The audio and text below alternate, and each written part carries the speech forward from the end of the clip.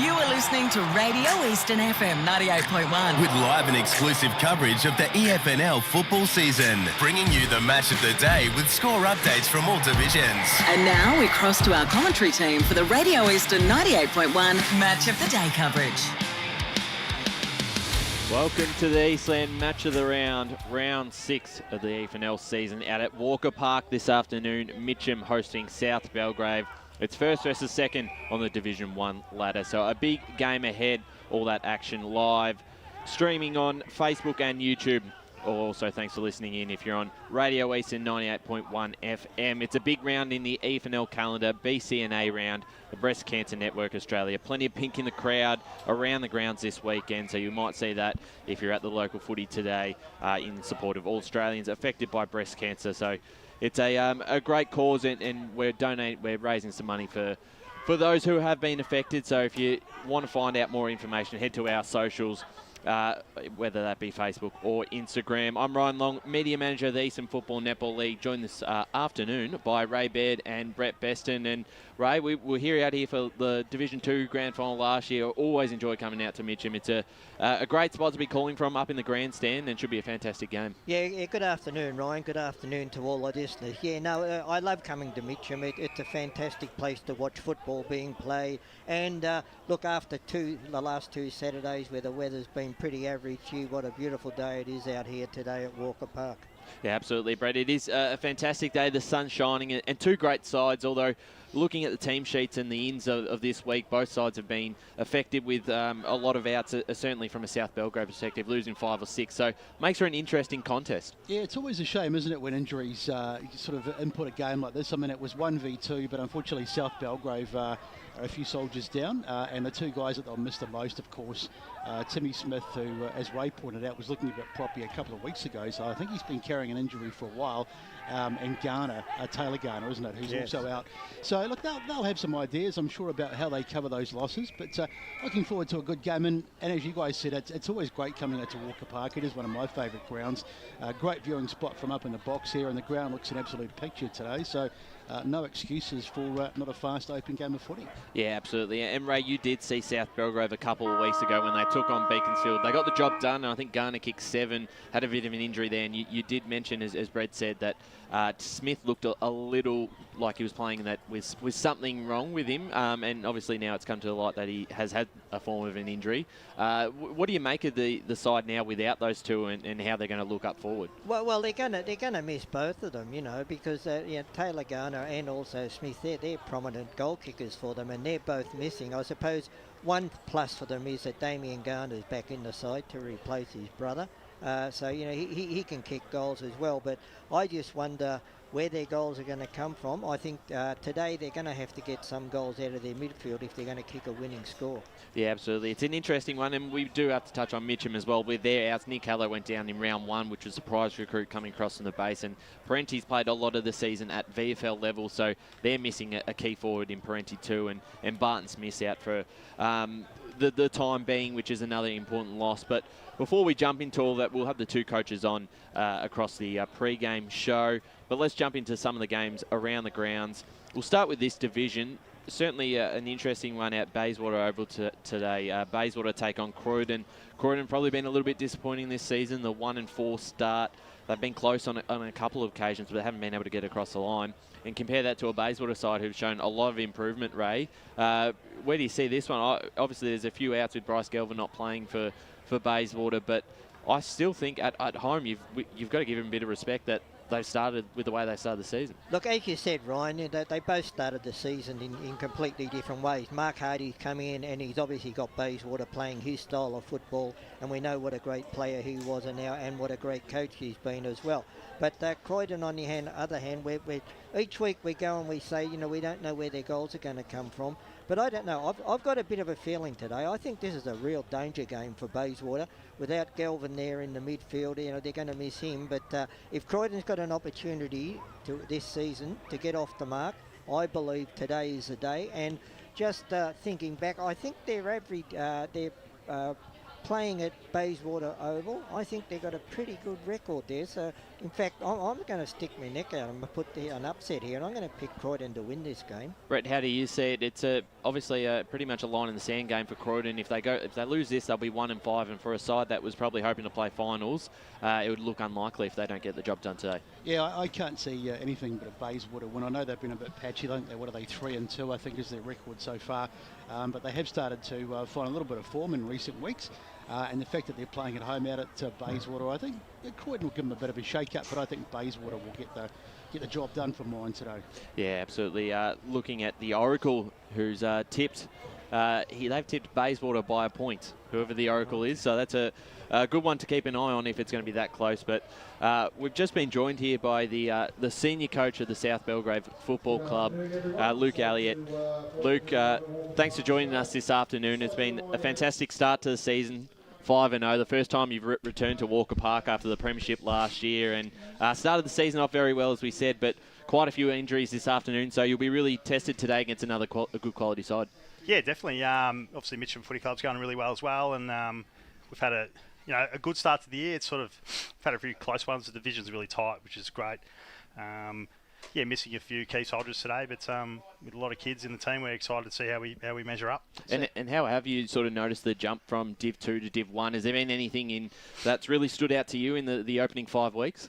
Yeah, I think we were pretty confident that we were going to measure up in the division without sounding arrogant, but I think we sort of measured it that we'd almost be like playing Ringwood every week, who were clearly the second best side last year, and so we knew that every week it's going to be a contest, and you're going to need to play 3.5, 4 quarters to get a result. So it hasn't surprised me in that sort of aspect, but really enjoying it. The club's really enjoying it, and hopefully we continue to go right. Luke, I saw you 2 weeks ago when you played down at Beaconsfield, and I said to the boys off air, of course, that I thought Tim Smith was carrying an injury there. Is it a new injury, or was he carrying an injury back then? No. Have you been trying to nurse him through? Or? No. Tim had a couple of poor weeks. He started off really well in North Ringwood, and then those.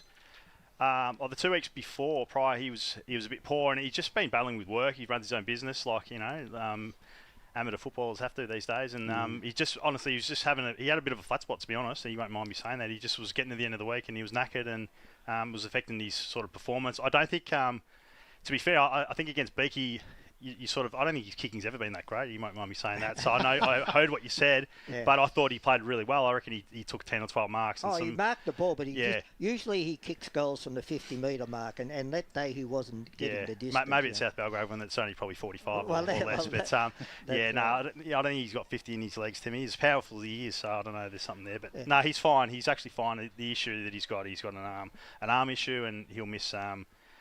best case, I'd say, he'll be back after North Ringwood. So without him, and also without Taylor Gardner, puts a bit more pressure on Damien Gardner to kick some goals for you? Oh, for sure. Not just Damien. Look, Damien, did a hamstring in round 1, and so it's his first game of footy back since then. So you can't rely on Damien to be the answer. To be fair to him, so look, we're looking for a couple of our young keys to stand up, and Elliot Tregear, who's plays a few different roles, and we need him to really sort of stand up and become a senior player, and someone like Spencer Richards-White as well, who played a sort of 8 to 10 senior games last year. We've been developing down back, but he got his chance last week and competed really well, and in those conditions, and hopefully today in the dry he'll sort of stand up and help with that. And then we're obviously looking for our smalls to have an impact on the scoreboard as well. But, look, I have to get back to that game against Beaconsfield, because that's the only time I've seen you this year. But I thought at times during that game their outside run really put you under a lot of pressure. Is this something you think you're going to have to watch today with the way Mitcham play as well? Definitely. They're a really fit, young, running side who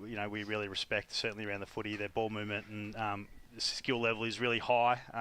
We spoke about that, and we'll have a different side today, and we'll bring not a different style, but we expect our guys to really put pressure around the footy and not allow them to get easy ball and move the ball as quick as they want to. So if we can do those things well, I think we'll be right in the contest. But if we don't, then they'll expose us, I think, at times, to be sure. But to Beaky, they did do that at times. I think sometimes with some of our guys that play behind the ball, they like to sort of sag off, and we're sort of okay with that. And albeit it's not the ideal way to play the game, but it sort of works for us. So at times we can look like that's happening to us, but we're probably sort of prepared to give up a little at times to get something back, and that's sort of how we play, if that makes sense. A couple of your big boys obviously not there, but before we can get it up to the big boys, you've got to win it in the middle. So how would you sort of rate the respective midfields? Do you think are you on a par? Do you think you've got a bit of an edge? How do you rate their midfield?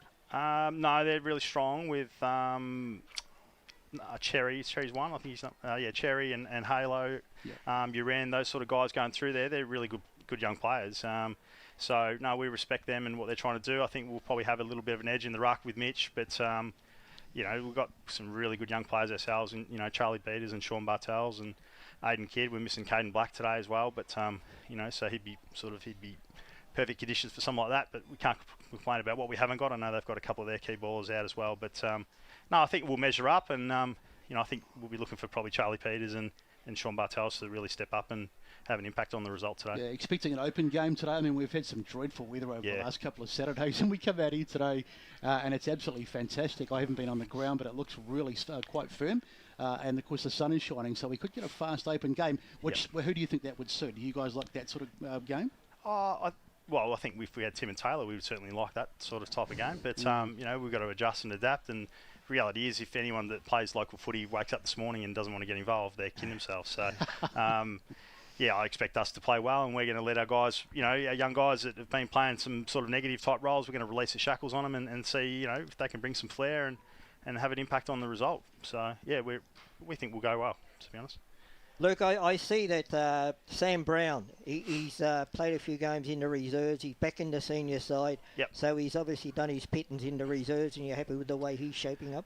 Yeah, Sam's probably still got some work to do, to be honest. I think reality is that, with the amount of guys that we've got missing, that's created opportunity for Sam. And, Sam's a fantastic leader in our footy club and one who's very passionate about the footy club. And we know he'll try his butt off to, try and help us win. And that's why he's probably in the team over some of the younger guys that we've left out. But, is Sam going to be the difference today? I would think that'd be highly unlikely. And that's no offence to Sam. It's just sort of where he's probably at. But, we're hoping he can sort of contribute and just play a role. And just how important has it been in those close wins to bank those 4 points, obviously, and most sides are going to eventually at one stage have some injury patches. Yep. So how important has it been to bank those close ones in, and while you've got some outs now? No doubt. When you reflect and you go, I'm missing X, Y, and Z, and you worry about it, at least you've got some runs on the board, and we're a game clear and 2 games clear of third, so it helps. But no one likes losing games of footy, and South Belgrave Footy Club doesn't like losing. So we'll be doing everything we can to get a result, no matter the manpower. So, it certainly helps. But we've got a tough month ahead. I think, as I said earlier, First Division is so even, and anyone on their day can get anyone, and that's fact. So we won't be taking anyone lightly. Yeah. Look, we really appreciate you giving up some time this afternoon. You've been a fantastic side. We've really enjoyed watching you over the last couple of years, and looking forward to see how you go today. Yeah, thanks, guys. Yeah, hopefully more to come, but we'll just get through this patch and see how we go today. So looking forward to it. Absolutely. Cool. Thanks, Luke. Thanks, guys. That's the senior coach of the South Belgrave Football Club. Has done a fantastic job, premiership side last season, and they've done a really good transition into Division 1 this year with the 5 wins. And it really is important. Those close ones, they got over the line against Wantirna South by a point, beat Beaconsfield by a couple of goals. Last week, Bayswater was a 5-point ball game. So, Brett, that's 3 wins where maybe they could have gone either way, and you bank them. Well, really important. The close ones, the games that are sort of in the balance, they can make or break your season, because if you start losing the close ones, it can really mess up your season. But if you can just pinch those close ones, well, it's character building, and it's good to see. And for all the problems we've talked about with the injuries, they're still 5-5. Oh yeah. So it's a real bonus that they've been able to to start as well as they have with guys out. So it bodes well for for them going forward. Yeah, absolutely. Looking at some other games in Division 1 this weekend, Lilydale take on Mooroolbark. Yesterday on the Friday forecast, Lilydale was my super boost roughie of the week. I think Lilydale are a real chance here. They've played some good footy in the last couple of weeks that were really good for 3 quarters against Mitcham. Just fell away. If they can put 4 quarters together, I think they've got a big chance against Mooroolbark, who have been really competitive. They've had a lot of close games again, similar to South Belgrave, and I think they're maybe a bit of an over-reliance on their midfield. You look at their best each week, it's the sort of same 4 to 5 guys in there, Ray. Do you see a chance of Lilydale, or am I being a bit harsh on Mooroolbark here? Well, the boys on the radio have been saying that, they're not far off a win, and you'd like to see them get on the board, that's for sure. But I think that... Look, Mooroolbark's form hasn't really been that good, really. I don't think so, anyway, from what I know about it. But as I say, it's a similar situation with Croydon. but I just think that maybe they're just a little bit far away than what Croydon are for a win, and I think Mirrabah will get over the line, but there won't be much in this game. The Oracle has Lilydale backing my tip there, 68 to 62. Brett, do you see it happening? Where's it being played? It is at Lilydale. Yeah, I'm inclined to go a bit with you there, Ryan. I think Mirrabah's form has been a bit patchy, and Lilydale, I think they might pinch this at home today. Yeah, I don't know. I've got that feeling about them that they're due for one soon. I think they're very close. A big game in Division 1 today is Beaconsfield taking on Wantirna South out at Home Park Reserve. Two of the most impressive sides in the division so far. Ray, you saw Beaconsfield and Wantirna South last week as well. So you've seen both sides match up. Not match up against each other, but you've seen them both play this season live. What's your feeling on this one? I'm hesitant to tip Wantirna South out at Beaconsfield, but I think this could be a game that could go either way. It is a game that can go either way, and I think that what's going to tell the story, I think, that is the first 15 minutes of this game. You know, the first side that settles down and maybe gets a lead, and if you've got a lead at quarter time, you might be able to do enough to hold that lead throughout the other 3 quarters. But I at this stage, I really don't know which one to pick. I think that Wantirna South, if they're going to get an advantage, it's going to be in the ruck. You know, Dinesh last week was and Lincoln Wong in there as well. But having said that, you know, I speak about the outside run in the midfield of Beaconsfield. Look, all in all, I think I'll pick Beaky just because it's played at home. That's the only reason. Brett, do you have a thought on this one? I know you weren't there yesterday, last week, but you might have seen a little bit of the footage on there. Wantirna South, when they got going, especially in that second quarter where they kicked 5 goals to none, looked all right. But they probably had patches in most games where they've switched off a bit and it's hurt. It's a tough ask from out at Beaconsfield. Yeah, I still like Wantirna South. I think they're still a good side, and if Lincoln Wong can play as well as from all accounts, he's been absolutely killing it. So if he gets going and the rest of the side can follow suit, I think Wantirna South for me on that one. And the Oracle has Wantirna South winning 81 to 72. The Oracle had a 73% win rate or tipping rate in Division 1. So whoever that is absolutely flying in Div 1. Not quite for the other divisions. The final game in Div 1 today is Montrose versus North Ringwood out at Montrose Recreation Reserve. Their premiership reunion for the 2013 premiership win. It's a big game for them because they just need to win this one after a loss against Wantirna South last week, Ray. Yeah, look, I wasn't that impressed with Montrose last week, and I'll take criticism from the Montrose people for saying that. But to me, they were never going to win that game after quarter time. You know, it was built up a little bit, a bit of a mini comeback at the end, but they were never ever going to win that game. But I think that, you know, as you say, with the past players' day and playing on their home deck, coming up against North Ringwood, who got smashed in that round 1, but have been okay ever since. Look, I'm going to pick Montrose, but I don't think there's going to be a lot in this game. Yeah, North Ringwood have shown signs, especially in the last couple of weeks. A win last week against Croydon. Brett, do we overstate the importance of a sort of a milestone game or a big day for a club like a premiership reunion? Because we always talk about it, and a lot of times the sides get up. We saw Vermont get up last week with Robbie Ross's 200th. Are we overstating that? Is that too much? It's always that sort of debate, isn't it? I mean, people say, it doesn't make any difference whether it's a milestone game. Yeah, theoretically, I mean, you should come out and play your best footy, and you should be up for every game you play. So I've never quite I don't know where I sit on the whole milestone game, but I don't know. It's it possibly. Yeah, and moving on to Premier Division, a couple of big games here. Probably the most important one here would be Roval versus East Ringwood. Roval back in form after a strong win at home against South Croydon. They're going to be a real hard side to beat at Seabeck, and you've seen them, I think, 1 or twice this season, Ray. They take on East Ringwood, who have had a great start to the season, coming up a Division 3-1. But they've lost a couple of players with the Farmer boys out. James Below misses this week. They get a couple of their VFL players back at certain times. I don't think they're available this weekend. It's a tough ask for them to go to Roval today. If they're able to match it with the Hawks, it shows they're a real contender this season. Yeah, well, I've picked them to play finals this year. I think they'll get that 6th position, and coming up from Division 1, that's going to be a great effort if they do. But, they've come up against Roval, and even though Roval went down in those 2 last quarters in the first 2 games, they were very good for the first 3 quarters of those games, and they're back on song last week.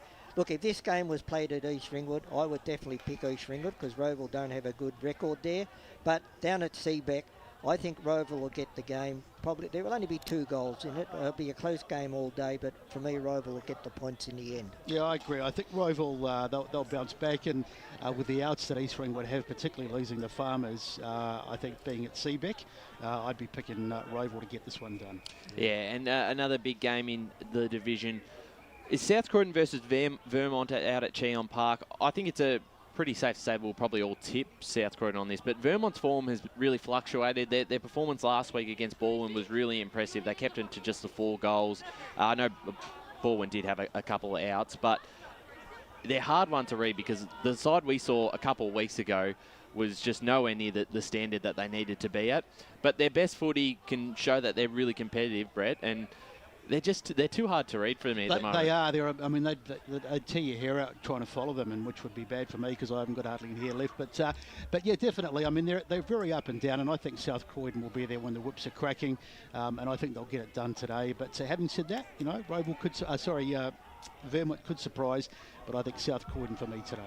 Yeah, look, I'm going to pick South Croydon at Cheong because you don't know what you're going to get with Vermont. You know, they've had a couple of good wins, but they've had a couple of big beltings as well. So you don't know which Vermont side's going to turn up. But having said that, Cheong are a better, South Croydon are a better side at Cheong, and I think that they'll kick enough goals to win that game. Yeah, haven't lost too many games at Cheong over the last few years. Some games I think will probably be pretty one-sided. Baldwin should get the job done against Doncaster today. Yeah. Park Orchards host Blackburn.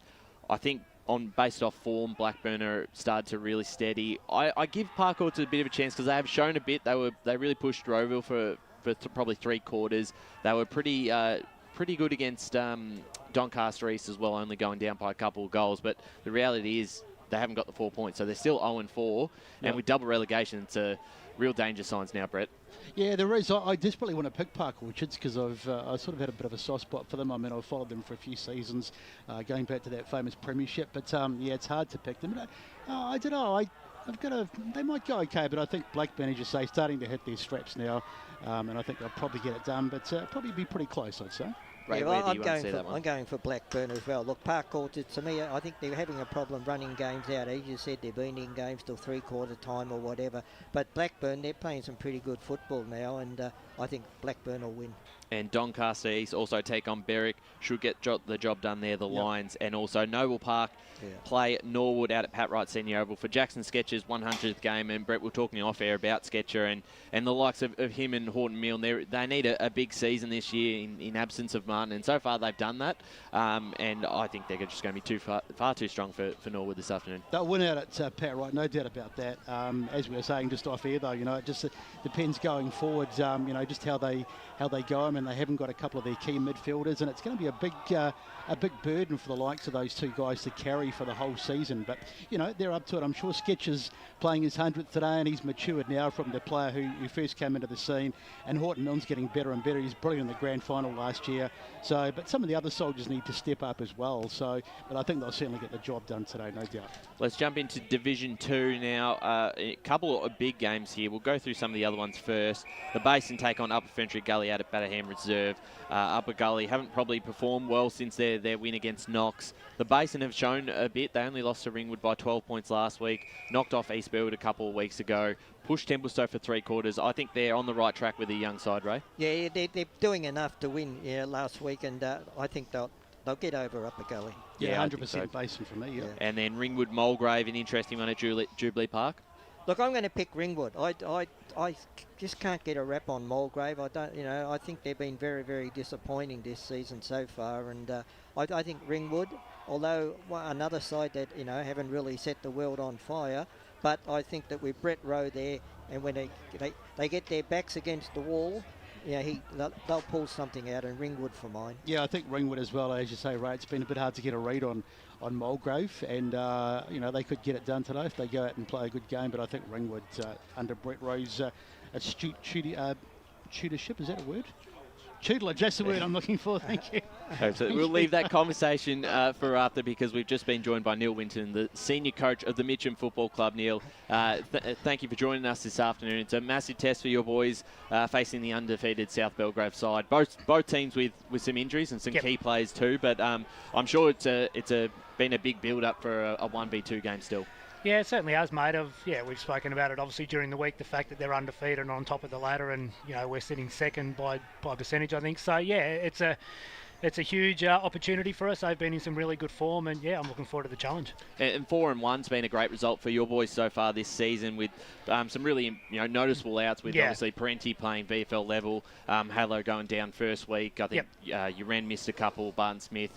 So obviously some big players out and you're still getting the job done. How important have been the likes of someone like a Cherry or a Jackson Haller, who's probably really stood up in the absence of your outs? Yeah, for sure, mate. To have those absences out, some really important midfielders for us, and Jess Cherry in particular has really taken another step. He had his best pre-season he'd had since he's come to the club, and he's taken another step. And Jackson Halo as well has been really good out on a wing for us and drifting forward, and he certainly knows where the goals are. So yeah, we've had some guys that have really stepped up and played some really good footy for us. Josh DeVallen, who's come across from Scoresby, so he stepped up a couple of levels. He's been really important for us in a midfield role over the last few weeks. So yeah, it's been pleasing to see that we've been able to cover the losses that we've had through injuries, and yeah, I've been really happy with the guys. And Sam Carney's the other one too, who we got really late in the piece. He come across from Noble Park just looking for a bit more opportunity to play some senior footy, and he just hunts the footy, and he's been really good for us as well.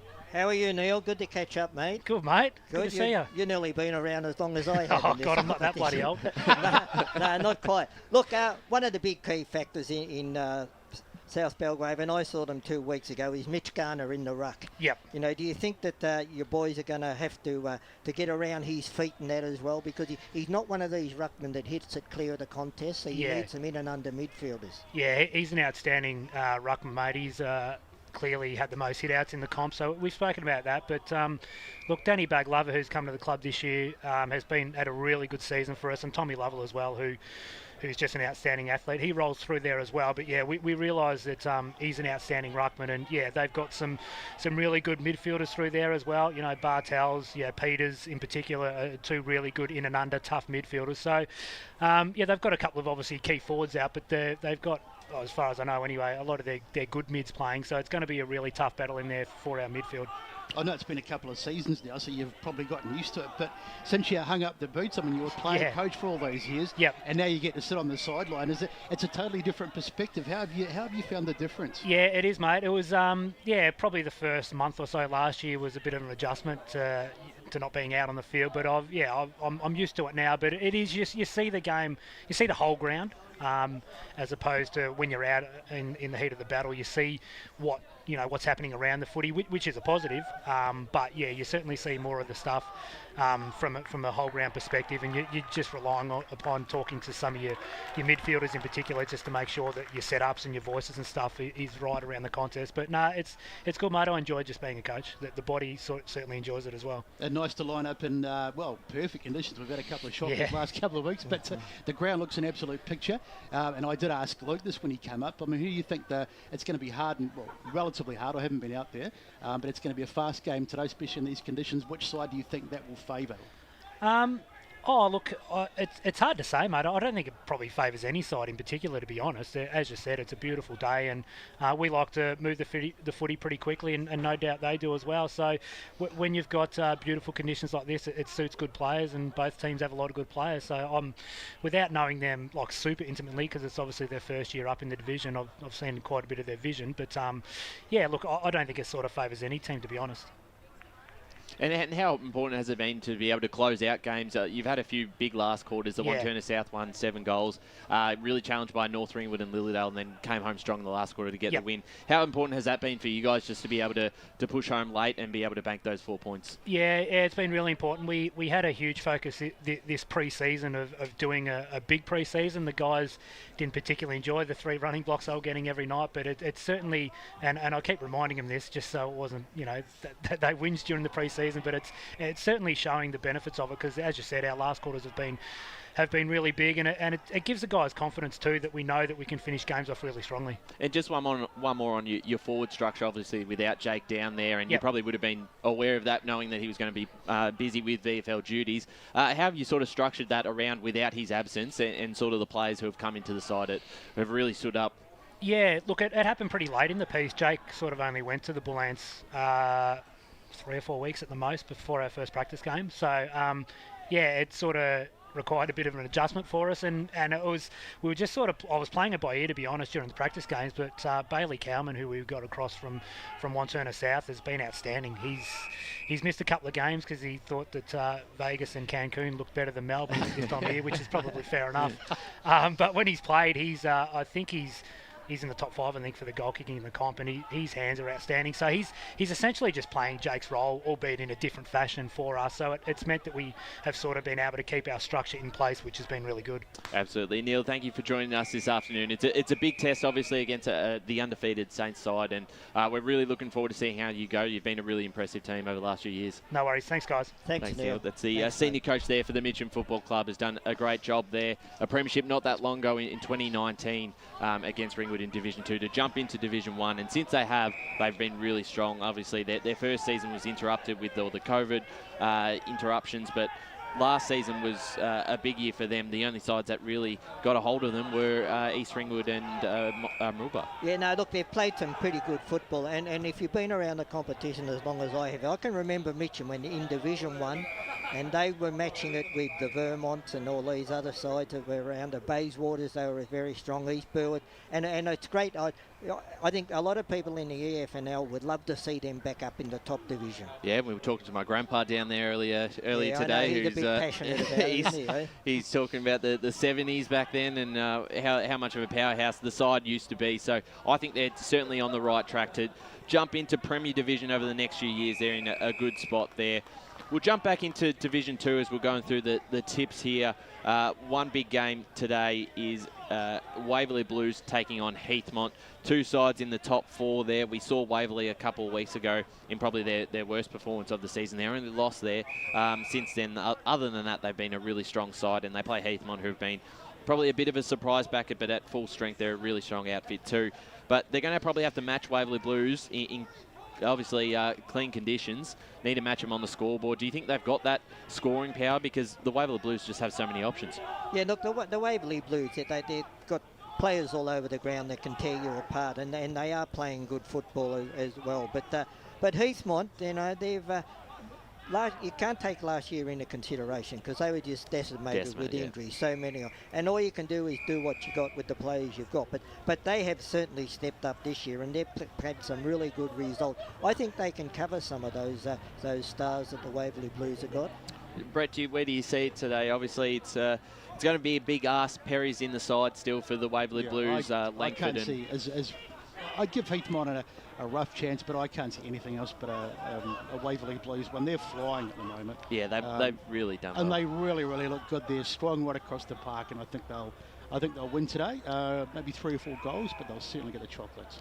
And then the other game rounding out the top 4 of that division, Templestowe take on Boronia. At Templestowe, the Dockers did beat them twice last year. I know Boronia have obviously had quite a few inclusions this year with the likes of Begley and a few others, Max Brasher. How do you see that one playing out, boys? I think they're a real chance here, Templestowe, to knock Boronia off. Someone's going to do it eventually. I don't see them going undefeated for the whole season. And I think the Dockers I think they've got something going, especially with that midfield of Mitcham in the ruck and Fogarty and Giovanni. It's a really strong lineup, Brett. I still think Boronia will get it done. I think they are coming, definitely, Templestowe, but I think today might not be their day, and I think it's hard to tip against Boronia the way they're playing at the moment and with the guys they've got that you mentioned. So I think Boronia for me. Yeah, I agree with you. Look, Templestowe has been playing some really good football, and they're on the right track, but they're coming up against the best in the competition. And they're the benchmark. They are the benchmark by far. And all they got to do is, Boronia are the sort of side that turn it on for 1.5, 2 quarters, and they'll win the game. Yeah, it's all they need with the star power that they do have, especially through the middle of the ground. The final game of the division before we go to a break, Knox versus East Burwood.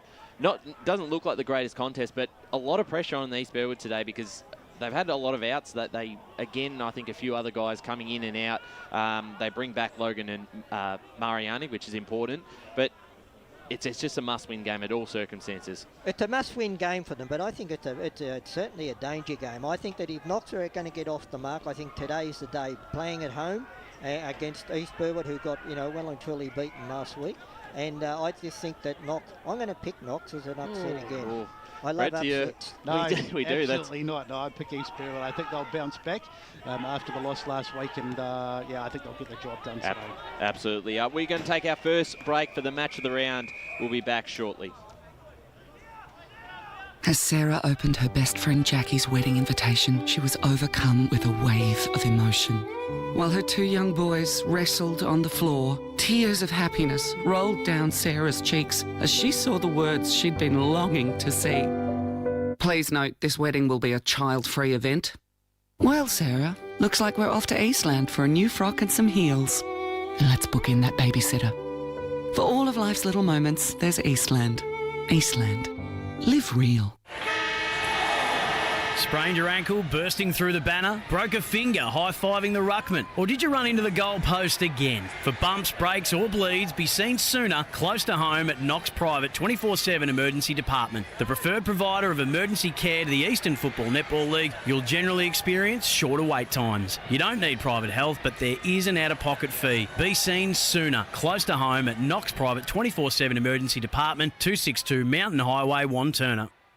Do you feel good about your bank? Because there is a bank you can feel good about. They share their profits to fund big community projects, small community clubs, and vital emergency services. They've given $250 million to help Australian communities thrive. They have all the products and tech you expect from a big bank, with service you don't. It's Bendigo Bank. Feel good about who you bank with. Try Bendigo. Search bendigobank.com.au or search Bendigo Bank near me. Tobin Brothers Funerals wear their heart on their sleeve. Their clear and easy-to-use website and Memory Maker app make it easy for families to make an informed decision. Here's James McLeod, Managing Director of Tobin Brothers Funerals. We pride ourselves on being the most transparent funeral company. All pricing on goods and services are available on our website. It's all there for you to see and make very informed decisions when planning a loved one's funeral. Visit tobinbrothers.com.au. Tobin Brothers Funerals, celebrating lives. At Yarra Valley Water, we know reducing your shower time, or show time, to 4 minutes can save you an average of $200 a year on water and energy bills. Shower shorter. Save water. Authorised by the Victorian Government, 1 Treasury Place, Melbourne. Sprained your ankle, bursting through the banner? For bumps, breaks or bleeds, be seen sooner, close to home at Knox Private 24/7 Emergency Department. You'll generally experience shorter wait times. Knox Private 24/7 Emergency, 262 Mountain Highway, Wanturna. You are listening to Radio Eastern FM 98.1. With live and exclusive coverage of the EFNL football season. Bringing you the match of the day with score updates from all divisions. And now we cross to our commentary team for the Radio Eastern 98.1 Match of the Day coverage. Welcome back to the Eastland Match of the Round between Mitcham and South Belgrave out here at Walker Park. Beautiful afternoon for BCNA Round. Very important round for the league. A couple late changes here. We've just heard really important one here from Mitcham. Jesse Uren still out of the side. Was meant to come back this weekend, but he won't be playing this afternoon. Dominic Howe comes in for the Tigers there. And then also for South Belgrave, Philip Costa a late out. That's another important player that out of the side. So Winsor comes in to debut for South Belgrave, and they've had a few jumper changes that we might struggle with throughout the call, but we'll worry about that at the time. I don't care, we'll be on the boundary. Yeah. And a good day to be there. It's beautiful conditions on the ground. A lot to talk about with that game, but we will continue going through the divisions first. We'll jump into Division 3 now. It's been a hard one to tip. I've had no luck this season in Division 3. Ferntree Gully hosts Warrandyte out at Wally 2 Reserve. Ferntree Gully have had some outs with certainly Lockie Kennedy is their main guy. Not in the side. They take on a Warrandyte side who finally got their first win of the season last week. Kieran Malone was massive. Had the 44 touches and was just a rock down back, push through into the midfield and even up forward as well. So he was fantastic.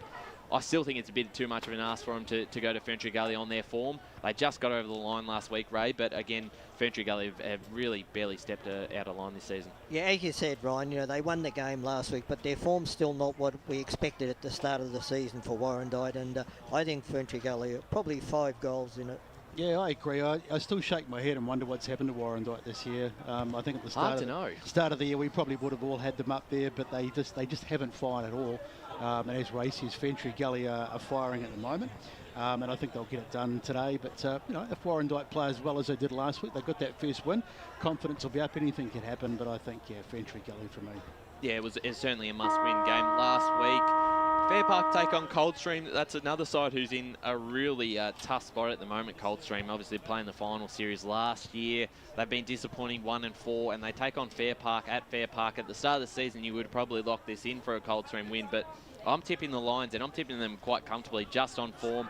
They've been really impressive. I think they've had one big loss to Ferntree Gully, but other than that, they've either won or they've only lost by a short amount of margin. So I think the Lions for me. Yeah, I'm going to pick Fair Park. And Coldstream, as you said, they've been disappointing, and we don't know what's happening. And no Darcy Fritsch as well today. No Darcy Fritsch. He's one of their main midfielders. No, Fair Park for me. Not easy. Probably only a couple of goals. Yeah, I agree. I think it'll be won't be a walkover, but Coldstream just not firing at the moment, and Fair Park are going okay.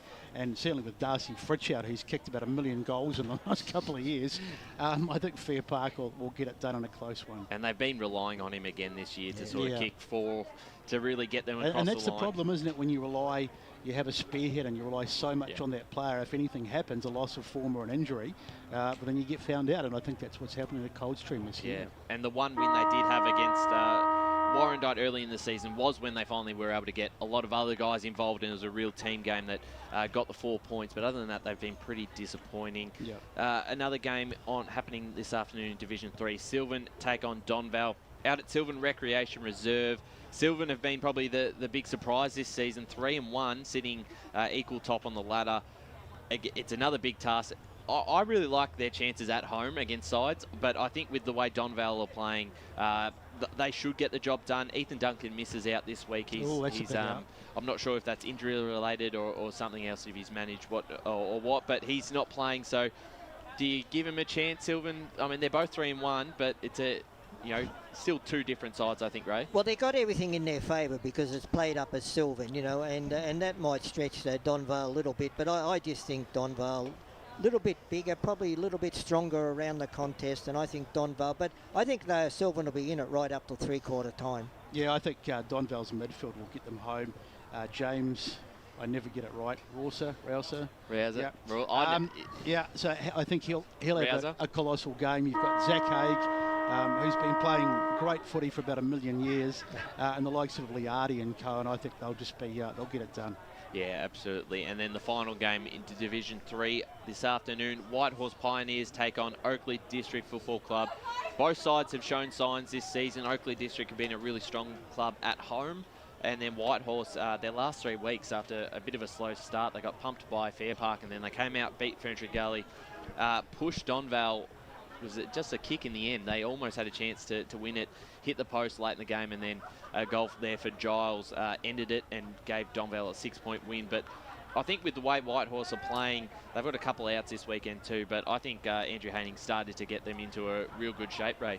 Yeah, they're playing some great football, and playing down on their home ground there, that's also an advantage. But I'm going to pick Oakleigh Districts. I just like the way that they're going about their footy, and I think they'll get over Whitehorse, probably even by 3 goals. They're probably the most improved side in the whole competition, Oakleigh District. I mean, when they came into the competition, they had that period where they were getting thumped every week, and it took them a while, but they recruited really well. They got their act together. But having said that, I think Whitehorse might get the job done today.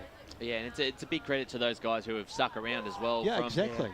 Playing through the tough times. Yeah, but it was a really tough year last year for both their senior side and reserve. So good to see them up and about. We'll jump into Division 4 for the tips there. I think two games are going to be pretty one-sided. Scoresby takes on Nuttawading. I don't see any chance of the Lions getting over there. And then Surrey Park also take on Croydon North Emlock. No chance for Croydon North then, No. apologies. No. That will be, I think that could get ugly with the outs that Croydon North had, and Yeah. it's unfortunate they've lost another 8 or 9 players. Batira out as well, which is really key. They're really struggling on the injury front, and that really hurts when you haven't won a game. Yeah, well, I'm going to pick Churnside over Kilsyth in the final one anyway, but the other two, as you said, you know, they're going to be one-sided. So you reckon Churnside, I give them a chance, but Yeah. and the only reason I give them a chance because, you know, as you said, you can't keep winning, and I think that the Churnside were pretty good last week from memory, and so on their home ground, I think that they can. It'll be close, but I'm going to pick them to a bit of an upset again. And Brett, a little fact there, they haven't beaten Kilsyth haven't beaten Churnside Park since 2010. Really? They played in a grand final in 09. So there's a little bit of something in that. And then last year, obviously, Churnside got him in a semi-final. So Kilsyth would be pretty fired up, I think, to try and break that streak and get a win here. Yeah, look, I think it's one of those games that could go either way, and I think Ray's tip's probably fair, but I think I'll go for Kilsyth on that one. Yeah, it's an interesting one. Them and Surrey Park seem to be sort of the front runners of this division. Probably time to jump into this game a little bit more. We can look at their form lines of the two sides in South Belgrave and Mitcham, but from hearing from both coaches, they're probably in similar boats where the clubs have got over the line in close ones. Mitcham and South Belgrave, there's a few games that have been, less than 3 goals, wins, just getting across the line. Those 4 points, so important with both sides having so many injuries, Ray, to bank those wins in early, and it gives them a real chance to sort of set their season up. Yeah, it certainly does, and I think a game like today, where both sides have, got players out, key players out of this, what it's done, it's give coaches now have a chance to see some of these fringe players who are in the side today get their chance through opportunity and see whether or not they can perform on the big stage.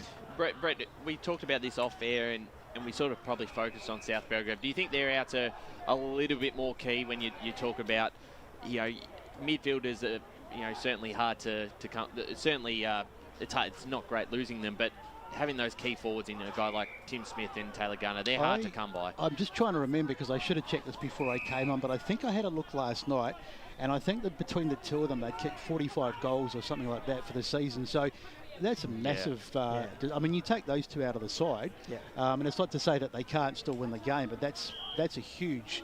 That's 45 goals that they've lost from this game. So I think for me, I think Mitcham will. I think Uren's a big out, which we just found out about a short time ago. But I think Mitcham at home. I still think it's going to be a good game. It's literally the flip of the coin. It's hard to sort of pinpoint exactly what's going to happen with both sides, with many key outs in their lineups, and it's also down the other end of the ground in Connolly, not there today as well for South Belgrave, who's had a really strong season down in defence too. Yeah, no, look, as I say, look, both sides, they're missing the key players. And look, it's going to put a lot of pressure on the midfield, because if you got those two big key forwards down there, you burst out of the midfield with the ball, you know where these two guys, they're very experienced where they're going to run to. All of a sudden, you burst out of it and no one's there to kick it to. That's right, yeah. So there's a lot of pressure on the midfield as well. And what about Damien Garner, Ray? We talked about him earlier. Kicked the 42 goals last year.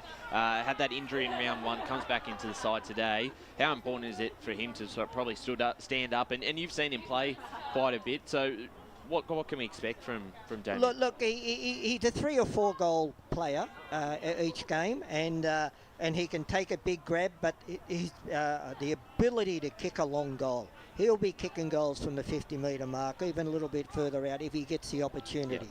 Yeah. And what he's got to do, the side's got to make sure that he's going to be the key man down there. There's going to be a lot of pressure on the crummers underneath his feet, but so they've got to put a lot of Mitcham's got to put a lot of work into Garner, I think, and have him really matched up well, because as I said, he can mark, he can run, and he can kick. And but that said, though, with effectively they might be a little bit one-dimensional with just Garner. Well, I mean, they'll find other avenues. So if they can shut Garner down rather than having to get rid of or shut down two, they've only got to shut down one. That's why the crummers have got to be around front and forward and around the feet.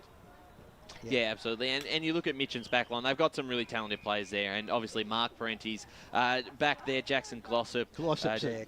Josh Mays had a great start to the season. So I do think they've got the capability to shut down a South Belgrave side without a couple of their key players down there. But it'll be a tough ask. And one thing I probably should mention is it is quite interesting that all premiers of last year have come up a division and done really well, but not only that, they're all sitting either on top or equal top.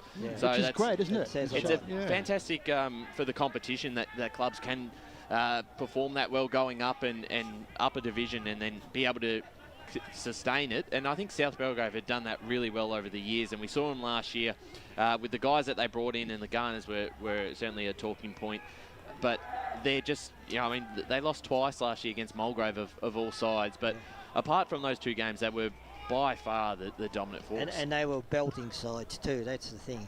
Yeah, no, look, as I say, look, everything amounts to a great game of football, and I'm really excited to see this one play. And of course, the weather gods are on our side today too, so there's no excuses whatsoever, Brett. No, absolutely not. It's going to be a great game, and as I say, with being down on the boundary, it'll be nice to be down on the dry. You're lucky you weren't there last week with Jared and Josh down on the boundary at Wantirna South. For the first time this afternoon, we're joined by Blake Tennant, who'll be calling alongside me this afternoon. Blake, welcome to the pre-game show.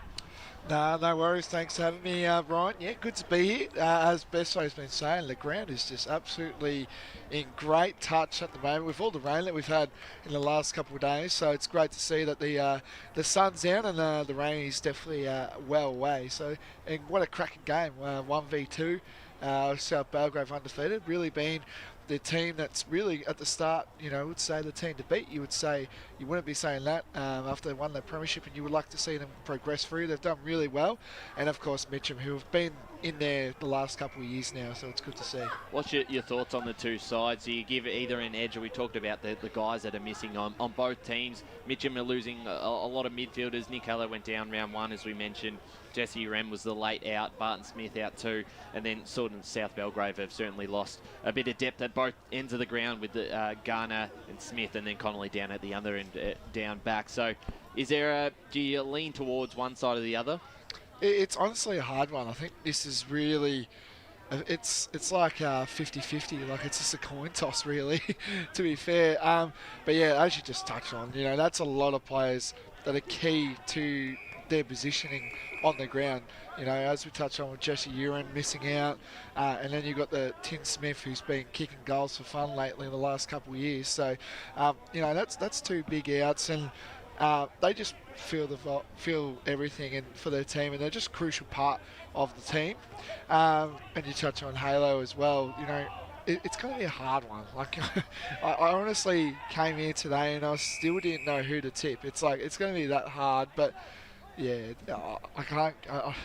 Well, it's interesting because, as you mentioned before, Besto, when you look at the stats for the division, the two leading goal scorers, it's Taylor Garner and Tim Smith at the top. So that's 35 plus goals that you're missing from the side, and it really puts a lot of pressure on some of the other players. I think I might have said 45. Was it 35? Was it? But I knew it was a huge amount anyway. So look, as I say, it puts the pressure back on some of the others. I mean, Mitch Garner, as we talked about, it's going to be. But some of the small forwards are going to be the ones that are going to have to get the job done. But I still like Mitcham today out at the home ground, and I think they'll get the job done and give South Belgrave their first loss. Absolutely, and we did go through half of the Oracle tips, so we'll go through the rest of them here. And Blakey, if you want to jump in for any of your tips across this weekend, in Premier Division we didn't go through them, but Baldwin to defeat Doncaster 73-41, the Oracle says. South Croydon just to get across the line against Vermont 67-64. Park Orchard 62 to go down to Blackburn 95. Noble Park 73, Toulouse and Norwood 76. So dream on. I don't know. You can rule out Brett Beston as the Oracle. That won't be the case there. Rowville 88, Toulouse East Ringwood 106, Doncaster East 86 to defeat Berwick 47. Blake, we've gone through all the matches there, but just your thoughts on probably the Rowville East Ringwood game. It's a really important one, probably for Rowville. They'll come in as the favourites at home at Seabeck. I think they'll be the odds-on favourite with East Ringwood with a couple of outs. Yeah. I was just saying, both farmers are out, or is it just one?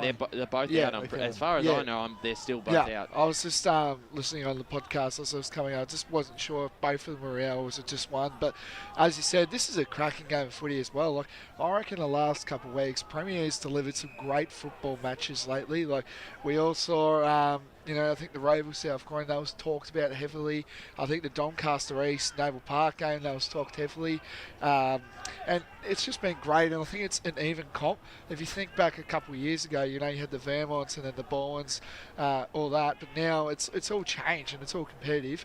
But yeah, back to what you were saying, the Roval East Bengal game, it's a great game. I think Roval, they want to put their expectations where they should be.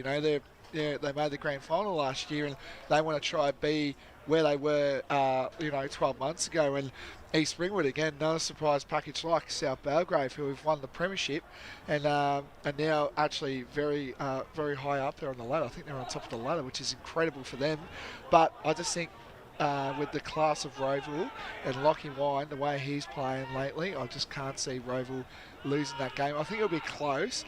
I reckon it'll be kind of what Ray said about, I think it was a game where our team would be up there in the third quarter, but then they would just fall out of league. So I've got Roval to win by about 2 to 3 goals. Ray, is that the key for the Hawks this season? Obviously, there's been a lot of pressure on some of the younger guys in certainly last year with like a Mav Taylor, who probably had to perform a bit more, and he's a real youngster, but I think his game is only going to benefit by having Lockie Wine there and being a it always helps when when you're not the only forward, and with Lockie Wine down there who's doing a fantastic job, it has taken a bit of pressure off Taylor. But there's one player down there on that forward line who we haven't mentioned all year, and he is their forward coach now, and that's Matty Davey. That's true. Because his form is down, and if they can get him up and running as well, it's just going to be another avenue to goal for them. 200th game as well for, I think it is. Is that correct, Ray? It could be. Yeah, I think it's his 200th game. I saw a post this week saying it's his 200th. So that's fantastic. I don't know if it was important player for him, and certainly one. If he gets going, the Hawks will be in really good shape this season. We jumped into the Division 1 Oracle tips, going at 73.33%. Premier Division best, so you'll be happy. The Oracle's only tipped at 41.67%. I'm not surprised that he's when he's tipping against Noble Park like that. Probably makes sense. What's the Division 1? Sorry, can we get some... Okay, well, I missed it. So. Bayswater 72 to defeat Croydon 71. Beaconsfield 72 to go down to Wantirna South 81. Lilydale 68 to go down to beat Muralbark 62 in the upset there. Montrose 74 to defeat North Ringwood 66. Mitcham 89 to defeat South Belgrave 86. So if that's right, we're in for a good game today. The Lilydale Muralbark game could shape up to have been a really good game, I reckon. We've two of us have tipped Lilydale here, and they to go back from Lilydale. They've been up there, like they challenged Mitcham. But just that last quarter where they lapse a little bit. So, and Muralbark, there's been some thrillers down at Heights Reserve. So I reckon 3 in a row now. I reckon we could see another thriller potentially down there. But is there an over reliability on that midfield though, or is there enough talent around the grounds that they can sort of? Is this Muralbark? Muralbark, yeah. I think it's just been the constant for Muralbark this year. Like if you have a look at their best every week, it's just the usual names of Mackie, Smith, Monkhouse, Noonan, Peacock. Like they're all midfielders, and Davey as well. They're all midfielders, and which is they need a forward. Yeah, absolutely. And just in the reserves game here, Mitcham 6-15-51 lead. South Belgrave 6-3-39 as we go to our last ad break before we bring in the call team and get ready for this Eastland match of the round between Mitcham and South Belgrave. Today at Eastland, Lucy's trying on jeans for a momentous occasion. Coffee with the ex. She needs jeans she can move in because she's definitely moved on. Jeans that get a second look but don't give any second chances. Jeans that say, well, yes, I have spent the last 8 months in a post-breakup juice cleansing, kickboxing, personal training frenzy. And it looks as though she's just found the perfect pair. Yeah, that's great. Bravo, Lucy. For all of life's little moments, there's Eastland. Eastland. Live real.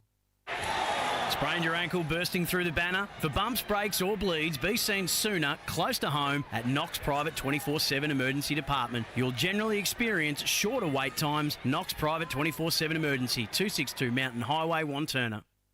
Do you feel good about your bank? Because there is a bank you can feel good about. They share their profits to fund big community projects, small community clubs, and vital emergency services. They've given $250 million to help Australian communities thrive. They have all the products and tech you expect from a big bank, with service you don't. It's Bendigo Bank. Feel good about who you bank with. Try Bendigo. Search bendigobank.com.au or search Bendigo Bank near me. Tobin Brothers Funerals wear their heart on their sleeve. Their clear and easy-to-use website and Memory Maker app make it easy for families to make an informed decision. Here's James McLeod, Managing Director of Tobin Brothers Funerals. There's no mystery about our pricing. It is clearly displayed on our website and our app. We have staff standing by 24 hours a day, every day of the year to assist you in your absolute time of need. Visit tobinbrothers.com.au. Tobin Brothers Funerals, celebrating lives. There are only 3 things that should be flushed down your toilet: pee, poo and paper. Some wet wipes and antibacterial wipes say that you can flush them, but you can't. They clog up the toilet and pipes, causing expensive blockages. Save yourself a truckload of trouble. Put your wet wipes in the bin. To learn more, head to the Yarra Valley Water website, yvw.com.au/wet-wipes.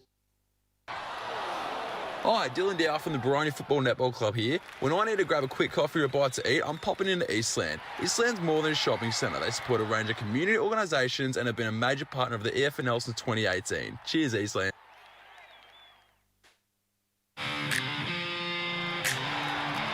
You are listening to Radio Eastern FM 98.1. With live and exclusive coverage of the EFNL football season, bringing you the match of the day with score updates from all divisions. And now we cross to our commentary team for the Radio Eastern 98.1 Match of the Day coverage.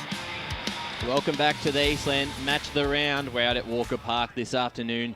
Beautiful afternoon here to see Mitcham take on South Belgrave. It's 1v2 in Division 1. South Belgrave undefeated so far, while Mitcham just with the 1 loss. So should be a cracking game despite all the injuries on both sides. I'm Ryan Long, Media Manager of the Eastern Football Netball League here on BCNA Week for Breast Cancer Network Australia. If you do want to know more about that or get involved by donating, you can head to our Facebook page and Instagram page for more information. Joined this afternoon by Blake Tennant, who'll be in the calling chair with me today. Your first time this season. Blake, how are we? Yeah, good. Absolute pleasure to, call. I think this is our first game we've done. And Yeah, I think it was actually today, my first year part of the Eastern Football Netball League. So pretty wrapped about that. And yeah, looking forward to this great game that we're about to broadcast between 2 good sides that will be up there from what we've been seeing, and it should be a great game. And you heard him on the pre-game show, Ray Baird, experienced member of the Eastern Football Netball League, and you should be pretty excited to see these 2 sides go at it. Both have had some big starts of the season. Yeah, no, look, obviously you like to see the best of the best in each division, and that's what we got today. And it's always a pleasure to come out here to Mitcham up here in the back of the grandstand. It's a great place to call football from, and I'm looking forward to a real great contest. How many sides have grandstands still anymore? Because this is, from everywhere we go, we don't seem to have this sort of setup. Well, even the ones basically going at Ringwood now too. Yeah. Not many. Ringwood have got rid of their grandstand because of the indoor cricket nets, but Central Reserve and Glen Waverley, we get some finals. There's one at Central Reserve Yep. down there. Yeah, so, but yeah, I think... But no one's playing there this No, year, so that's... Yeah, but I think the Premier Finals will be there. Lilydale's got Yes. Yeah, absolutely. So this is a must protect at all costs, I reckon. Got one as well. At Roeville?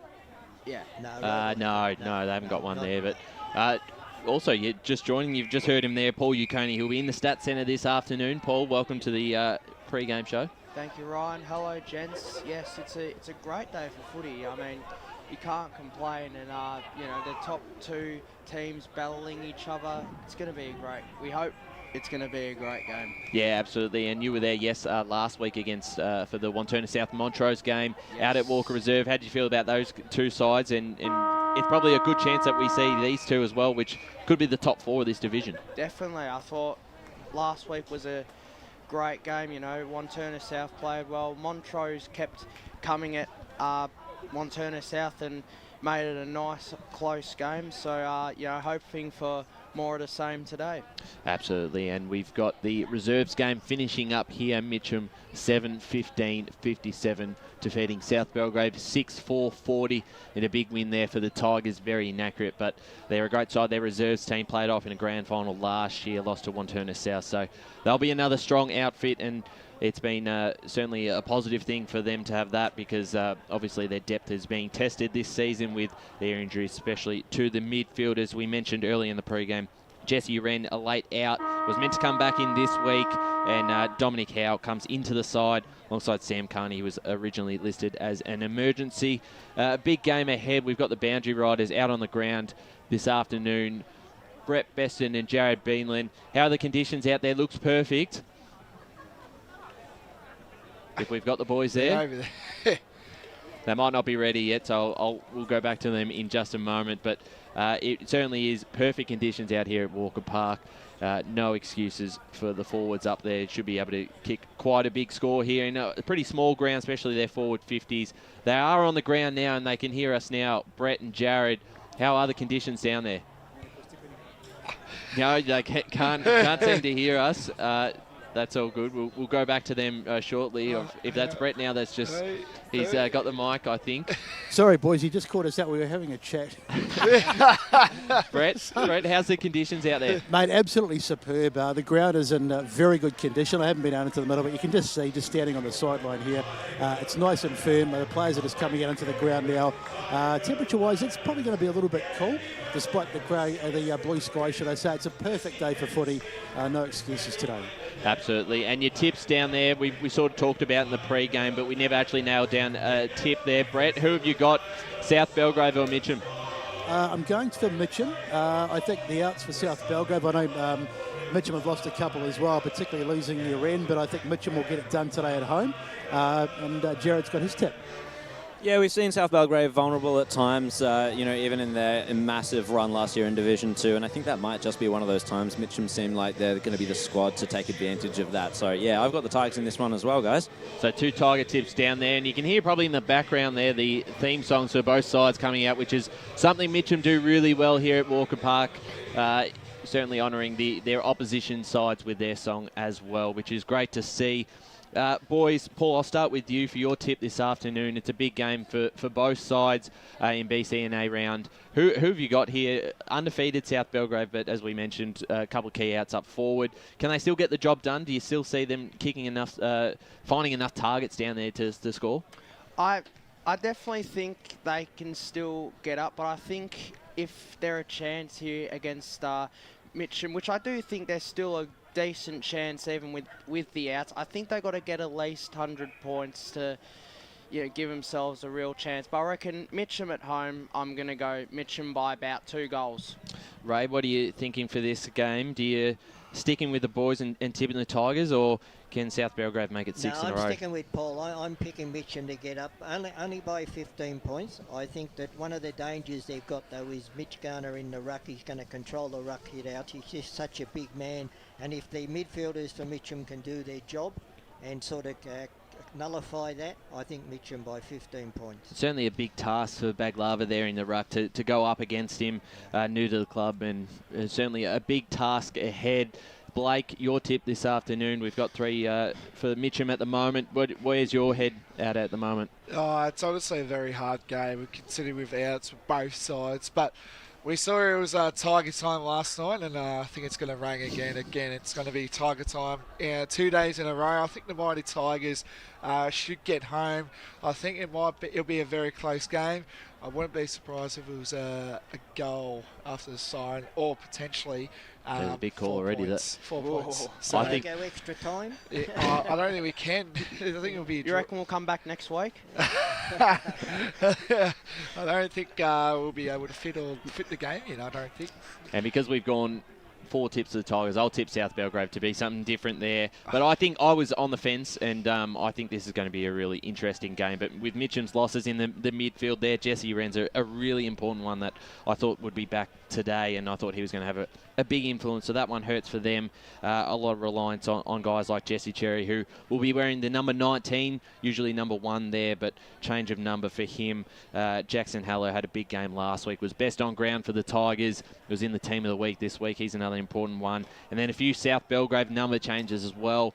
If you do have a team sheet at home, had printed it off. Charlie Peters now wearing 8, usually wears 16. William Bromley will be wearing the number 14. While Windsor on debut wearing 22, which is usually Bromley's number there. And then also Kelly wearing number 33, usually wearing 8. And also Bringing Shaw is now in the number 16 and not 58. So that's certainly put my team sheet out of order, and it will take a bit of time to get going in this first quarter. But the teams are going out into the middle. One thing, Ryan, you want to mention, the pink socks on the umpires. Absolutely, mate. yes. Magnificent. Yep, so all umpires here at the Match of the Round game are wearing the pink socks in support of BCNA Round.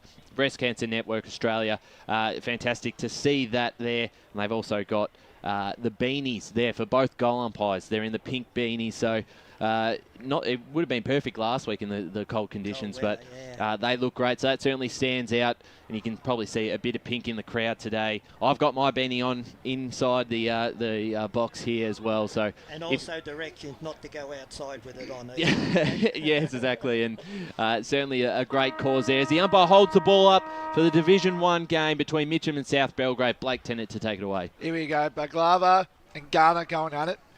Ball scrapping around, finally got the clearance there from Mitcham. Big, long, strong kick straight into the 450 of Mitcham. Again, nice little scrap going along here. And eventually the umpire will ball it up. Great clearance there from Mitcham. Couldn't get the number there. It was a very fast play.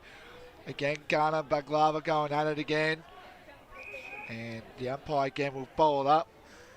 Boundary side. The clearance. He's had an excellent That's year this year. Start. Yeah, good start there. Eventually, the ball has been heavily in Mitcham's forward half.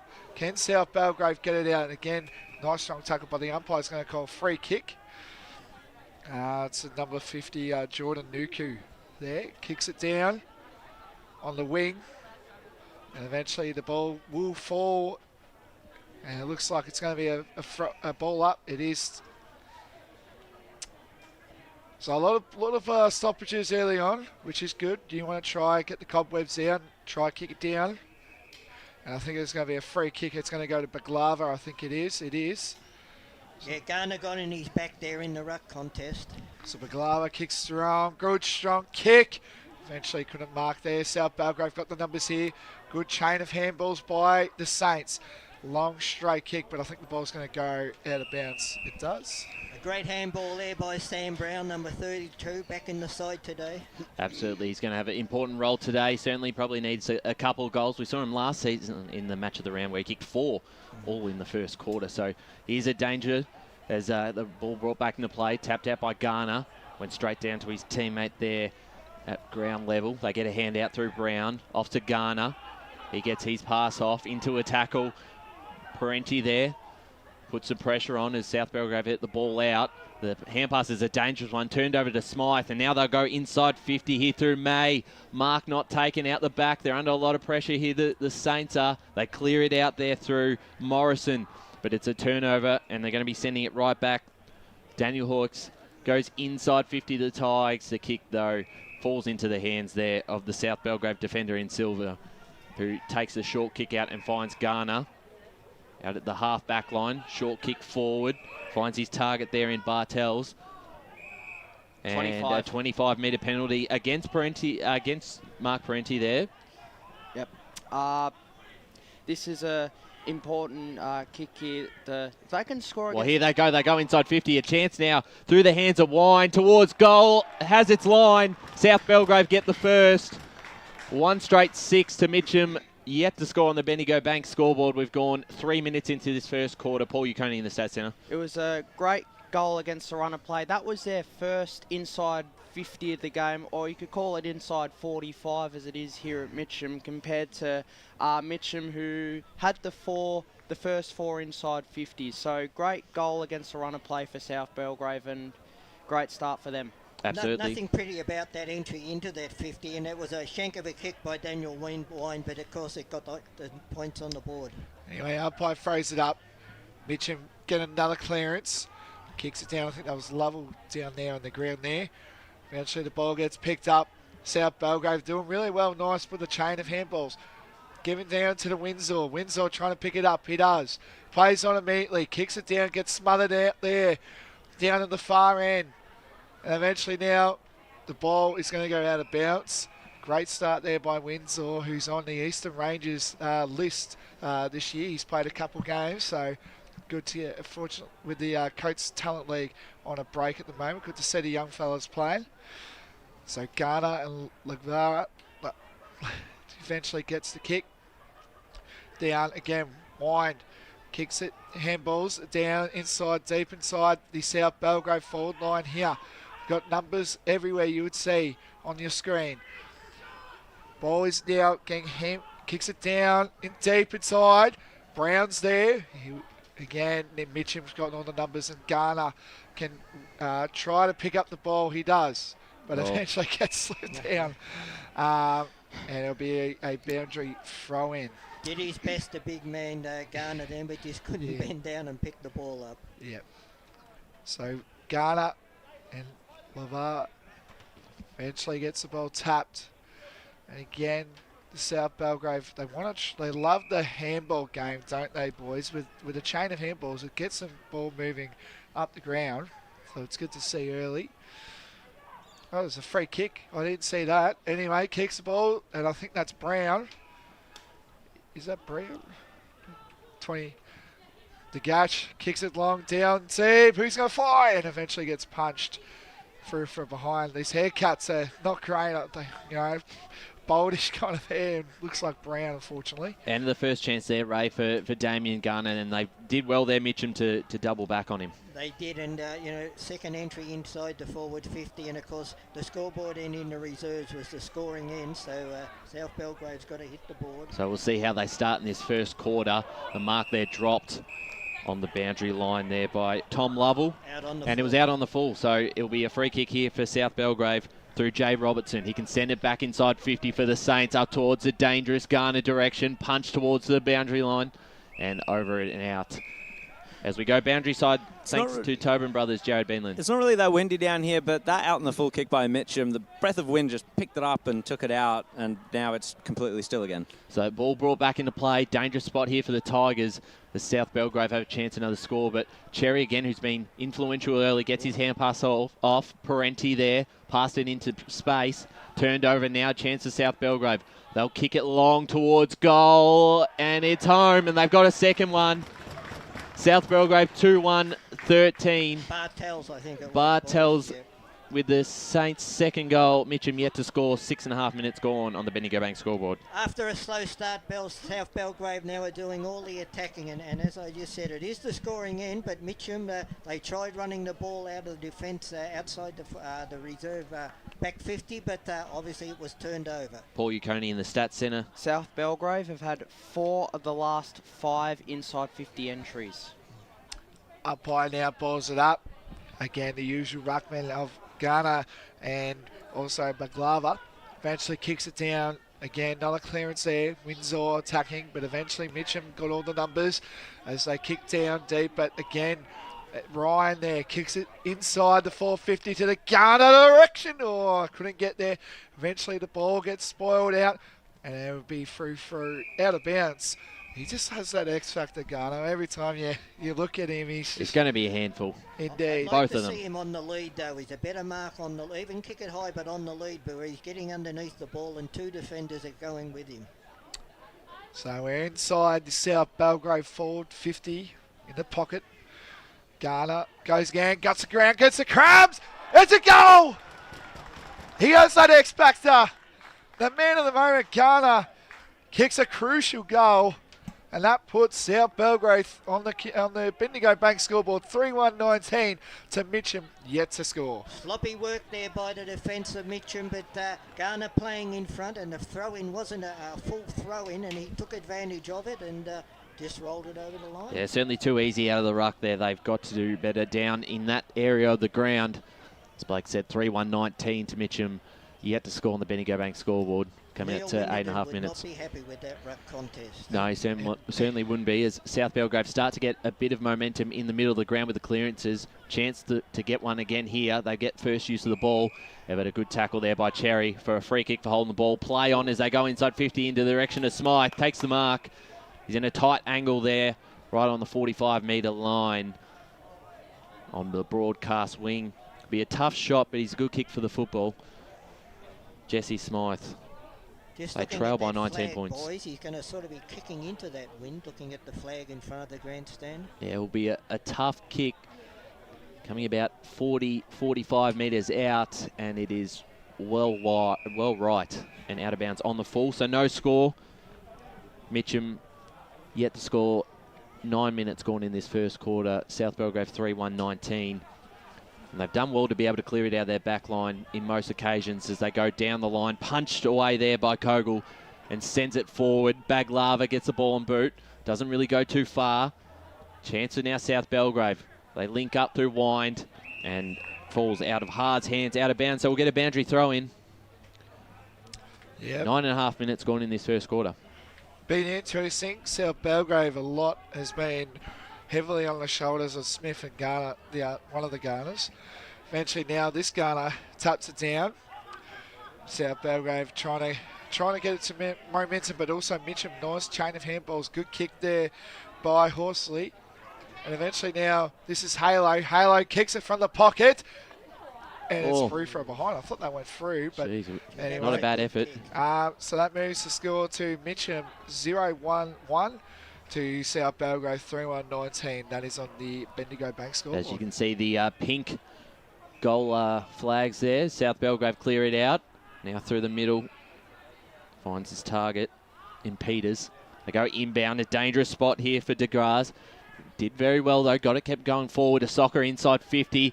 Ball was dropped there by the Mitcham player. They're under a lot of pressure. They've got to clean this up well. Brown gets the first possession of the ball. And a free kick here going South Belgrave's way. The too high free kick, so a chance for South Belgrave to kick their fourth of the game. This would be with a set shot here. For South Belgrave. So Windsor.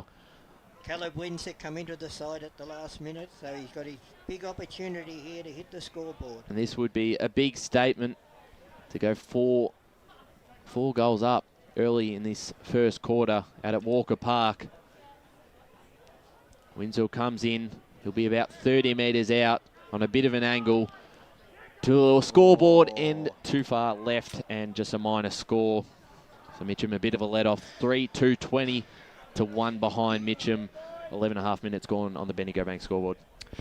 So now what can Mitcham do? They've been trailing a bit in this first quarter. Good kick there, but eventually great mark taken there. And that was by Trugay. I think that's the name. Is that it? Kicks it down deep inside and eventually gets spoiled. Through for a behind. Moves the score now to Mitcham 0-1 behind to South Belgrave 3-3-21 on the Bendigo Bank scoreboard. We've got about 11 minutes gone. Heading into 12-minute mark now. For the Tigers to clear it out. They go down the line. Need a mark in. They've done that very well. Through the hands here of Tom Lovell. His kicks are got to be good because it's a dangerous one to Hoaxell in the middle of the ground. And he'll switch it to the far side. Mark taken here. They haven't made too much ground. There's a dangerous kick in the middle of the ground. Did well. Find Duvalin. Coming across to the club this season. And back to Lovell here. They've done pretty well being able to link up. The handball off. Will send him inside 50. A long kick in. And a boundary line will probably be their friend here. As it rolls out of bounds. Paul Uconi in the Stats Centre. They need to start getting some clearances here, Mitcham, because South Belgrave are starting to take advantage in that in the clearance section, 7-4 in favour of South Belgrave, Well, and this will be 8. Here they go again as they send it long from their half-back line inside 50 in the direction of Garner. They've got players running out here. Here's a chance now towards goal from Garner. Dribbled it through for a Tobin Brothers goal of the day contender. South Belgrave have their fourth, 4-3, 27 to Mitcham, 1 behind, and they had all the numbers here. They had 4 on 2, and the dribble there by Garner was impressive as it rolls through for their 4th of the day. As we go boundary side with Brett Beston. Yeah, really noticeable. They transition down here from South Belgrave. Like, they'll be on defence and they run off half back. When they come out of half back, it's just so quick to transfer the ball down the other end of the field. That's probably the 3rd or 4th time that's happened. And this is starting to get just a tinsy bit ugly down here, boys. Yeah, certainly need a response soon, the Tigers. Trailed by 26 points. 13.5 minutes gone on the Bendigo Bank scoreboard. So we got a new ruckman for South Belgrave. I think Garner's having a break. Number 16 is Peters. Eventually, the ball is now going to try and get into the Mitcham forward half. It does. Kicks it down inside the forward 50, and eventually the ball will go out. So it's in the Mitcham forward 50 now, which the ball hasn't quite been there this quarter. It's heavily been in the white and black team in red. Eventually Balava gets the hit out. Eventually now, here's this Halo, if he can pick the ball up. Eventually gets knocked out. Tackles again, really, really hard there, and again. Now the ball is just trying to get away, but South Belgrave again, good on the numbers there. I think that was Kogel, sorry, not Kogel, Pete. He's gone. Big tackle. Big tackle, and he's gone. I think that was Halo. No, it was Duvalin. Duvalin. Oh, sorry, Bailey Cowman there. Bailey Cowman. So Calvin now can line up. Big, tall player. Very important kick here, Ray. They really need one against the flow of play. He's got to kick it. He's got to kick it. So Cowan now on an angle directly on the 45 arc at Walker Park. Can line up and kick the Tigers' first goal, which they need heavily. Calvin goes back and missed. Free behind. They moves the score to Mitcham. 2 behinds to South Belgrave. 4-3, 27 on the Bendigo Bank scoreboard. There's about 15 minutes gone. So South Belgrave to bring it back into play. They've done well transitioning from one end to the other as the ball here will go out of bounds on the far side. So see some of the Mitcham boys there resting up against my car behind the goals. All lining up against it as the ball about to be brought back into play. Chance here for the Tigers. They need one quickly as South Belgrave have jumped out to a 25-point lead. But we'll get another boundary throw in. Just a quick goal. At least they're protecting your car, though. Well, that's true. I'd rather them sit on it than my car get hit by the ball. But it's a Toyota Corolla that's not worth too much, so I guess it doesn't really matter either way as the ball about to be brought back into play here. Baglava in the ruck. No one really won the tap out, but South Belgrave still get the clearance and a big mark forward here by Garner. And they've got players out if he can move it on quickly. Chooses to go in the direction of Garner and almost marked but punched away there by Mitcham, and they'll clear it out, and a boundary line here might work out well for him under a lot of pressure out the back. Couldn't quite keep it in as we go boundary side with Brett Beston. I just wondered what your excess was, Ryan. What was that, sorry? What was your excess here?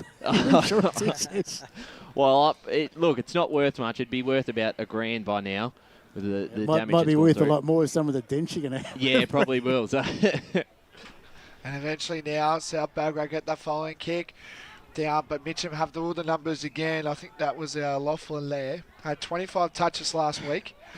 Short inboard kick.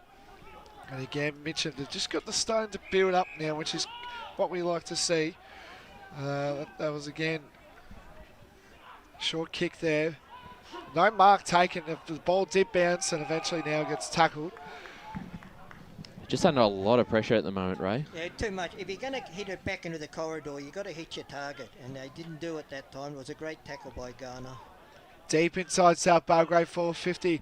Snap around the corner. It's a goal. Yep. No. Touch. Touch there. I think that was the last second touch there. I thought there was a confirmed goal. They did stop play there. So 2 behinds to Mitcham and South Belgrave moved to 4-4, 28.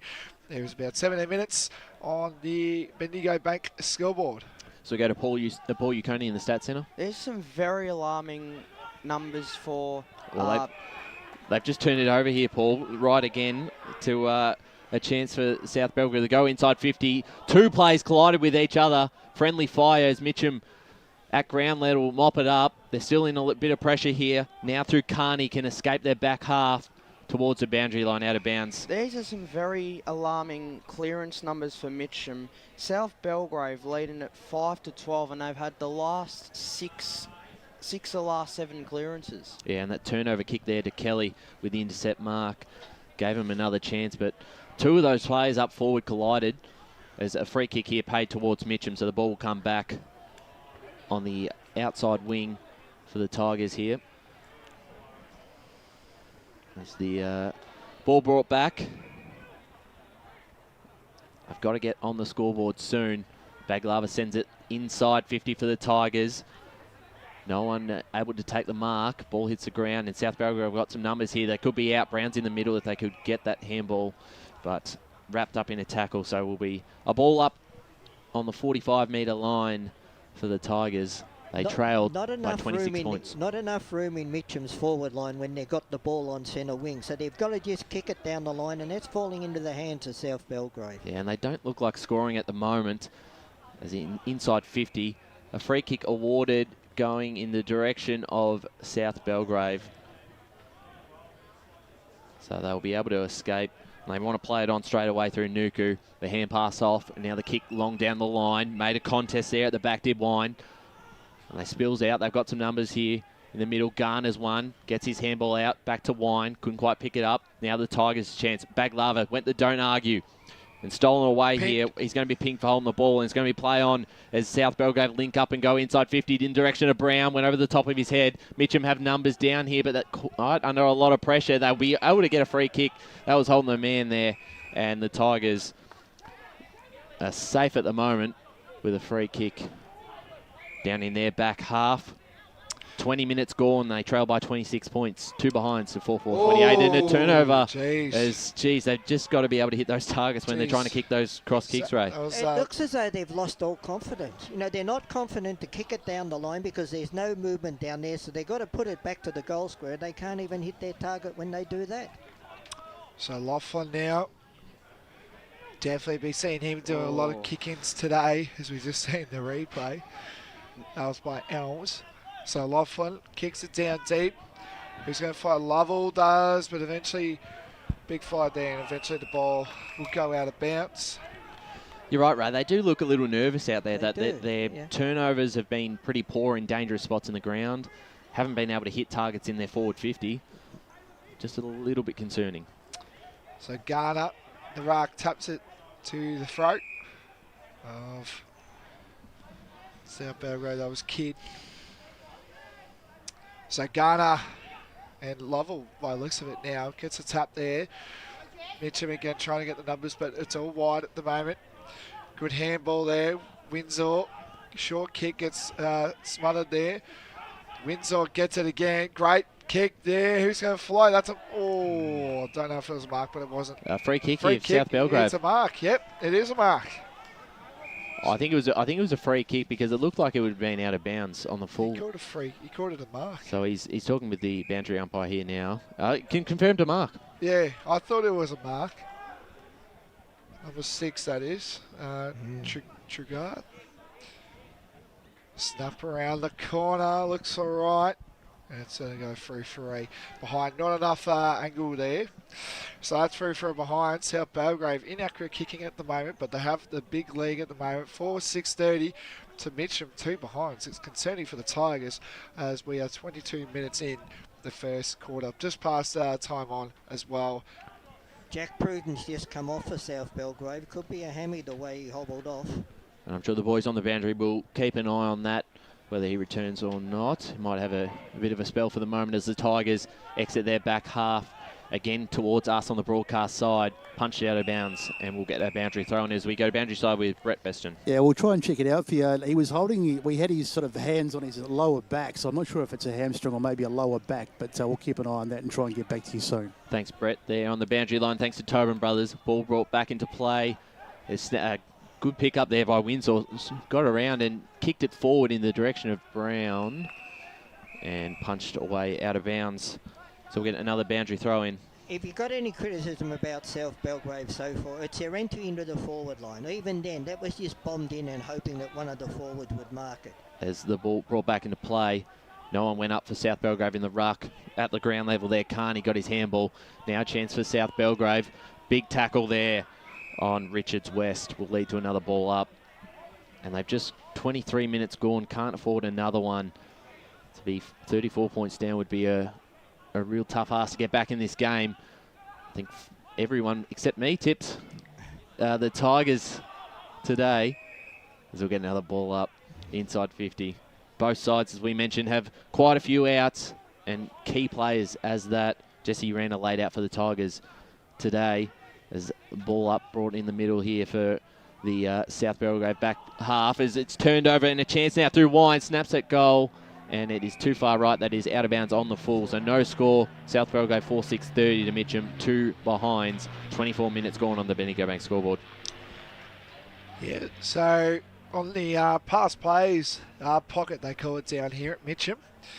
Yeah. Good to see the pass plays. And under the scoreboard. Yep. I think they've also got the super box as well inside the scoreboard. So it's pretty good down here. It's a good setup. I've been around there a bit. Anyway, back to the football. As Laughlin kicks it short onto the other wing, who's going to fly. And eventually now, again, Mitcham trying to. But again, South Belgrave, they just look very clean. They kick it short. Who's going to fly?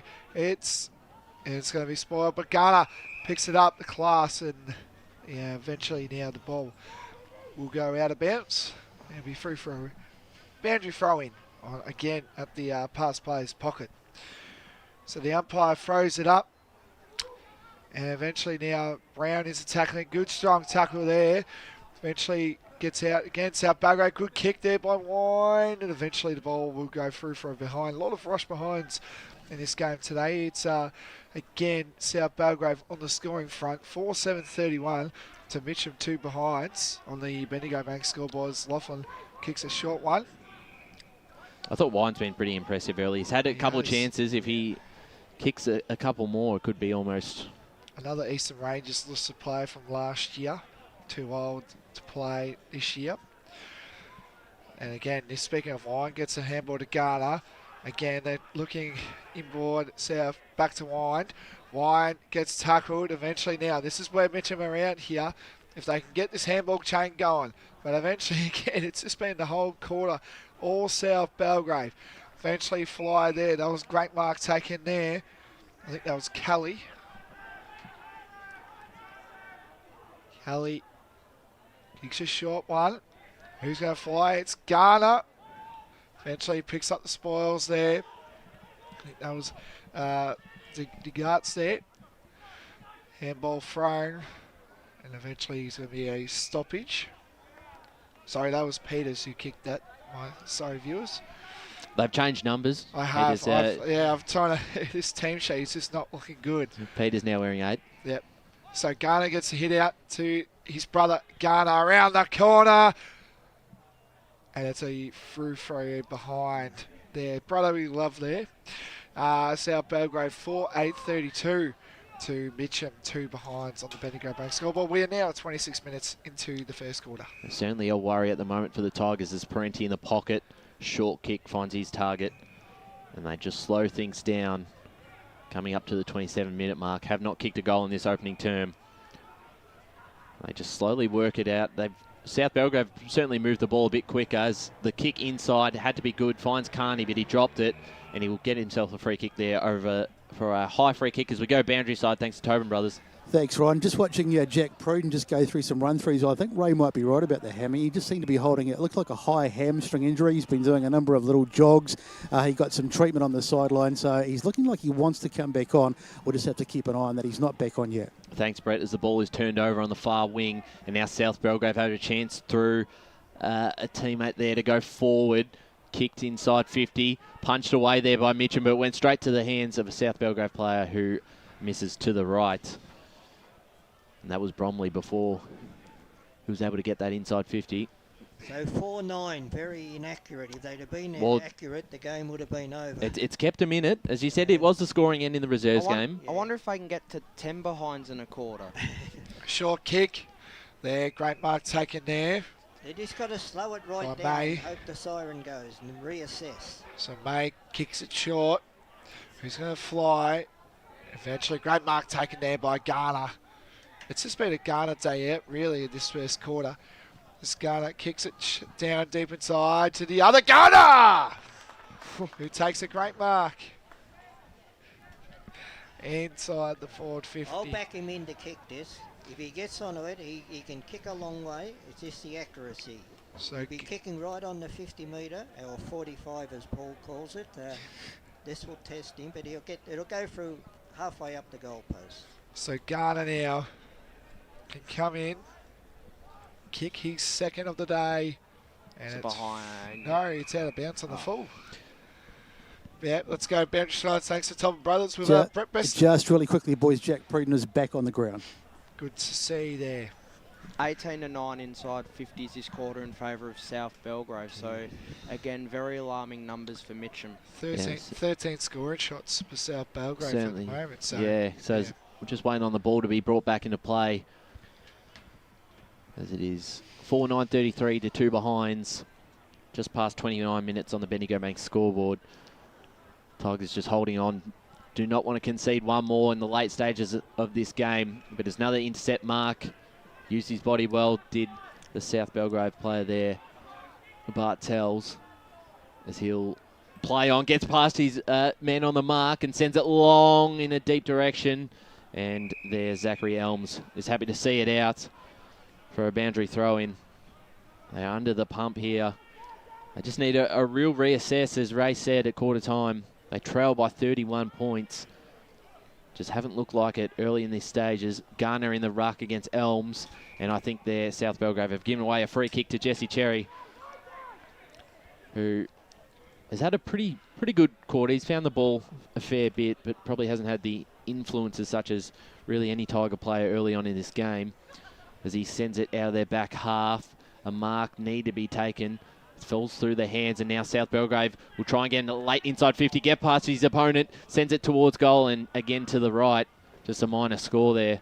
4-10-34 to Mitcham, 2 behinds, 30 and a half minutes gone. They got your wish, Paul. 10 behinds in a quarter. I thought that was going to be number 10.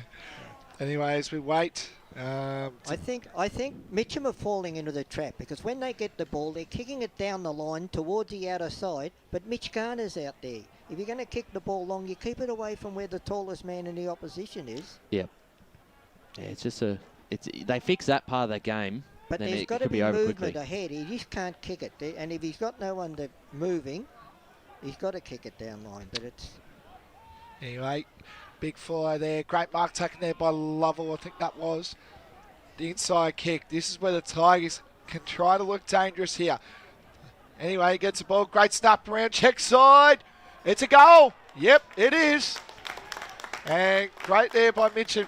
Finally gets a goal. If we can get the name, unfortunately. Oh, that's a brilliant finish and a great end-to-end play there from the Tigers, Ray. They really needed one, and we certainly didn't think they would get one after the way the last sort of 5 to 10 minutes were going with the repeat inside 50s. I don't know who that player was, but when the ball hit the ground, it was great work the way he picked it up and eluded his opponent and sort of check-sided it off the side of the boot right through the middle. I think it was the ruckman in the middle. Yeah, I think it was Lovell there. But yeah, we'll find out at quarter time. We can find out, get the boys to find out on the boundary. Yeah, I can't find it either. Anyway. So back in the middle here, the Tigers' first goal, 1-2-8 trail. South Belgrave 4-10-34 as they look to go inside 50 again. A repeat entry up towards a dangerous spot here. Hand pass it off. Cherry puts it on the right boot, but that is too far right and will be out of bounds on the full as we go to Jared Beanland on the boundary line. Thanks to Tobin Brothers. We got confirmation that it was Josh May who kicked that goal. Oh, Josh May. Yep. Josh May. He looks like a big, tall fella. As the ball here we brought back into play from South Belgrave after the out-of-bounds kick there by Cherry. Out the back. And they might actually be able to have a chance here if they can control this, but said they soccer that off the ground there, does Bartels, and we'll get a boundary throw in. Coming up to 33 minutes gone in this first quarter, and to only be 26 points down, the Tigers, I think they take that with the way this game has been played so far. So we get a boundary throw in. Garner in the ruck, went through his fingers, out to Carney. A South Belgrave player just dived on him and gives away the free kick. So Carney, he's had a bit of influence early. He found the ball.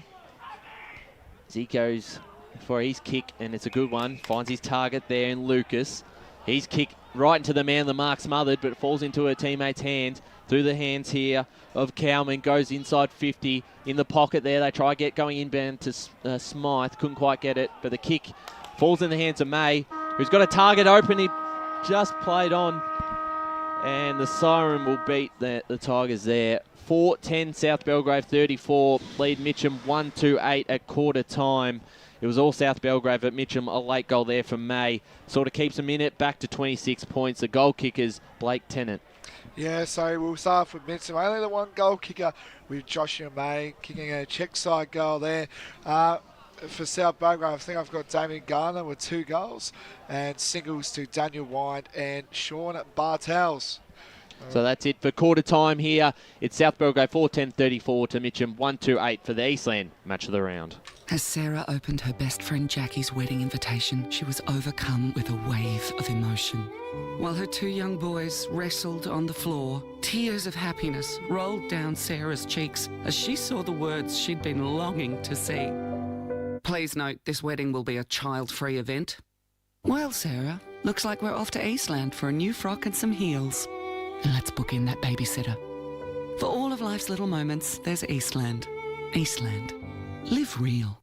At Yarra Valley Water, we know reducing your shower time, or show time, to 4 minutes can save you an average of $200 a year on water and energy bills. Shower shorter. Save water. Authorised by the Victorian Government, 1 Treasury Place, Melbourne. Sprained your ankle, bursting through the banner? Broke a finger, high-fiving the ruckman? Or did you run into the goal post again? For bumps, breaks or bleeds, be seen sooner, close to home at Knox Private 24/7 Emergency Department. The preferred provider of emergency care to the Eastern Football Netball League, you'll generally experience shorter wait times. You don't need private health, but there is an out-of-pocket fee. Be seen sooner, close to home at Knox Private 24/7 Emergency Department, 262 Mountain Highway, Wantirna. Do you feel good about your bank? Because there is a bank you can feel good about. They share their profits to fund big community projects, small community clubs, and vital emergency services. They've given $250 million to help Australian communities thrive. They have all the products and tech you expect from a big bank, with service you don't. It's Bendigo Bank. Feel good about who you bank with. Try Bendigo. Search bendigobank.com.au or search Bendigo Bank near me. The first time I met the team at Tobin Brothers Funerals, I felt like I'd known them for years. They're so caring, honest and passionate. James McLeod, Managing Director of Tobin Brothers Funerals, sums it up best when he says, Every day our people get out of bed to assist client families in their absolute time of need. Our people love what they do, and you will not find a more highly trained group of people than those at Tobin Brothers. Visit tobinbrothers.com.au. Tobin Brothers Funerals, celebrating lives. Hi, I'm Ben Desson from Montrose Football Netball Club, and when I need a new kit for a night out, I head over to Eastland. But Eastland is more than a shopping centre. They support a range of community organisations and have been major partners of the Eastern Football Netball League since 2018. Thanks, Eastland. You are listening to Radio Eastern FM 98.1. With live and exclusive coverage of the EFNL football season, bringing you the match of the day with score updates from all divisions. And now we cross to our commentary team for the Radio Eastern 98.1 Match of the Day coverage. Welcome back to the Eastland Match of the Round out at Walker Park. It's Mitcham 1-2-8 trailing South Belgrave 4-10-34. But we have said, as watching the reserves game, that is the scoring end down the scoreboard end. So it's a certainly still open for the Tigers, and we will get your thoughts, Ray Baird, in a second. But just around the grounds to some of the games across the divisions today, Balwyn 4-8-32 lead Doncaster, 2 behinds at quarter time. Blackburn 43-13 over Park Orchards. Noble Park 23 to Norwood 7. South Croydon 28 to Vermont 25. A close game there out at Cheon Park. Berwick lead Doncaster East at quarter time 3-3-21 to the Lions 3-1-19. Over in Division 1, Croydon have an early lead against Bayswater 2-4 to 1-2. Beaconsfield 1-4-10 to 1-turn to South 1 behind. Jumping into Division 2, East Belwood need a win 5-3-33 lead Knox 2-1-13. Waverley Blues 3 straight 18 trail Heathmont 3-1-19. Ringwood 2-4-16 trail Mulgrave 4-1-25. Templestowe early lead against Boronia 2-3-15 to 3 behind. In Division 3, Whitehorse trail Oakley by 4 points at quarter time. French Gully a 20-point lead over Warrandyte.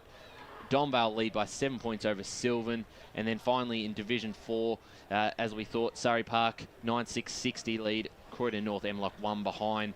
Scoresby 33-7 Nuttawading, and then Kilsyth lead by 8 points over Churnside Park. Ray Baird, your thoughts on this game in the first quarter? Well, look, South Belgrave were kicking to the scoring end without a doubt, because most goals in the reserves games was kicked down there. They've kept Mitcham in the game by kicking 4 goals 10. And the reason they've kicked 10 behind is because although they've had a heap of inside 50 entries, the way they do it is not getting reward. They're just bombing it in there, and occasionally they take a mark and they kick a point. But a goal to Mitcham very late in that quarter has really kept them in this game. And as I say, if they can just get the ball out of the centre, I think their centre clearances, I don't know what they are. Paul will tell us in a minute. As we go, we'll go down to boundary side because Jared Benley's got Neil Winterton there. So I've got Neil right here. Aggression and work rate and voice. Those were the pretty clear messages from you at the quarter time. Yeah, we were clearly outworked in all 3 of those areas. They were impressive. Their work rate was outstanding. They were much more cleaner and much more aggressive. So, yeah, if we're going to get ourselves back into this contest, they're the areas we need to address. You've got to have trust in the boys to be able to do that, I'd imagine. I'd say that those next 3 quarters are going to be pretty season-defining for you guys. Yeah, for sure, mate. Yeah, I've got faith in that we can get back into it, but it's not going to just happen. That they're a good outfit. We've got to work our way back into the game now. Cheers, Neil. Good luck for the rest of the game. Thanks there, Jared, who had Neil Winston on the boundary line there. The ball about to be brought back up in the middle here for the second term. As we mentioned at the start, it is BCNA round, so that is why the umpires there have the pink socks, and then the goal umpires there with the pink beanies on at both ends of the ground. 26-point margin here for South Belgrave, but certainly well and truly in it, the Tigers. If they can kick the first couple, it's game on. As we hear the siren for the second quarter here at Walker Park. McLava and Garner, 2 huge ruckman going at it again. Eventually now deep inside the 450 is South Belgrave, and a great mark taken there. It's a young fella as well. I think that's Windsor yet again. He's been everywhere, really. He's had a lot of the football, and he's used it well when he's had it as well. And Daniel Wine with the clearance to him as well. And not the start that Mitcham wanted, of course. So Windsor, Eastern Rangers listed. Played a couple games this year for the Eastern Rangers, and on the break now. Playing for South Belgrave though. Can come in and kick South Belgrave's 5th for the day. Lines up, kick it on its way, it is! I think that's his first goal in the South Belgrave colours. And that moves the scoreboard to 5-10-40 to Mitcham, 1-2-8. We have now gone 1 minute into the first quarter. Back, we'll go boundary side now with Brett Preston, thanks to Tom Brothers. Thanks, boys. Just from the South Belgrave huddle, understandably, Luke Galliot was pretty happy. He's just happy with the clearances in particular, where they've dominated. Really happy with the work rate and effort, and he's just calling for more of the same, really, and making sure that they don't drop off in the second quarter. It was a perfect kick there by Windsor. You used the breeze well. You saw it move right. And again, I thought Wine's just been fantastic. Got to be careful there in the middle. I thought they might be able to give away a free kick there, the Tigers. As ball brought back up, punched forward there by Garner. Falls into the hands of Lachlan, gets his handball out, and now the Tigers go inside 50 themselves in the direction there of a teammate as it goes out of bounds, unless there's a free kick given. It is towards South Belgrave. So they'll get their chance here to repel. They lead by 32 points. Very strong lead early on this game.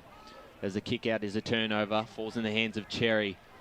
He's played well so far. They need him to today as they go towards the hot spot. And well done there by South Belgrave. Played him on a straight away, did he? As the kick there could be turned over through Hallow. Passes it off to a teammate. And now a chance to Howe. The late inclusion up towards the top of the square. Strong hands. Lovell.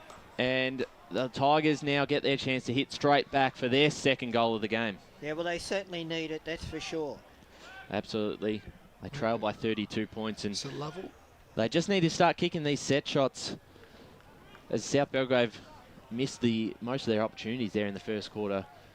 Tom Lovell, very reliable in front of goal. 24 goals last year. Important play for the Tigers. He'll be about 25 metres out on a bit of an angle down at the scoreboard end. Lovell comes in slowly, and it's just holding its line. It's there for the Tigers' second. 2-2-14, they trail South Belgrave 5-10-40. We've gone 3 minutes in the second quarter on the Bendigo Bank scoreboard as we go boundary side with Jared Beanland. I've just been watching Guy Lachlan. He's been in a push and shove match basically ever since the siren went for this second quarter. If he doesn't have the ball, he's pushing a South Belgrave around. So it looks like he's really trying to embody that. Yeah, there's Withers there just not. Yeah, it's really looking pretty ugly down there. But yeah, it looks like he's trying to embody that aggressive message that Neil Winterton sent them at quarter time. Yeah, I don't mind it. I like it. So anyway, back to the ruck contest. Baglava and Garner again. Eventually now the ball's going to be scraped up and there'll be a ball up. Again, still going on. Well, they've got to show it in, and they've got to be controlled, Ray. Can't be anything to give away free kicks. But so Garner gets a hit out and eventually holding the man there. Yep. It's going to go to Mitcham. It's Jesse Cherry. Handballs the ball deep inside the 450 of the Tigers. Who's going to fly? Someone out the back? No, but eventually now South Belgrave can roll it out and it'll be out of bounds. And Still no movement from the goal square. They're just bombing the ball in. They look for leads, don't they, Ray? Yeah. I think they're a bit worried about Cherry, though. They've given a couple of free kicks against him. He's starting to have a bit of an influence now. Had a great start to the season. So into the pocket of Mitcham. And now the ball again. We'll have another boundary throw-in, I'm pretty sure. Yes, we will. Been a lot of them. Although the umpire wants to throw it up by the looks of it. So he will. As we've been touching on during the gameplay, loved seeing the umpires wear the pink socks today. Great support of this round that we are celebrating today. Eventually now gets a short kick there. This is Cherry now, handballs the ball. This is Halo, can snap around the corner if you don't mind. Jackson Halo, a snap around the corner, and he kicks Mitcham's third of the day. That moves the score to 3-2-20 to South Belgrave, 5-10-40. We have now played 5 minutes on the Bendigo Bank scoreboard. Just that class of halo. It's what we want, that X factor. And you're mentioning Jesse Cherry getting a bit of the ball. He was the one that hand passed it to him. So Cherry is right. He's getting into it, and maybe it's something that can lift Mitcham because, you know, they've started well for the quarter, but they've got to keep going. Absolutely. He started again on top of the game, especially in the middle of the ground here. The ball brought back into play. Baglava. No one really got a tap, but South Belgrave tried and punch it forward on the secondary tap there, but we'll get a ball up in the middle of the ground. I think it's a 20-point lead to the Saints. Just a quick one as well, Ryan. I think Mitcham just need to have their X factors that can deliver this game. You know, we've seen Cherry and, of course, Halo, they kick that goal. They have to keep Here's going. the chances. Bagler just manhandles Garner there in the ruck and sends it inside 50. A chance now for the Tigers through Lucas. Hand pass it off to Smythe and on line. Just bounced into the post yeah. for a minor score. So the Tigers 3-3-21 trail South Belgrave. 5-10-40. We've gone 6 minutes into this second quarter on the Bendigo Bank scoreboard as we go boundary side to Brett Beston. Just to watch on Charlie Peters, boys. He's come from the ground and he's in the hands of the trainer. He might be a head knock because it looks like he's getting a concussion test of sorts. As Ryan kicks the ball. Good follow-up kick by the Tigers. Deep inside the 450. South Belgrave again. They're doing the chain of handballs, which is good to see earlier on. Good handball there. That was Smythe. Handballs back inside. They're going to go inside the 450. Smythe again gets the handball received. Kicks it inside deep. Who's going to fly? Eventually out the back. Nothing taken. And eventually it's going to get tackled. And it'll be a ball up about, you would say, about 10 minutes. So 10 metres in Mitcham's forward half here. I didn't see if that bounced there, but that was Parenti all by himself there. Yeah, it was an opportunity miss there. You know, if he could have marked that. So tap out there by Garner. He's been pretty solid all day and eventually now it goes out of bounds. Oh, that would have been a good... I think that was a goal if it wasn't out of bounds there. The pass players getting up and about, which is good to see. The pass players pocket, as they call it, down here at Mitcham. The umpire throws it in. Garner again circling around. Gets tackled. There'll be another ball up. Let's go boundary side with Brett Preston, thanks to Tom & Brothers. Yeah, false alarm on Charlie Peters, boys. He's back on the ground, looks fine. Thank you, Besto. Keep us updated on the boundary. Thanks to Tom & Brothers. Gets hit out again by Garner. It's just a lot of stoppages, but eventually now South Belgrave get a moving kick, and that is nothing kick. It's nearly bounced on someone's car. It actually did. And it wasn't yours, Ryan, was it? No, mine's down at the... you can see it with all the Mitcham boys on it. Now, I'd just like to see this movement. Someone make a dash from the goal square. Try and open up that forward line rather than just... Because if you bomb it in there, the chances of your teammate marking it are almost zero. And they've got to sort of even this quarter. At the end of the quarter, they have to be on level pegging because obviously South Belgrave will be going this way in the third quarter as Mitcham send it into the hot spot. Big fly there by Lovell. Mark not taken, ball hits the ground. They're dangerous. This is where their small forwards get involved. But we'll get a ball up here. I don't have a problem with that kick because it was kicked and the pack had to move forward for it. It's a kick that comes to the pack and you're underneath it. That's the one. South Belgrave, there's a chance there to give away a free kick to Lovell. As the tapped out here for South Belgrave. Now through the hands of Kidd will look to escape, but that kick looks to be out on the bounds on the full, but it was touched. So it will be a boundary throw in here on the far side, just past the arc. The 45-metre arc here at Mitcham, as it's well known. They trail the Tigers by 19 points, coming up to 10 minutes gone in this second term. Thanks to the Bendigo Bank scoreboard as Garner snaps it on the boot forward. It could be out here. The Tigers wrap their opponent up in the tackle, but it falls out to Brown. And now inside 50, Garner, one-on-one, takes the mark. Hard to beat there. And he was in front position. It's always going to be hard there for his opponent. And he will have a set shot on goal, looking for goal number 3. And to give the Saints a very handy 25-point lead. He's been impressive too. And that's the transition coming off the back there. They caught him out. Just looking at the flag, it's dead still, so the wind's not a problem. Well, it's a perfect chance here for Damien Garner, looking for goal number 3 of the afternoon. It's a beautiful kick. He likes it. South Belgrave have their 6-10-46 lead. Mitcham 3-3-21. 10.5 minutes gone on the Bendigo Bank scoreboard of this second quarter. They're very hard to match up on the Garner boys. But, they get amongst the goals each week. They're great kicks, they're great marks, and they're very hard matchup. Great response there by South Belgrave against the runner play. That was only their second inside 50 this quarter, but from both inside 50s, they've kicked 2 goals, while Mitcham have had the 7 inside 50s. So, really will be who uses that end of the ground more efficiently. So the umpire will throw it up. Garner and I think Lovell in the ruck there, and eventually the ball will get thrown up. Yes, it is Lovell.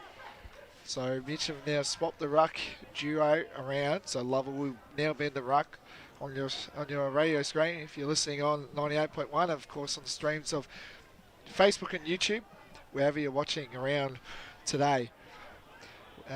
Again, good handball, good chain of handballs there by South Belgrave. A short kick. Eventually Garner couldn't mark that. And I think there's going to be a high tackle. It is. I think that's going to Cherry. It is. So, and eventually it's going to go 25. Not needed there. Definitely not needed. Tackle from behind before the umpire called play on. So it's a downfield free kick going to... It was the umpire off the ball, but he was closest to the incident. Smythe, yeah, that's Smythe, yep. Oh no, it's going to Cherry. Bit of pass the parcel going around here. So as Cherry, he can line up. He's been solid all day today. This is a huge goal for the Tigers to get it back down to 19 points. As Cherry lines up, kick, it's on its way, and it's going to go to the right. So it's Brufro behind. That moves the score to Mitcham 3-4-22 to South Belgrave 6-10-46. We are now 12 and a bit minutes into the second quarter. So South Belgrave here to exit their back half, goes long towards the opposite wing. Ball hits the ground and a tackle there laid will result in a ball up. On the far side, just on the Mitcham 45 arc, the Tigers, as we said, trail by 24 points. 4 goals, 10 in the first quarter for South Belgrave. If you just joined us, a kick inside 50 for the Tigers is a turnover. And a chance now for South Belgrave through Nuku. A good inset mark. Again, similar sort of kick, just sends it long down the wing. They can get a mark here, punched forward by the Tigers, but falls into the hands there of Kidd, who sends it on the boot going forward. Turned over. Well done by Glossop to get hands to the ball. The South Belgrave now a chance. They go through Richards West going forward. And a tackle here by 2 South Belgrave players will result in a ball up. Sorry, Ryan, he was better pinning then. Yeah, he was, but the ball sort of just slipped out and yeah. into a hands of the South Belgrave players. We get a ball up here now through Lovell. Thought about handballing, but decided to kick forward down the line, looking for a teammate there in Cowman. And it goes out of bounds there. We'll get a boundary throw in again. 13 and a half minutes gone in the second quarter on the Bendigo Bank scoreboard. South Belgrave 6-10-46 to Mitcham 3-4-22. Ball brought back into play. What can the Tigers do? They need a couple more in this quarter to sort of even things up. But a chance here in the middle of the ground. South Belgrave have got some numbers. Had to do there well was the Tigers. Well done by Hoax, who got it going forward. And the mark taken, though, by South Belgrave. Ryan. And a chance here for Ryan to go long down the line. He'll go inside 50. Mark taken.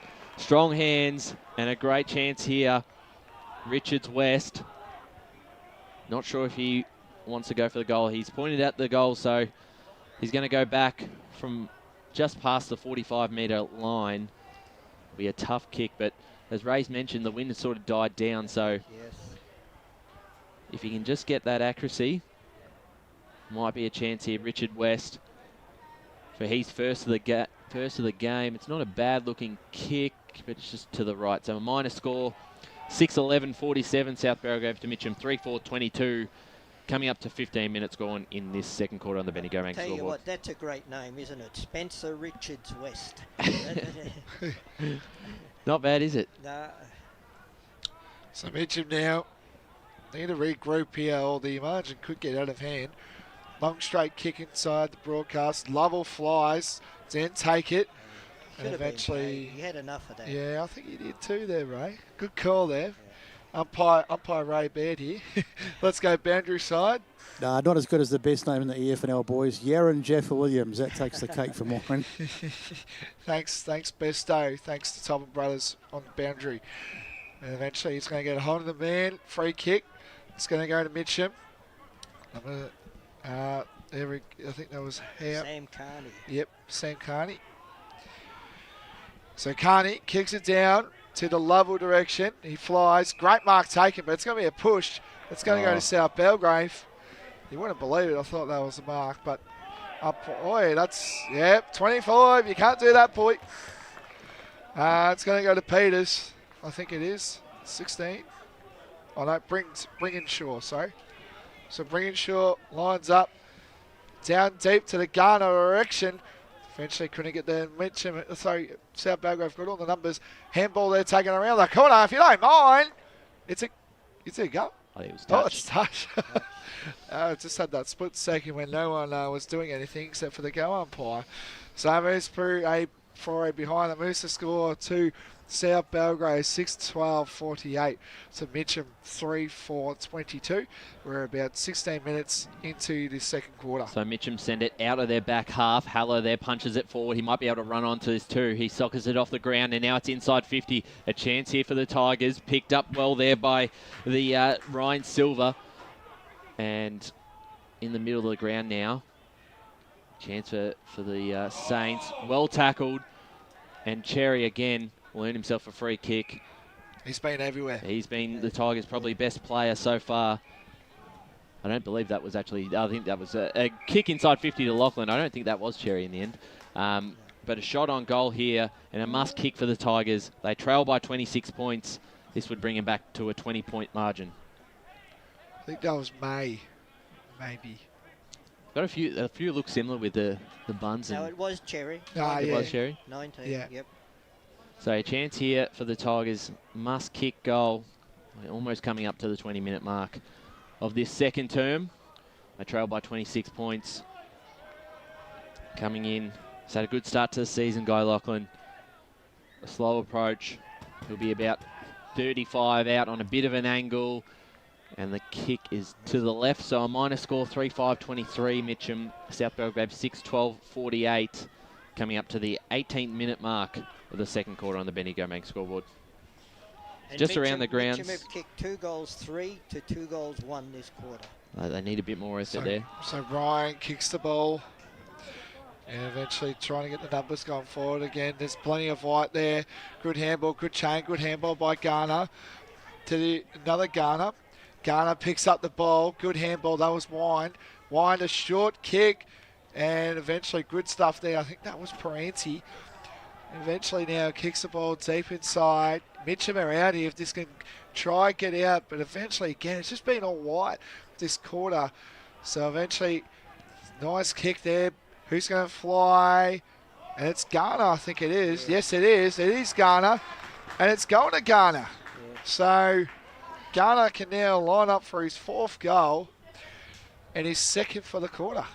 Well, yeah, certainly Glossop thought he had a good hand on that, but mark taken. I actually don't think that was a mark. I think it was a free kick, a hold. No, he's paid the mark. Paid the mark. Okay. I think they may Garner have got lucky. In front, so he paid the mark. Yeah. So Garner now for his 4th goal of the day and his 2nd for the quarter. Can line up and kick South Belgrave 7th for the day. No worries. And that is South Belgrave 7th for the day. Moves the score to 7-12-54 to Mitcham 3-5-23. We are now approaching the time on stage as we are now 19 minutes in on the Benny Gobank scoreboard. Just around the grounds quickly, Scoresby 8-5-53 lead Nuttawading 4-3-27. Heathmont have a 2-goal lead over the Waverley Blues. And Upper Ferntree Gully 5-1-31 lead the Basin 3-7-25 in the early stages there. But as we said, Ray, there's certainly not necessarily a breeze, but it's been the scoring end down at the scoreboard end, and Mitcham haven't used that this quarter. No, they haven't. And they've got to try and get another 1 or 2 at least this quarter. Otherwise, they're going to have the hard work after the break. Certainly right. So here's the chance now for the Tigers. This kick was smothered there by Garner. Kick falls short. Now chance through the Tigers here. And they go inside the middle of the ground, and it's a turnover kick there from Horsey. That's a real strong mark. And again, Wine. It's a ball up. I thought Wine took that. Yeah, I did too. So I was touch off the boot there as Garner kicks it forward out of the ruck contest. Mitcham do well to soccer it right towards the boundary line, out of bounds in front of Halo. Umpire Lee there next to us. He doesn't miss much. Yep. Same as Bruce when he was here as well. So the cameraman know what's up. They certainly do. As the ball brought back into play, coming up to 20 minutes gone in this second quarter. Mitcham need a goal very quickly. before this game falls out of their reach. They trail by 29 points on the Bendigo Bank scoreboard, 7-12-54 to Mitcham 3-5-23. So the ball up here, Garner just used his body well, but his kick was smothered. Chance there for Pruden towards the boundary line. And it rolls out of bounds, so there will be a boundary throw-in. And there's been a strong response here from South Belgrave. They challenged early in this second quarter, but have been able to kick a few goals of their own to stretch out that lead again. So Belava gets kicked as he shrugs off Garner. Eventually, oh, great mark. That's level. Is that level? 47, that's Dominic Howe. So Dominic now can steady the ship here. Again, we don't want the margin getting out. It's a 29-point lead at the moment. Well, the last set shot by Guy Lachlan missed it quite badly, so this is just essential. Just have to kick it. So Dominic Howe lines up, and that is that's stabbed at it. Yep. I reckon they've missed three from that same spot, and they're all kickable. So that moves the score now to Mitcham 3-6-24 to South Belgrave 7-12-54. We are now in the time on with 22 minutes. So here goes South Belgrave. They exit their back 50 in the direction of Garner. A big fly out the back, couldn't quite take it. And there's Brown, passes it off, and now they're off to Peters. Couldn't quite get it though. There's a ball falls down to the ground and a free kick awarded here towards Mitcham. No advantage paid, so it'll be coming back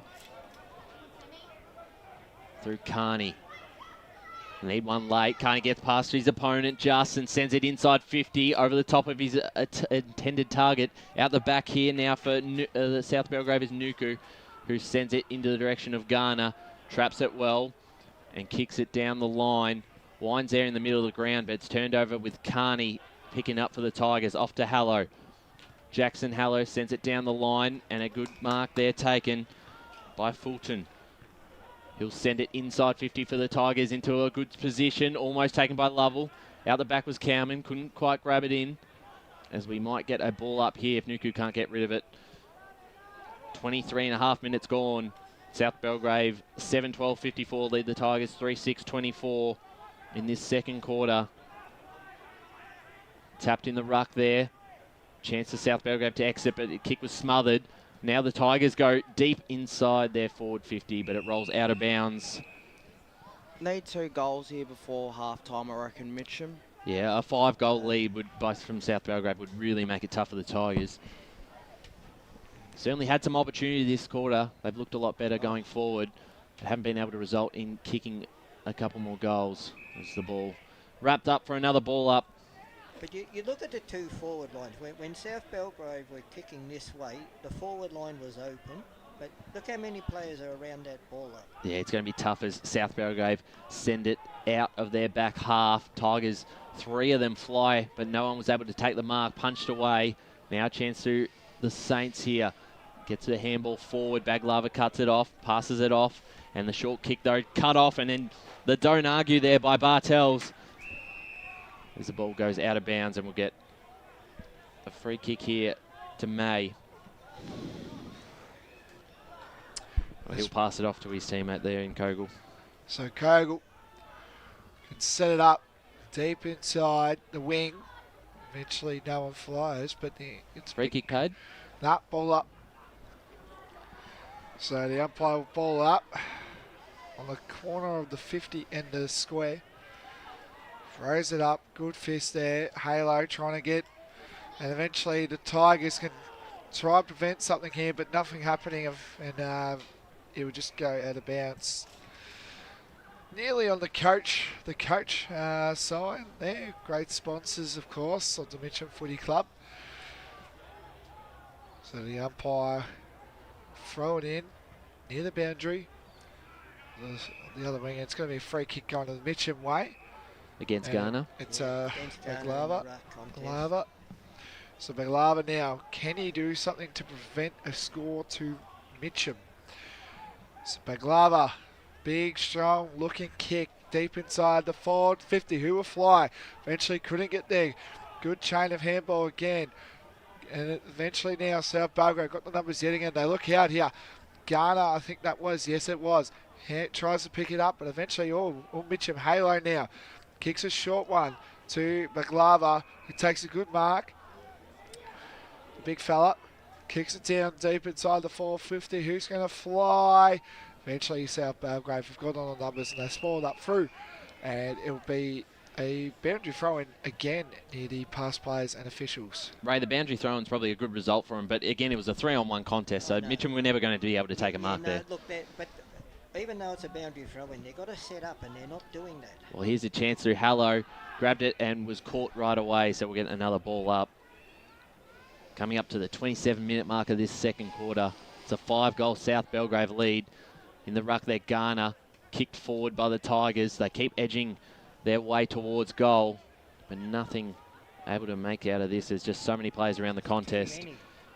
As Duvalin is wrapped up in another tackle, and South Belgrave will be happy just to keep them scoreless here for the next couple of minutes, even if they don't score themselves, as Garner gets his tap out, and now they could be out. The handball towards Brown, taps it forward, very smart, but it's cut off by the Tigers, and they go inside 50 to no one, and it's a turnover right into the hands of Ryan Silver, taking the mark in the back pocket for South Belgrave, and his kick. That's a shocker. He's in a great one. It's right out of bounds on the full. And the Tigers, again, will have another chance. We'll go to the inside 50 soon from Paul Uconi in the Stats Centre. They've had quite a lot up towards the hot spot. No one really is able to get a clean grab on it. The handball there by Garner doesn't go too far. And the ball here will get caught up, and we'll get another ball up as we go to Paul Uconi in the Stats Centre. Inside 50s this quarter, 15-6 in favour of Mitcham. So they've certainly had their opportunities, especially in these last 5 minutes. Just need a goal. Here's a chance through the hands. Almost there. Fulton had a chance, but it was smothered. And They're just being crowded out. They just cannot get the ball at Mitcham. They're just crowded out by South Belgrave. Yeah, and they it's almost like you're banking on needing a free kick from the contest here to really be able to score. So Garner, no one else goes up. He punches it towards his teammate there in Nuku. And once again, out of bounds, and we'll get another boundary throw in. 28.5 minutes gone in this second quarter. South Belgrave lead by 5 goals on the Bendigo Bank scoreboard. So we're at the boundary again at the pocket on the Mitcham end. 29 minutes gone.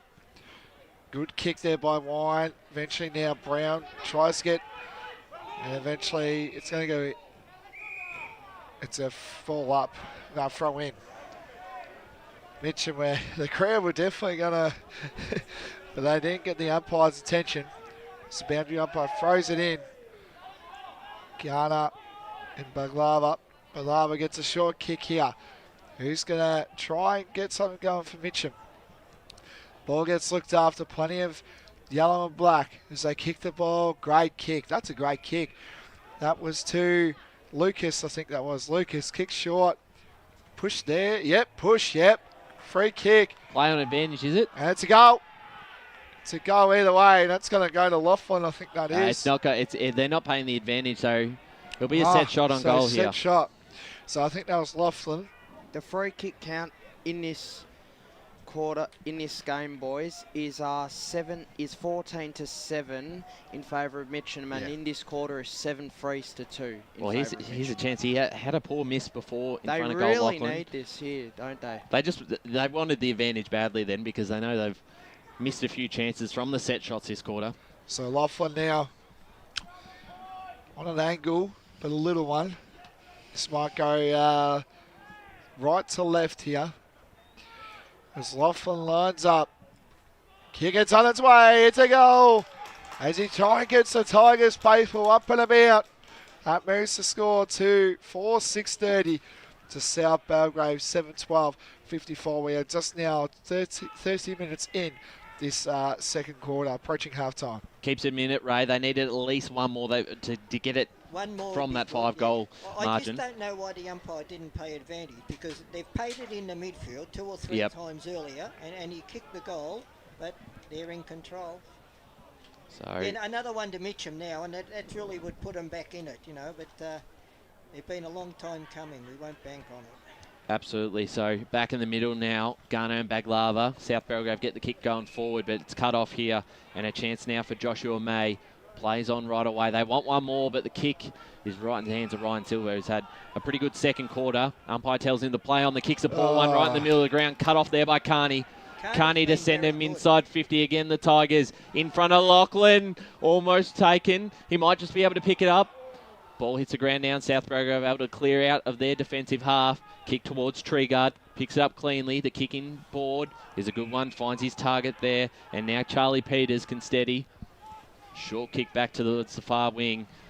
Under a bit of pressure in this last few minutes here in the second quarter, South Belgrave.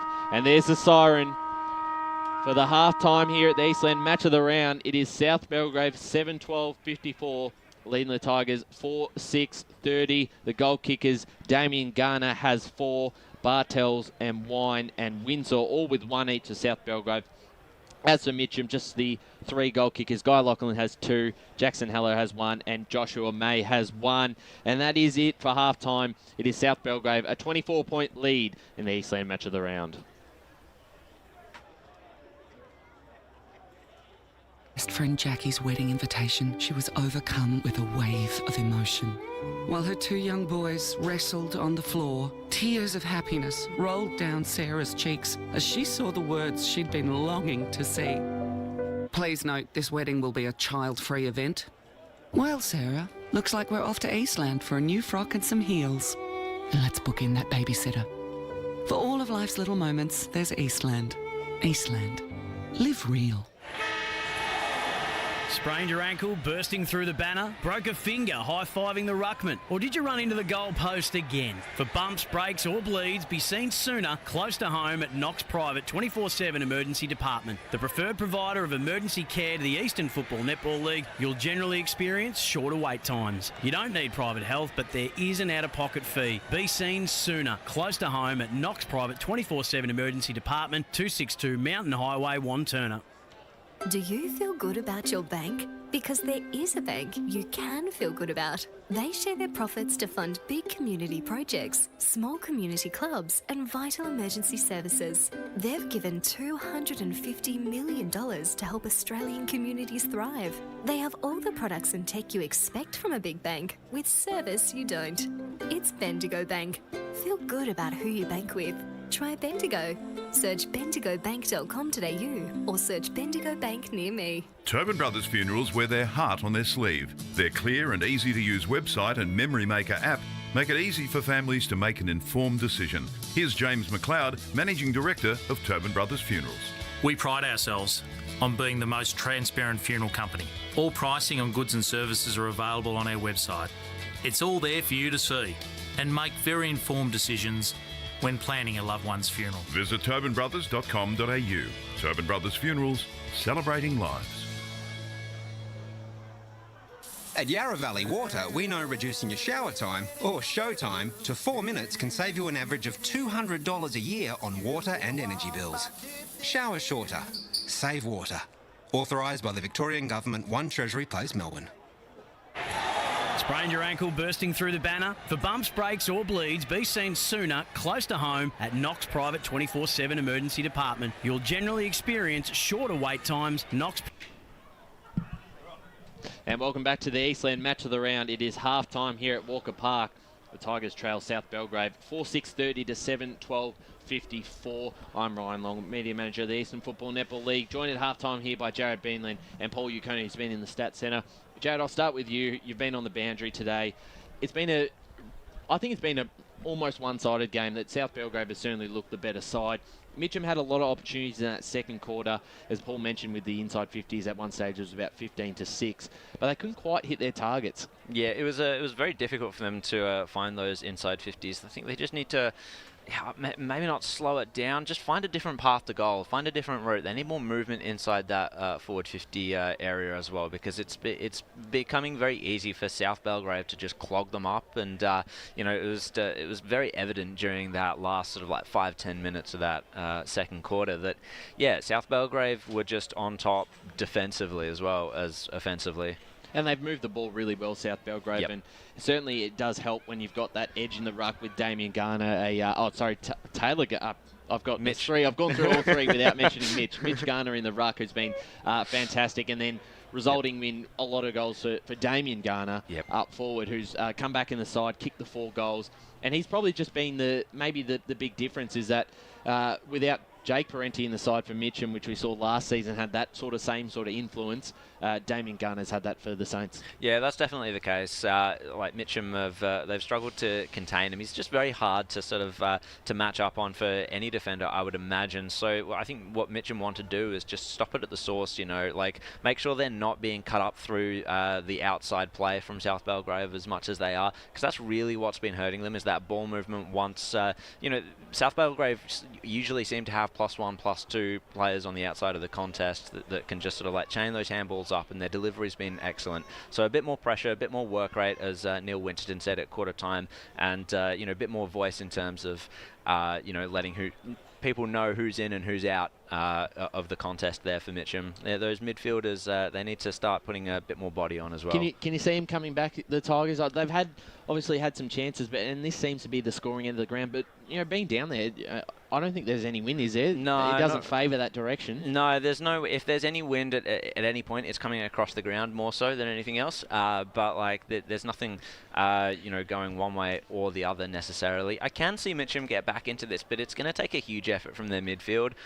They've got great players down there, Cherry and Lachlan, and Cherry's been a great one in the Cherry's midfield. been He's fantastic. Had plenty of the ball, been able to get inside 50s. We saw Jackson Halo get back into that game a little bit in that quarter. I thought Carney's had plenty of the ball as well. He's been pretty influential. They've had their chances if they can and they do rely on those midfielders and those small forwards to kick a winning score most weeks, and especially without a Jake Parenti down there this year.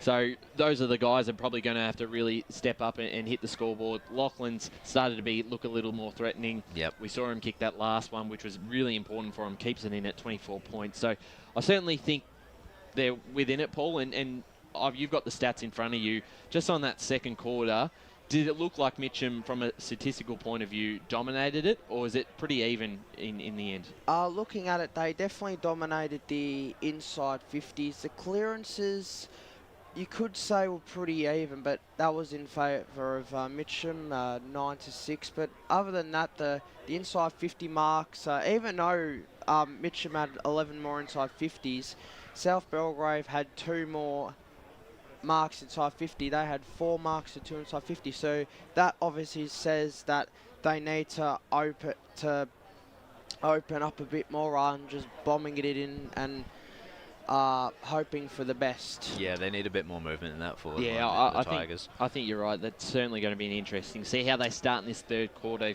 If South Belgrave kick the first couple, I think it's all done. Yep. Let's go have a look around the grounds at some of the scores happening here. We'll start in Premier Division. Baldwin 8-11-59 at halftime lead Doncaster 3-2-20. Blackburn 11-5-71 lead Park Orchards 5-3-33.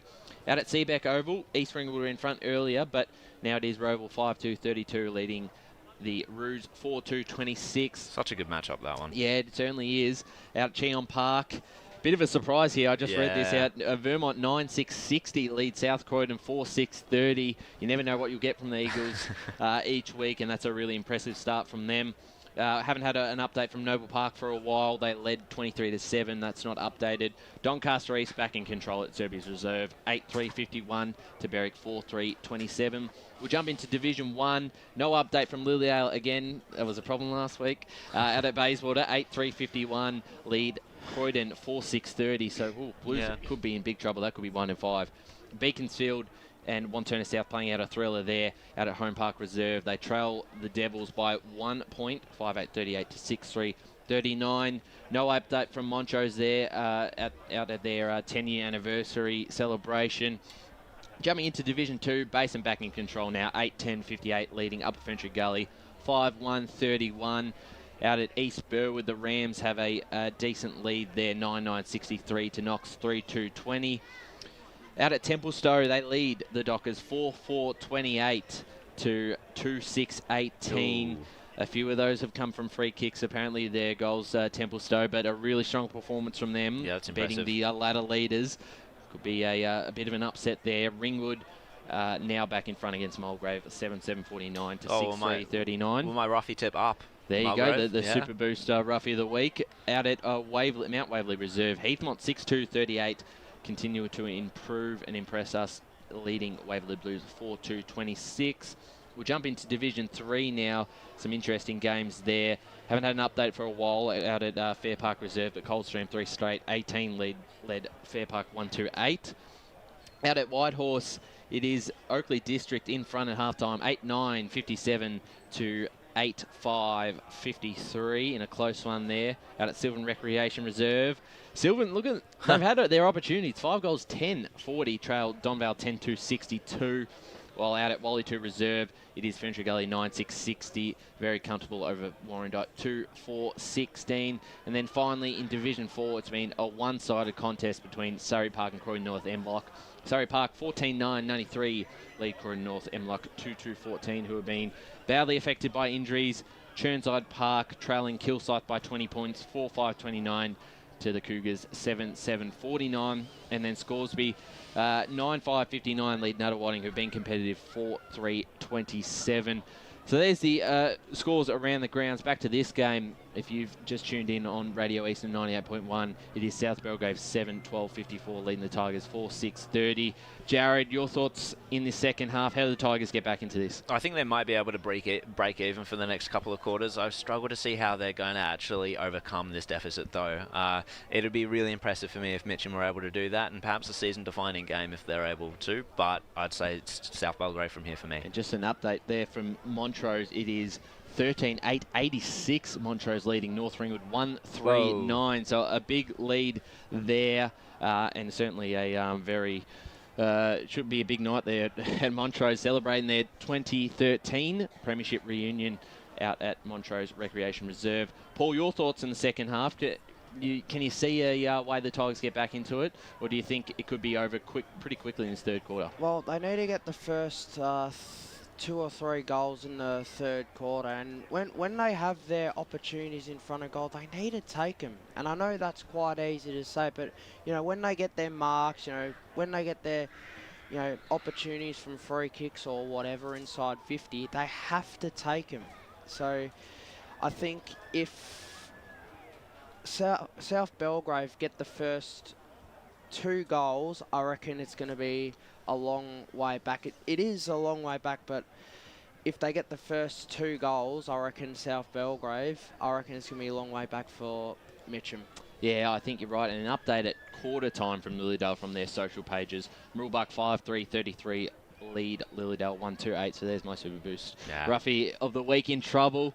We're going to be back after the break here for the Eastland match of the round. Second half, the Tigers have got a bit of work to do. At half-time, they trail 4-6-30 to South Belgrave, 7-12-54. It's Damien Garner who's led the way with the 4 goals for the Saints. When we're back after the break, we'll bring the core team back on the ground for a big second half here for the match of the round out at Walker Park. Today at Eastland, Lucy's trying on jeans for a momentous occasion. Coffee with the ex. She needs jeans she can move in because she's definitely moved on. Jeans that get a second look, but don't give any second chances. Jeans that say, why yes, I have spent the last 8 months in a post-breakup juice cleansing, kickboxing, personal training frenzy. And it looks as though she's just found the perfect pair. Yeah, that's great. Bravo, Lucy. For all of life's little moments, there's Eastland. Eastland. Live real. Sprained your ankle bursting through the banner? For bumps, breaks or bleeds, be seen sooner, close to home, at Knox Private 24/7 Emergency Department. You'll generally experience shorter wait times. Knox Private 24/7 Emergency, 262 Mountain Highway, Wanturna. Do you feel good about your bank? Because there is a bank you can feel good about. They share their profits to fund big community projects, small community clubs, and vital emergency services. They've given $250 million to help Australian communities thrive. They have all the products and tech you expect from a big bank, with service you don't. It's Bendigo Bank. Feel good about who you bank with. Try Bendigo. Search bendigobank.com.au or search Bendigo Bank near me. Tobin Brothers Funerals wear their heart on their sleeve. Their clear and easy-to-use website and Memory Maker app make it easy for families to make an informed decision. Here's James McLeod, Managing Director of Tobin Brothers Funerals. There's no mystery about our pricing. It is clearly displayed on our website and our app. We have staff standing by 24 hours a day, every day of the year to assist you in your absolute time of need. Visit tobinbrothers.com.au. Tobin Brothers Funerals, celebrating lives. There are only 3 things that should be flushed down your toilet: pee, poo and paper. Some wet wipes and antibacterial wipes say that you can flush them, but you can't. They clog up the toilet and pipes, causing expensive blockages. Save yourself a truckload of trouble. Put your wet wipes in the bin. To learn more, head to the Yarra Valley Water website, yvw.com.au/wet-wipes. Hi, Dylan Dow from the Baroni Football Netball Club here. When I need to grab a quick coffee or a bite to eat, I'm popping into Eastland. Eastland's more than a shopping centre. They support a range of community organisations and have been a major partner of the EFNL since 2018. Cheers, Eastland.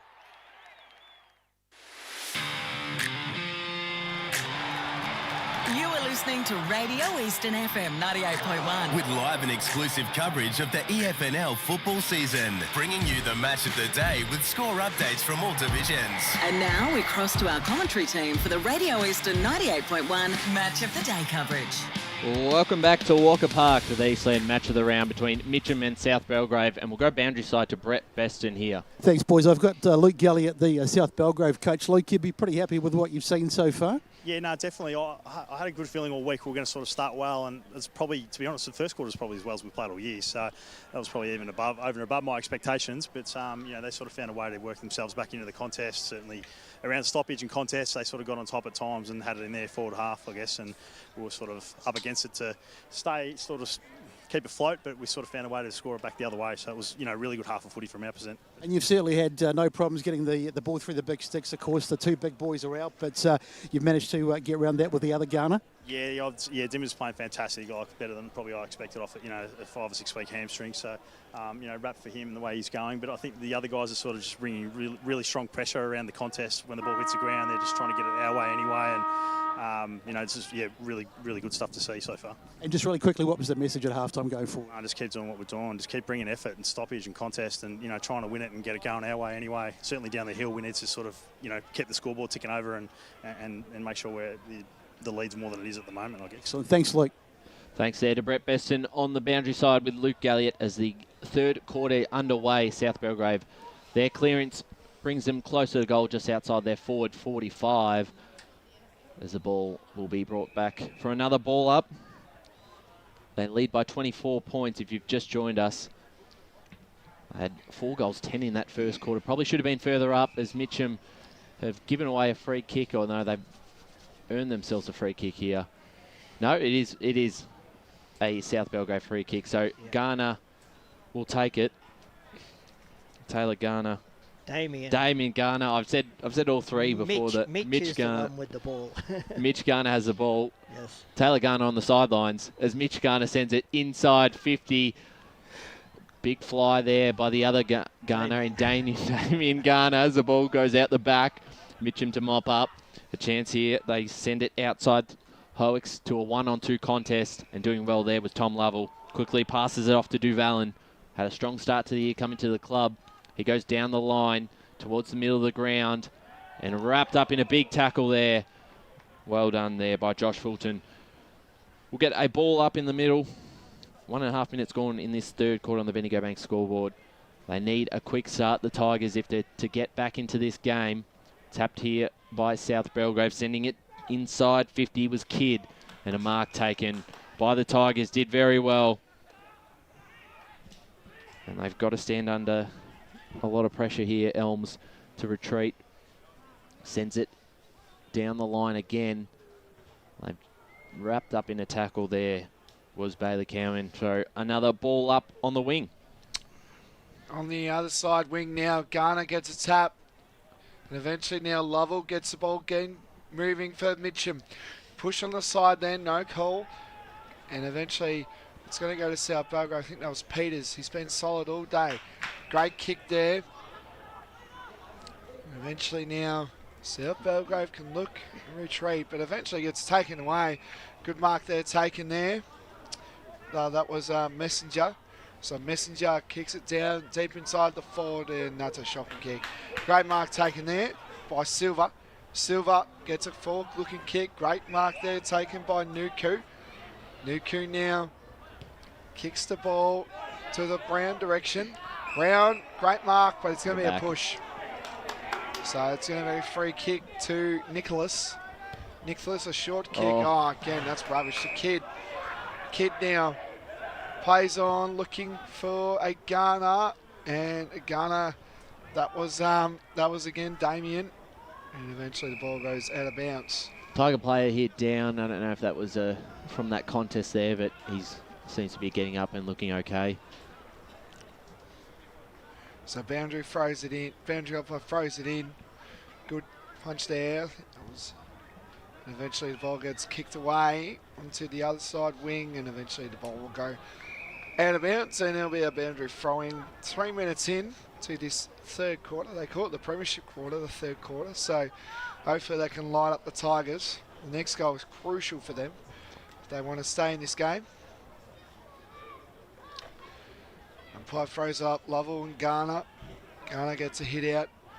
And eventually now Tigers can kick the ball going forward. Eventually the ball gets spoiled, but eventually Mitcham have got all the numbers. But again, no one is there. But eventually South Belgrave will try get it out, but eventually it'll be a Boundary throw in. Have they moved back Lava there to try, sort of give him another option up forward and maybe be able to take a couple marks? Yeah, maybe. He has to try something, but there's been an improvement around the stoppages for Mitcham in this quarter.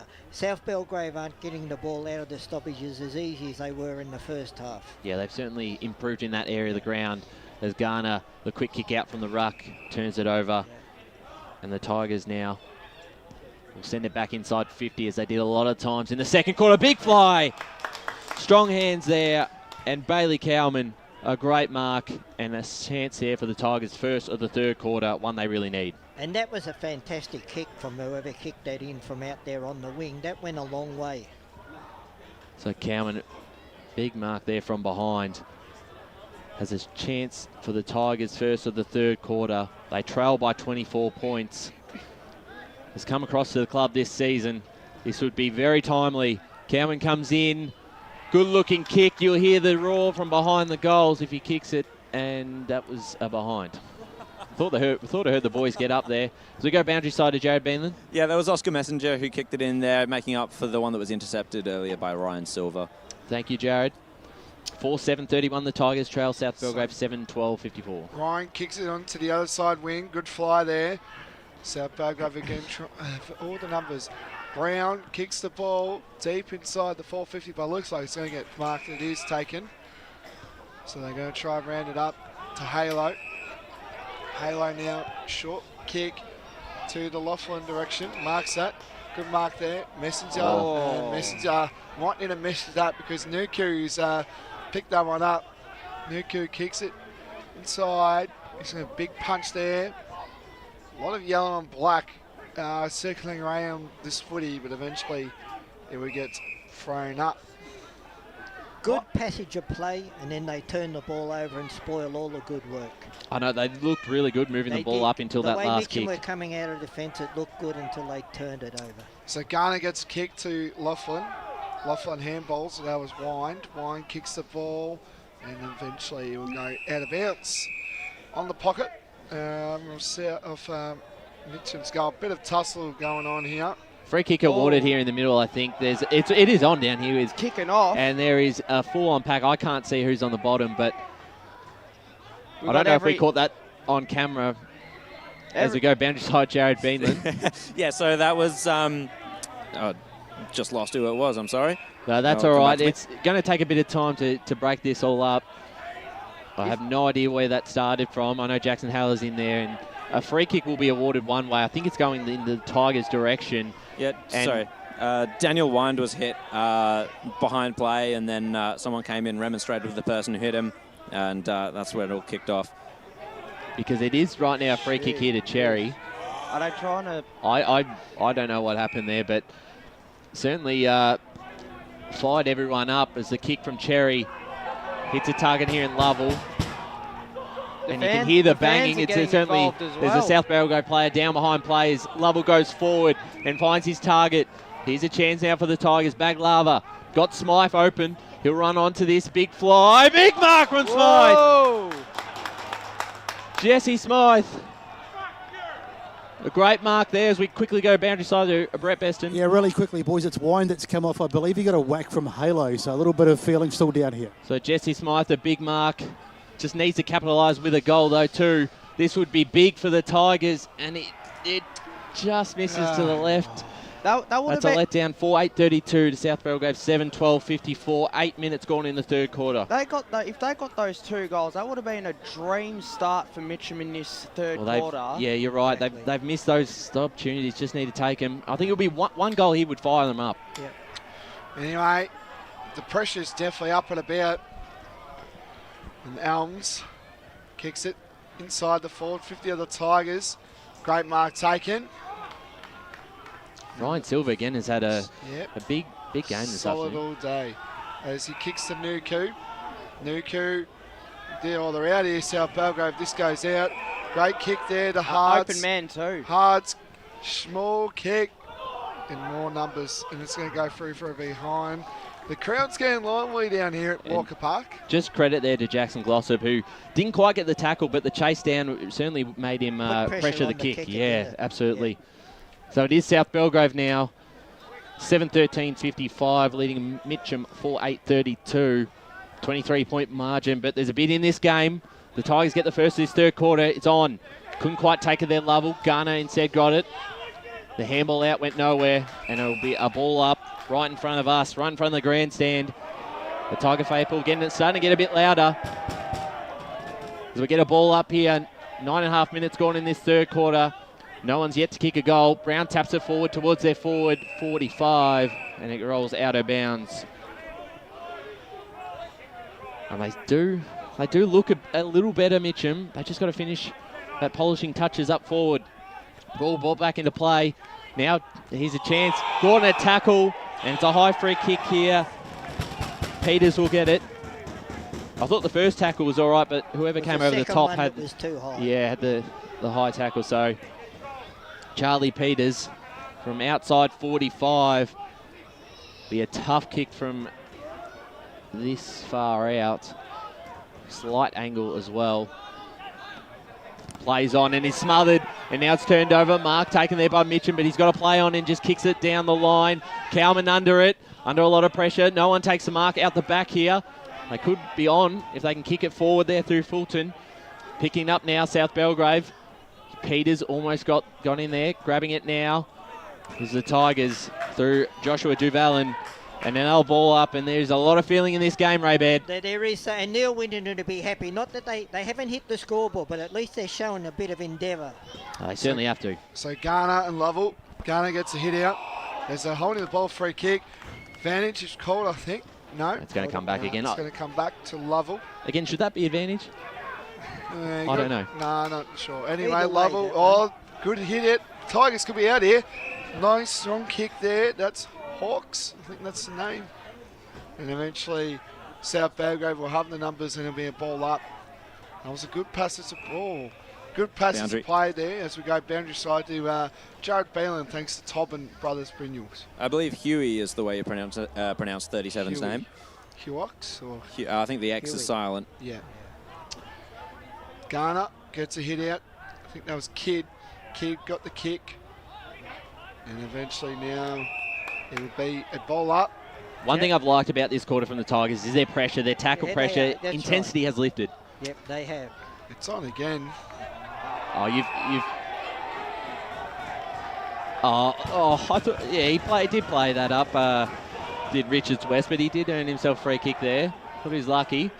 As we go branch side, Brett Beston quickly. Yeah, Daniel Wine's back on, boys, and I tell you what, it's getting very hot down here, and there's there could be a yellow card or two. There's a chance now because Brown, the snap on goal, he knows he's dangerous in that area of the ground, but it is a behind. Sorry, Besso. I was just going to say there's a lot of feeling down here, and some of these guys are going to have to watch it because otherwise the yellow cards will be out. Yeah, it's certainly starting to get to that point in the game. Boundary.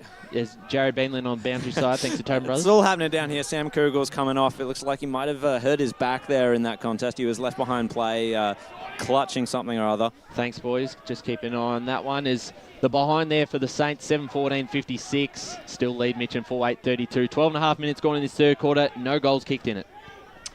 Big strong looking kick. Lovell flies, gets it, marks. Big game from him. He stood up. So Lovell, big strong kick. Who will fly, but eventually Windsor gets the kick, kicks it back down to Garner, and a push. Yep, it was there. It was there. He knew it too. He knew it. Short kick. Tigers, they just look, the pressure looks like it's gone their way. So Devala now kicks it inside the other boundary side, but the ball, and it's a higher tackle. But it's been a good response though from South Belgrave, that they've under a lot of pressure, but just haven't been able to. Short kick into Garner. That was Mitchell. So Mitch Garner, and hopefully line up and kick this. And this against the play would really hurt the Tigers. It would, because they've had their chances. They've done all the hard work, and yeah. So Mitch Garner now to put the margin to 30 points if he can kick this goal. So Garner, Mitch can go back. Kicks on its way, it's there, and it's a goal. That puts South Belgrave into a 30-point lead down here at Walker Park. It's Mitcham 4-8-32 to South Belgrave 8-14-62.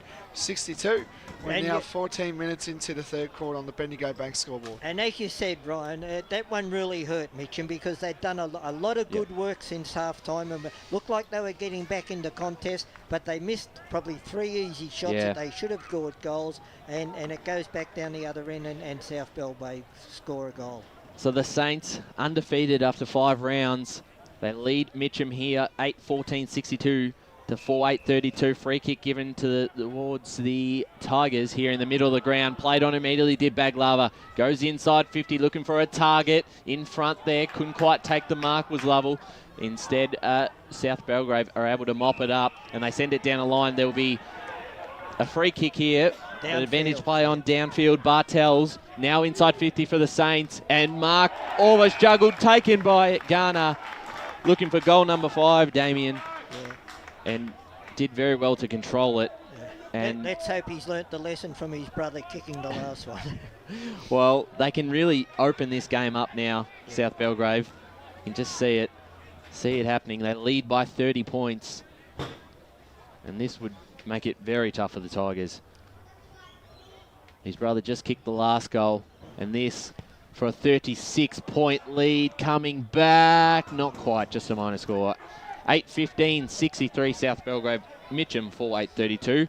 15.5 minutes gone in this third quarter as we go boundary side. Thanks to Tobin Brothers, Jared Beanland. Yeah, Sam Kugel's just come back into the ground, so that back just looked like it was a bit sore after that contest. No real trouble there, thankfully. Thanks, Jared, for keeping an eye on that. Paul, inside 50s this quarter. You got those? The inside 50s this quarter, 5 apiece. So long kick, turnover. That's going to Bartels. So Bartels now, he's fancying himself here, the young man. So Sean Bartels here can go back and put the margin to a 37-point lead. Kicks on its way, and it's going to go. It's a goal. Touched on the line. Yeah, just a celebration from the South. They liked it. They liked it. Faithful. It was a good effort too. So the score moves to Mitcham 4-8-32 to South Belgrave 8-16-64. We're now going 16 minutes into the third quarter. So the Tigers, what can they do here? They need a response. Taking the mark there, Sam Kugel. Out at half back, the kick inbounds, a dangerous one. Does hit his target, now they're off. In the middle of the ground, they've got a player open here. That's Cherry, passes it off to Duvalin and out to Cowman, who can take the mark inside 50. It's Parenti, Mark Parenti. They both got the tats that I saw. That's what I went with. There's Mark Parenti, a must kick, experienced player here for the Tigers. They trail by 32 points. They've already missed a couple set shots this quarter. You hear the boos from the South Belgrave fans right in front of us on the grandstand. As they come in now, plays on, and the kick's just a shank into the middle of the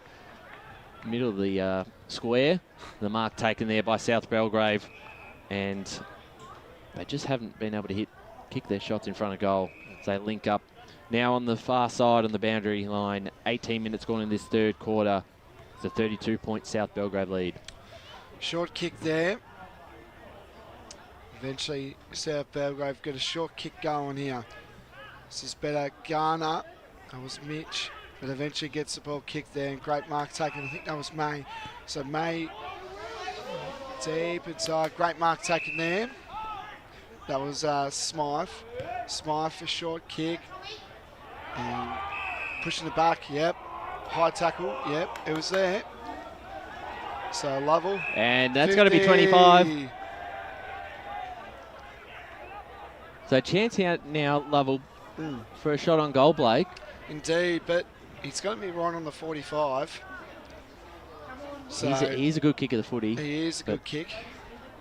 So I don't think he wants I think to. Smythe was going to go for a handball then, but I don't think Lovell saw that. So Lovell can go back. A short kick, there it is. Straight to Laughlin. Well, smart. Yeah, bad checking by South Belgrave. Yeah. So Laughlin now, he's already kicked 2 today. This could be his 3rd for the day. Ray, how many times have we said must kick goal for Mitcham? But once again, it's a must kick goal. Yeah. So Laughlin can go back. So Laughlin. Slow approach.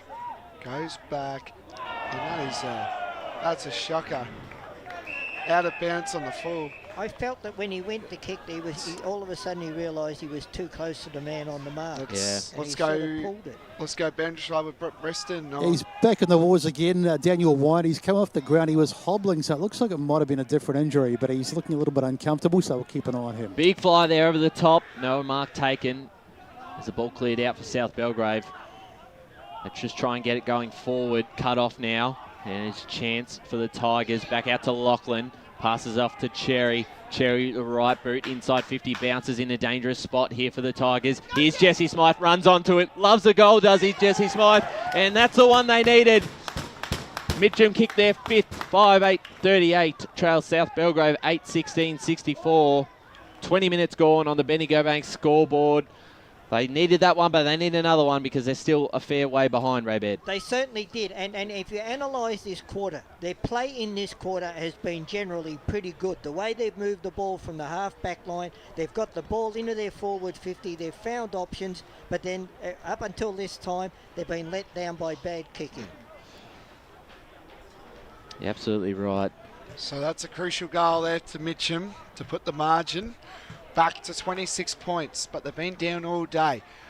The usual ruckman of Garner and Glover. And eventually, he'll be out. South Belgrave will be, and eventually now gets tackled and it'll be a ball up. So, Mitch Garner going up against Glover. Garner was held there, but the umpire didn't see that one. And eventually gets handball there. Nice kick there by Kidd, deep inside the forward 50. Great. Oh, almost mark taken there. Garner tackles. That looks, Oh, no, doesn't get pinned. And holding the ball now. It's going to South Belgrave. No, Let's Mitcham. go Tigers' way. Yep. Back to let's go Bendigo with Jared Beelan. Thanks to Tobin Brothers. Just quickly got word that Mark Parenti is out of the game with a hamstring injury. Ooh, I wonder if that was back from the goal. set shot. Yeah. Anyway, Mitcham now got the numbers. Spoil there. And, great tackle there. But eventually Mitcham still had the numbers. Great handball. Gets the kick. And it's high on the ball. It's going to South Belgrave, though. Brian Silver again. Silver. He's been solid all day. It's been a real good defender. Great mark taken there. The game's certainly hotted up since Glossop. half-time. It's tougher and they're playing better football. Both Glossop sides. kicks to the Smythe direction, but Garner. That was Mitchell. You're right, Ray. The pressure's certainly, the intensity has lifted. It's just been that finishing touches for Mitcham that's probably kept him behind. And South Belgrave too. They've missed some opportunities. So Garner kicks to Pruden. Pruden a short kick to Richards West. That's I thought that was touch, but Yeah, I thought it must have come off the hands of... The crowd's getting up and about, trying to get the umpire to give him a mark there. So same ruckman all day. Lava gets a hit out. And Cherry now has the ball, dropped it, but the umpire didn't see that one and it went out of bounds. The pressure has lifted so much this quarter. It's incredible. So here we go. 23.5 minutes gone in this third quarter on the Bendigo Bank scoreboard.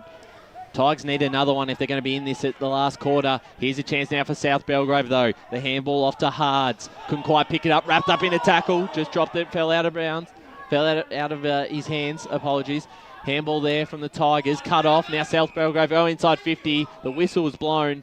And a push in the back. The Tigers' way. And you can hear the South Belgrave fans in front of us don't like that at all.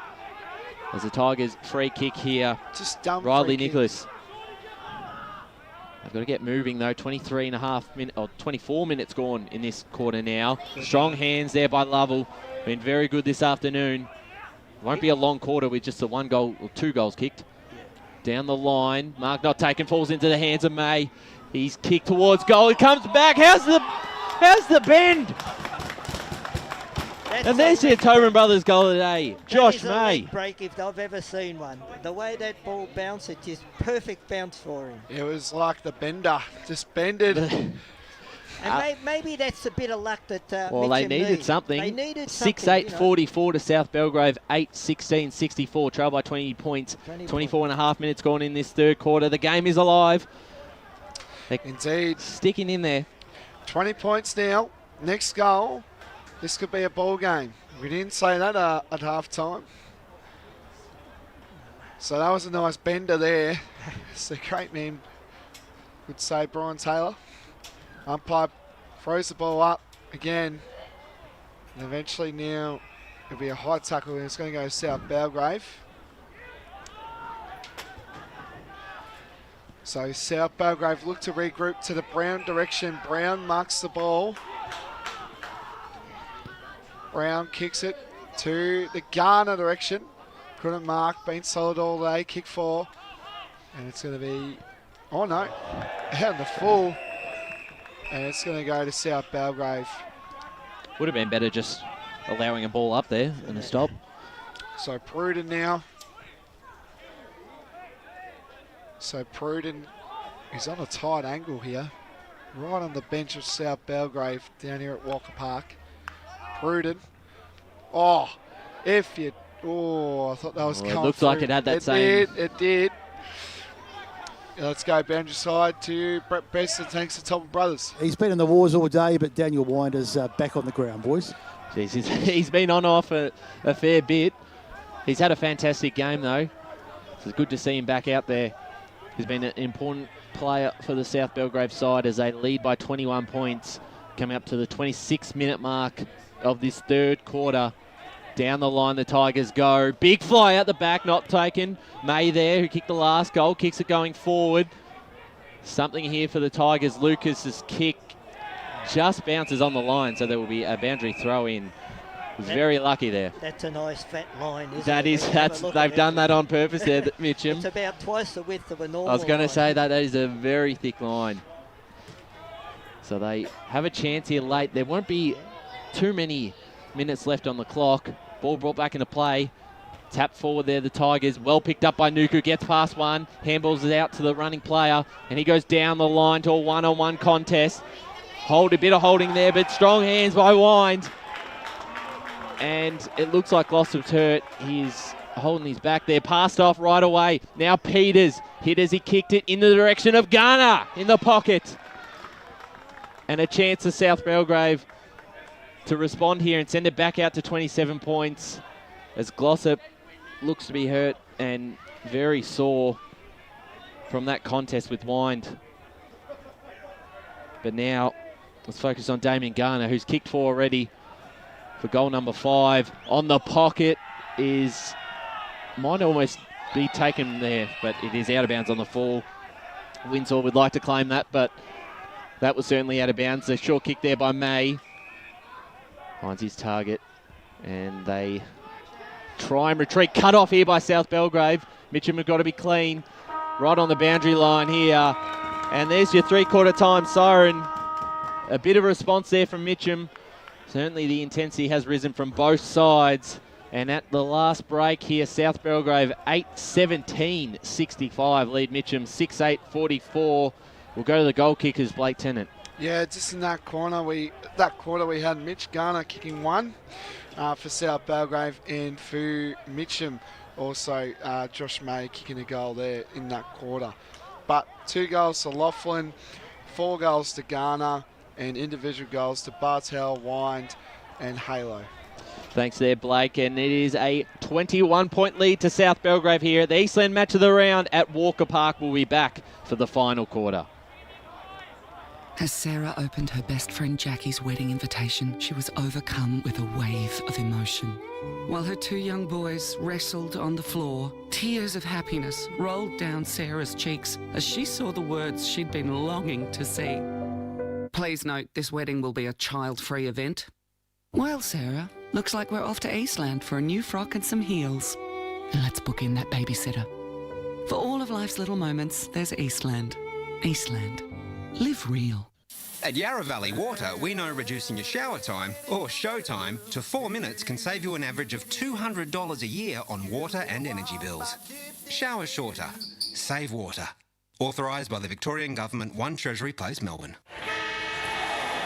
Sprained your ankle, bursting through the banner? Broke a finger, high-fiving the ruckman? Or did you run into the goal post again? For bumps, breaks or bleeds, be seen sooner, close to home at Knox Private 24/7 Emergency Department. The preferred provider of emergency care to the Eastern Football Netball League, you'll generally experience shorter wait times. You don't need private health, but there is an out-of-pocket fee. Be seen sooner, close to home at Knox Private 24/7 Emergency Department, 262 Mountain Highway, Wanturna. Do you feel good about your bank? Because there is a bank you can feel good about. They share their profits to fund big community projects, small community clubs and vital emergency services. They've given $250 million to help Australian communities thrive. They have all the products and tech you expect from a big bank, with service you don't. It's Bendigo Bank. Feel good about who you bank with. Try Bendigo. Search bendigobank.com.au or search Bendigo Bank near me. The first time I met the team at Tobin Brothers Funerals, I felt like I'd known them for years. They're so caring, honest and passionate. James McLeod, Managing Director of Tobin Brothers Funerals, sums it up best when he says, Every day our people get out of bed to assist client families in their absolute time of need. Our people love what they do, and you will not find a more highly trained group of people than those at Tobin Brothers. Visit tobinbrothers.com.au. Tobin Brothers Funerals, celebrating lives. Hi, I'm Ben Desson from Montrose Football Netball Club, and when I need a new kit for a night out, I head over to Eastland. But Eastland is more than a shopping centre. They support a range of community organisations and have been major partners of the Eastern Football Netball League since 2018. Thanks, Eastland. You are listening to Radio Eastern FM 98.1. With live and exclusive coverage of the EFNL football season. Bringing you the match of the day with score updates from all divisions. And now we cross to our commentary team for the Radio Eastern 98.1 Match of the Day coverage. Welcome back to Walker Park. Mitcham trail South Belgrave at three-quarter time in this first versus second. Division 1 clash, 6-8-44 to South Belgrave, 8-17-65. Both sides have had some chances. I just didn't realise how inaccurate South Belgrave were to be 8-17. They probably could have had this game buried, but Mitcham have missed a few of their set shots too. But this game is still well and truly live. There's a bit of feeling in this one. Before we go down to the boundary side, we'll take a look at some of the results around the grounds. In Division 1, Montrose 14-12-96. Lead North Ringwood 1-2-8 there at three-quarter time. That's a big result there for the Demons. Lilydale 1-6-12 to Murrelbach 12-8-80. Murrelbach, that's a massive win there coming up for them. It is Bayswater, it looks to be home. 45 points up at three-quarter time over Croydon. Haven't had an update at Beaconsfield in this quarter yet. We'll jump into Premier Division. It is Vermont who's had a very impressive game so far. 40 points up against South Croydon. Balwyn are going to be home against Doncaster. Blackburn very comfortable over Park Orchards. East Ringwood back in front out at Seabeck Oval, 6-4-40 to the Hawks, 5-3-33. Doncaster East 10-12-72 lead Berwick 5-3-33.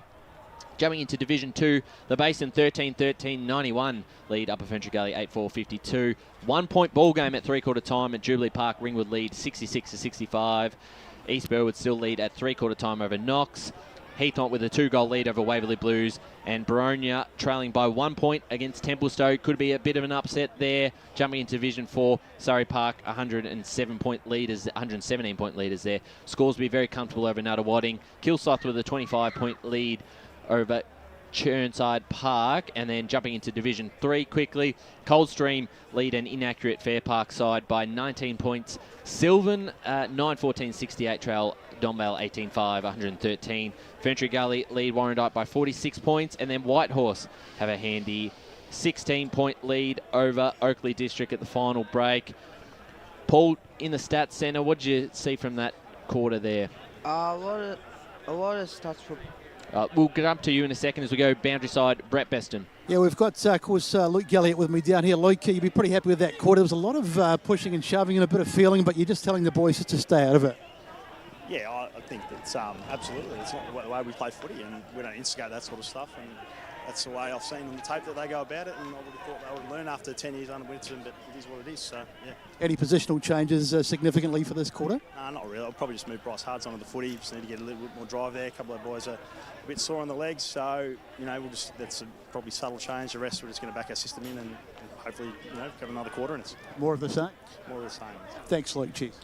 Thanks there to Brett Beston, the 2017 Clinton Gribus Award winner, doing a fantastic job there on the boundary line. As we tick into this last quarter, South Belgrave with a 21-point lead over Mitcham. Blake Tennant to take us away. Garner and Lovell. Lovell gets a hit out straight to, I think that was Peters. Eventually Hoyaks gets tackled. Brown gets the handball off. Again, trying to, it's a bit of a scrap at the moment. Eventually Mitcham try to get it out. They get a handball going out. Good kick to Wafflin. Kicks a short one. Great mark taken there. Again, I think that was Elms, pretty sure. Elms kicks a short one. Baglava in there. And eventually gets tackled there. Yeah. And it's going to be a throw up. The umpire will throw it up. Or, yep. I think this game, Raids, the first goal here to South Belgrave would probably put it past Mitcham, but Tigers get the first one. It's game on. Yeah, if the Tigers get the first one, it's a start for them. But it's going to be a battle right to the end. Yeah. And it's going to be another throw up in the forward 50.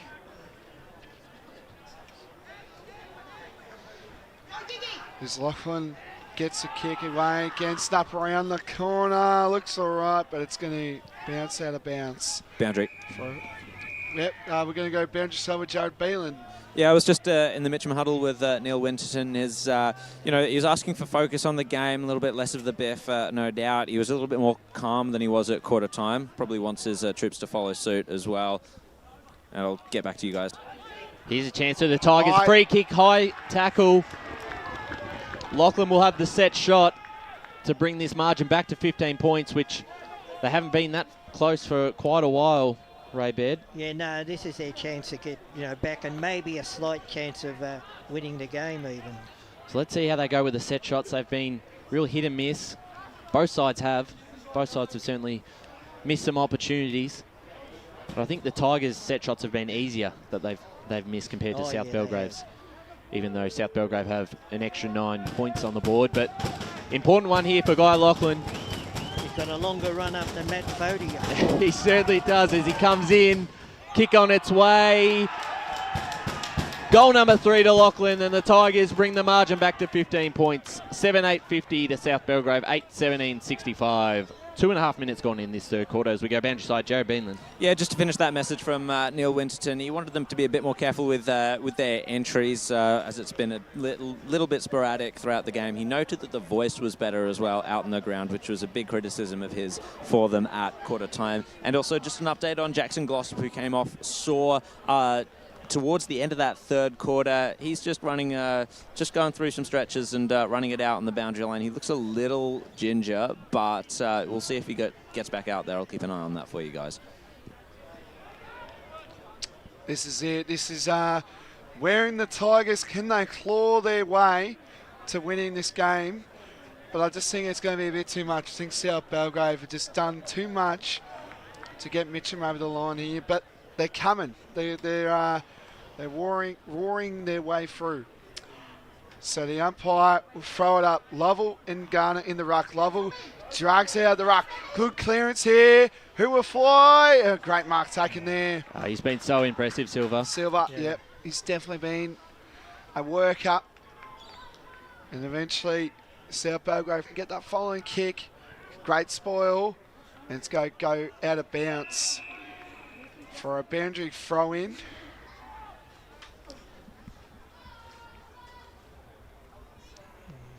So umpire will throw the ball in, gets a hit out. But again, it's been all white, South Belgrave. Eventually gets a great tackle there, but it's going to get dragged in. There'll be a ball up, deep inside the South Belgrave forward 50. So the umpire's better, he's waiting. So Garner and Lovell going at it. They've been doing it all day.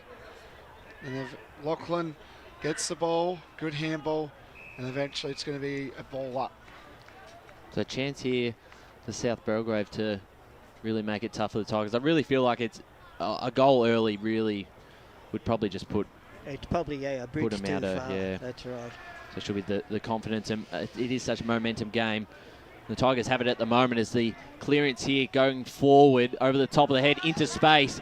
Here's a chance now for Baglava. Gets onto it. He's tackled right away. Brought to the ground by Silva. Holding the ball. Ryan Silva take a bow. Fantastic off the half-back line today. He's kicked towards Garner on the wing and punched over the line for a boundary throw-in. And that is just a really, really strong defensive play there. Being able to take down the bigger opponent. Ball brought back into play. 5.5 minutes gone in this final term. There's a South Belgrave 15-point lead, but the Tigers are coming. They've kicked the last couple. And here's the chance again through Cherry towards Smythe. Just couldn't quite grab it. They're still in a dangerous spot. He might be able to pick it up here if he does. Couple Tigers collide with each other. Handball out from South Belgrave. Falls into hands of Hallow. Off to Smythe. On board just to the left. And a minor score there, 7-9-51. South Belgrave 8-17-65. 6 minutes gone in the Bendigo Bank scoreboard. Yeah, and another goal gone begging. Yeah, absolutely. Yeah. So Ryan kicks the ball. And, oh, geez. Yep, it was there. It was there. Yeah. Stupid. So, try look inboard. Halo. Handballs the ball to Smythe. Good tap there. Now Mitcham look to field here. Great intercept there to the Brown direction, but eventually that was then there by Hards, who gets smothered. And it's going to go out of bounds for a boundary throw in. Intensity from both sides, Ray. I've really enjoyed it in the second half. Yeah, it is. It's a good game of football after half time. So now South Belgrave again looking to get it in there. And it's going to go through out of bounds. 7 and a bit minutes gone into this final quarter down here at Walker Park. Let's go boundary side with Brett Preston, thanks to Tobin Brothers. Yeah, Braden Ryan's just come off. A little bit hard to tell what it is. It's either an impact injury or he might have twinned something, but he's looking a bit sorry for himself, so we'll keep an eye on him. Cheers, Besto, for that. Thanks to Tobin Brothers, our boundary riders for the day. Do an amazing job. Garner and Lovell. Garner As Mitch gets tackled and holding the ball. So Lachlan now kicks deep inside to Bagslava. And a great mark taken there. South Belgrave are looking. They're trying to pounce. No, it's Pruden. Pruden marks the ball, looking for the handball. Doesn't want to do it. A little pressure, and that is down on the full. I don't think he just had that right or left foot. I don't know which one it was, but I don't think he had it. So big strong kick for the Tigers. They're trying to make something cherry, and it's going to go home the ball. Ooh, what opportunity did he have? Absolutely none. Yeah, he was should have tackled been a right ball away. Up or play on. He But- had no opportunity to get rid So of it. Windsor. Right. But a great tackle though, because it that's was a great certain, tackle, but certain goal. You've got to have prior opportunity. Lachlan on the boot. Whoa. Nah. So it's free throw behind. And that moves the score to Mitcham 7-10, 52 to South Belgrave 8-17, 65. We have now gone just about 9 minutes into the last quarter. Paul Uconi in the Stats Centre. Mitcham are leading the inside 50s in this quarter, 7-0. They are coming. Yeah, they certainly are. They're putting the pressure on this back six of South Belgrave. They've stood up really strong though. Thought that's been part of the reason why they're still 13 points up. South Belgrave done a fantastic job back there as they look to try and get something going here, but we'll get another ball up. As we said, a 13-point lead with 9.5 minutes gone. They do like to win the close ones too, South Belgrave. For the last couple of weeks, they've won by margins of under 10 points. Absolutely. So, It's a good point. And the Tigers are coming. So the ball brought back into play. Who can grab it first? South Belgrave do the quick handball. Might be cut off here by Lovell, but well done there by Pruden, who gets the ball going forward. Mark not quite taken, but doing very well there was Richards West. Kept it going forward. And we'll get now a ball up on the wing here on the broadcast side. Thanks for joining us, whether that's listening in on Radio Eastern 98.1 FM or watching on Facebook or YouTube.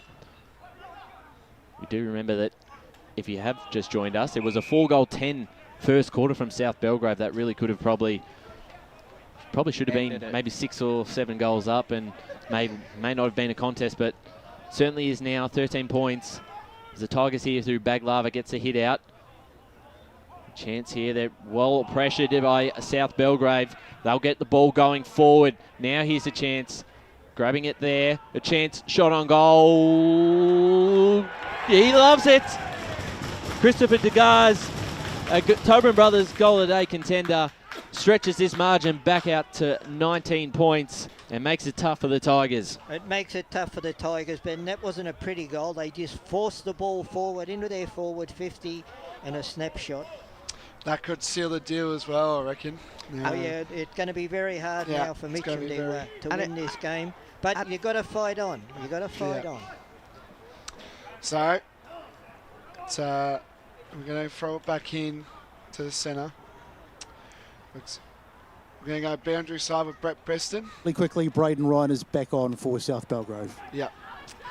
So anyway, Halo trying to get creative. That's a high tackle. Yep, it is. So if they've got to move the footy, Mitcham, if they want to keep in this contest. Oh, he's hobbling. He's not looking good. It looks like a cramp or an ankle there. Let's go to Paul in the Stat Centre. I just wanted to say, as far as the inside 50 count, it's been a story of the day for Mitcham. They were peppering in this last quarter, and South Belgrave with the one inside 50 for that goal, and that happened in the second quarter a couple times as well. So, but it's not over yet. But they need to start getting it back in and getting 1 or 2 goals or. And if you, just here, it looks like someone's coming off on Richard West. Richard West is hobbling here for South Belgrave. So it's been such a tough contest, Blake, between the two sides. It has, and you don't want more injuries to the team as well.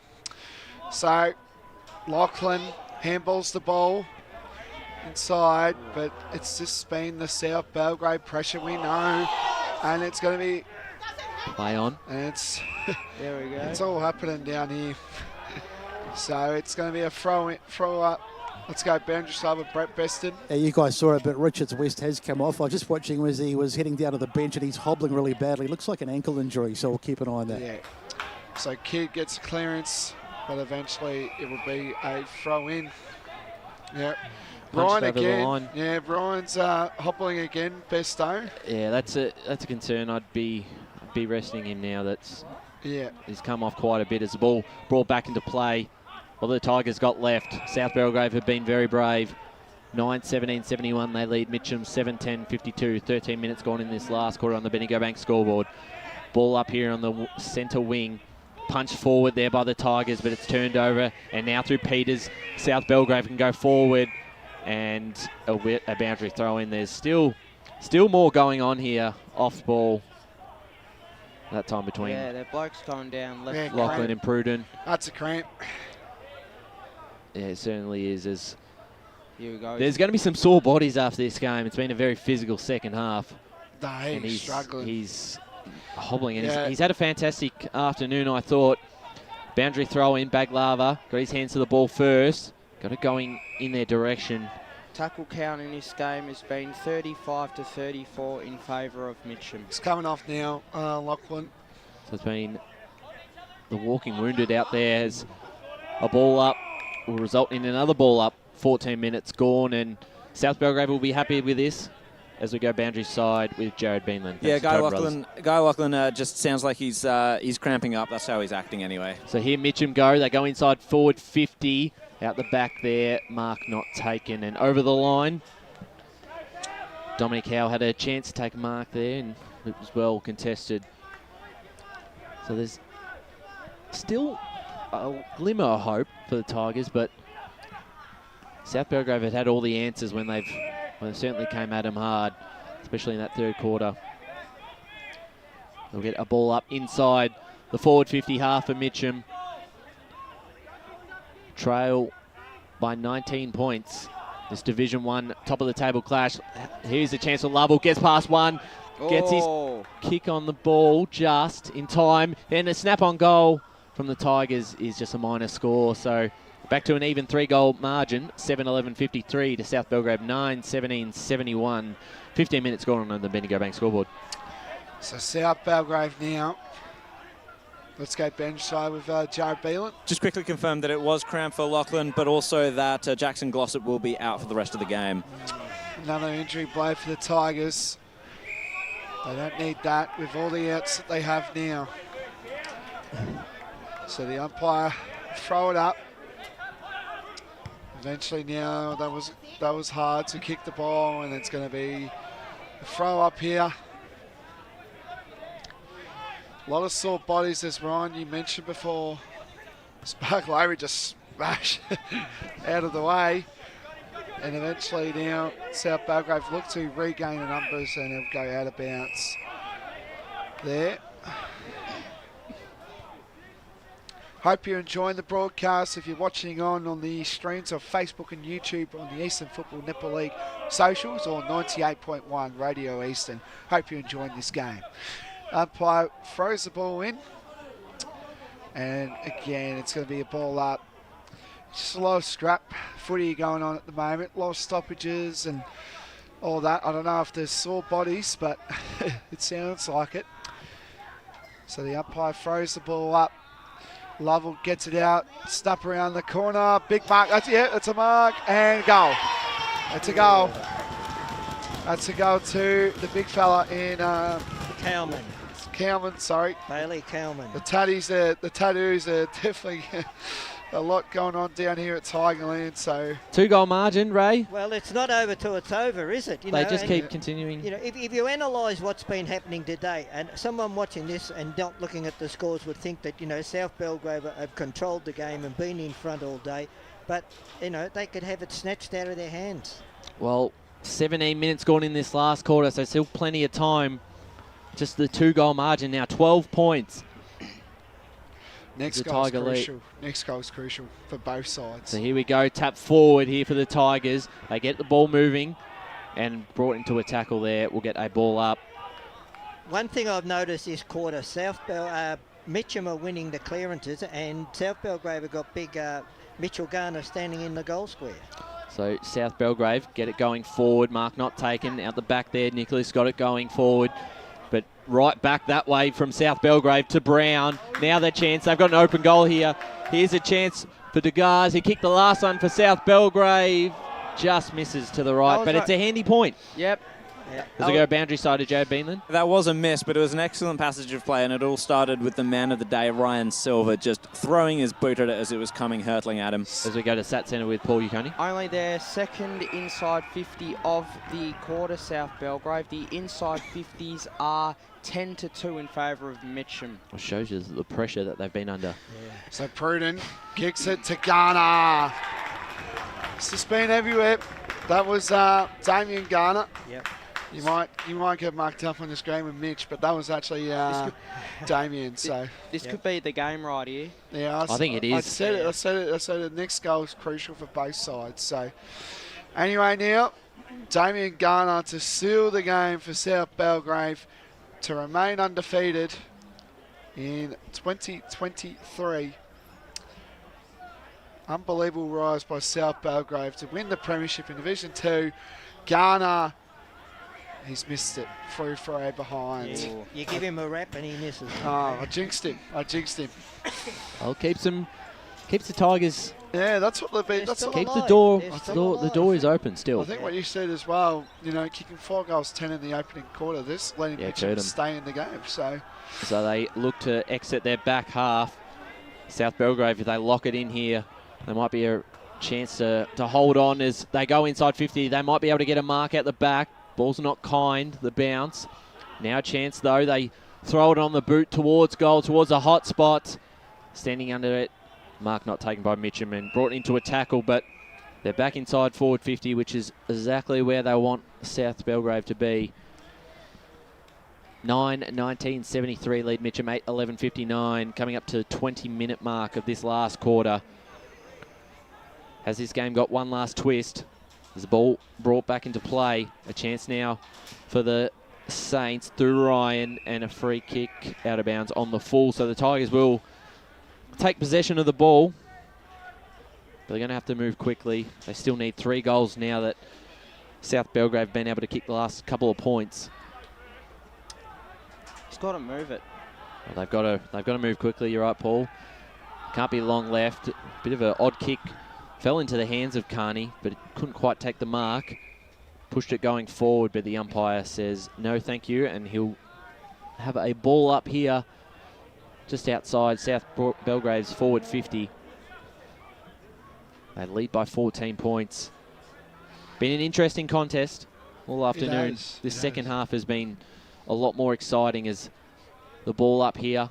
South Belgrave did well, get the handball going forward. Now to Brown, the dangerous Brown. He'll put it onto the right, boot towards goal for the sealer for South Belgrave.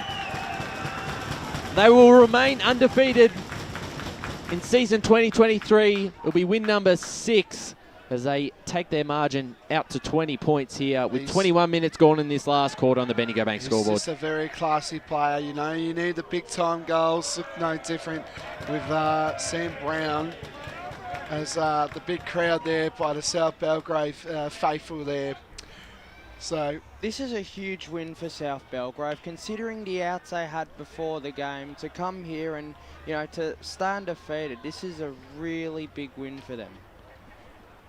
Margin down to 20 points, and we're just coming in now to the time on stages as Garner gets the hit out. He's been solid all day.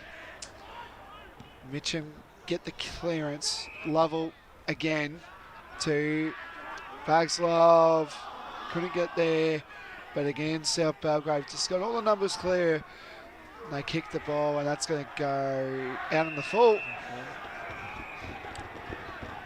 To settle down here, up in high in the air. Who's going to fly? Great mark taken there. Silver. Geez, he's just been solid all day with that grin as well. Silver, long kick. And again, another great mark taken there by Richards West, who's been everywhere today. He's been a solid contributor today. To Garner again, geez. All the stars of South Belgrave pretty much in the last passage there. That was Damien Garner. Damien, yes. Damien kicks it long. Oh. Couldn't mark there. It looks like it's going to go, but again, South Belgrave just looks so damaging in this game, and it's going to go out of bounds. So at 23 minutes gone into the last quarter. I hope you're enjoying the stream and listening on your radio on your way home, hopefully from the footy, coming home. So we've had a good game down here at Walker Park. Be a good time to jump around the grounds with some scores. Donvale, a very big win over Sylvan today. They're home there. Bayswater, this is a massive win. 19-7, 121, defeating Croydon 9-10-64. That is a huge result there. Blues are in trouble. Beaconsfield in front by Wantirna South by 8 points there. Vermont 118 to South Croydon 65. And believe it or not, Norwood 8-6-54 lead Noble Park 7-11-53. Where's Besto? Where's the Oracle? The Oracle tipped him. As we go boundary side, Joe Ben. I was going to mention the Oracle there. We've got some other scores around the ground. Knox 56 to East Burwood 122, and that's the final score. And Oakley Districts have beaten Whitehorse 115 to 101, their first win away from home. High scoring game too as we go, Paul Uconi. They've stepped up in it. They've turned. I'll get back in a moment. That's all right, Paul, as we continue to jump in the scores by... There's a bit of a lull in play. Doncaster East, 14-16, 100. Lead Berwick, 7-6-48. East Ringwood, a 10-point lead over Roeville there, 6-7, 43 to 5-3, 33. We'll keep an eye on that game. Jumping into some of the other divisions, we'll jump into Division 2, and a big result there for East Burwood, as we said before. And Waverley Blues are back in front, 56 to 54 over Heathmont, as we go to Paul Uconi in the stats now. South Belgrave's pressure in the last quarter has been brilliant. 14 tackles to 7. So when Mitcham have come at them, they've stepped up when they've needed to. Absolutely. As South Belgrave have a chance to go back inside 50, and they've shut this game down very nicely. 20-point lead out the back here. Free kick. A free kick going the Tigers' way towards Riley Nicholas. Free kick. And he's a short kick to a teammate there. Paul? Free kick count 24 to 16 in favour of Mitcham. Anyway, that's gone. Yep. Now umpire to the left of me, Lee, one of the best umpires. He's never out there though, but he's a good umpire in the box here. As Pruden. Long, straight looking kick.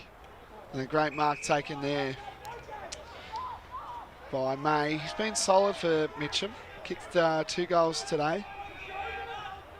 Mitcham are out here if they can try and get this going forward, and they have.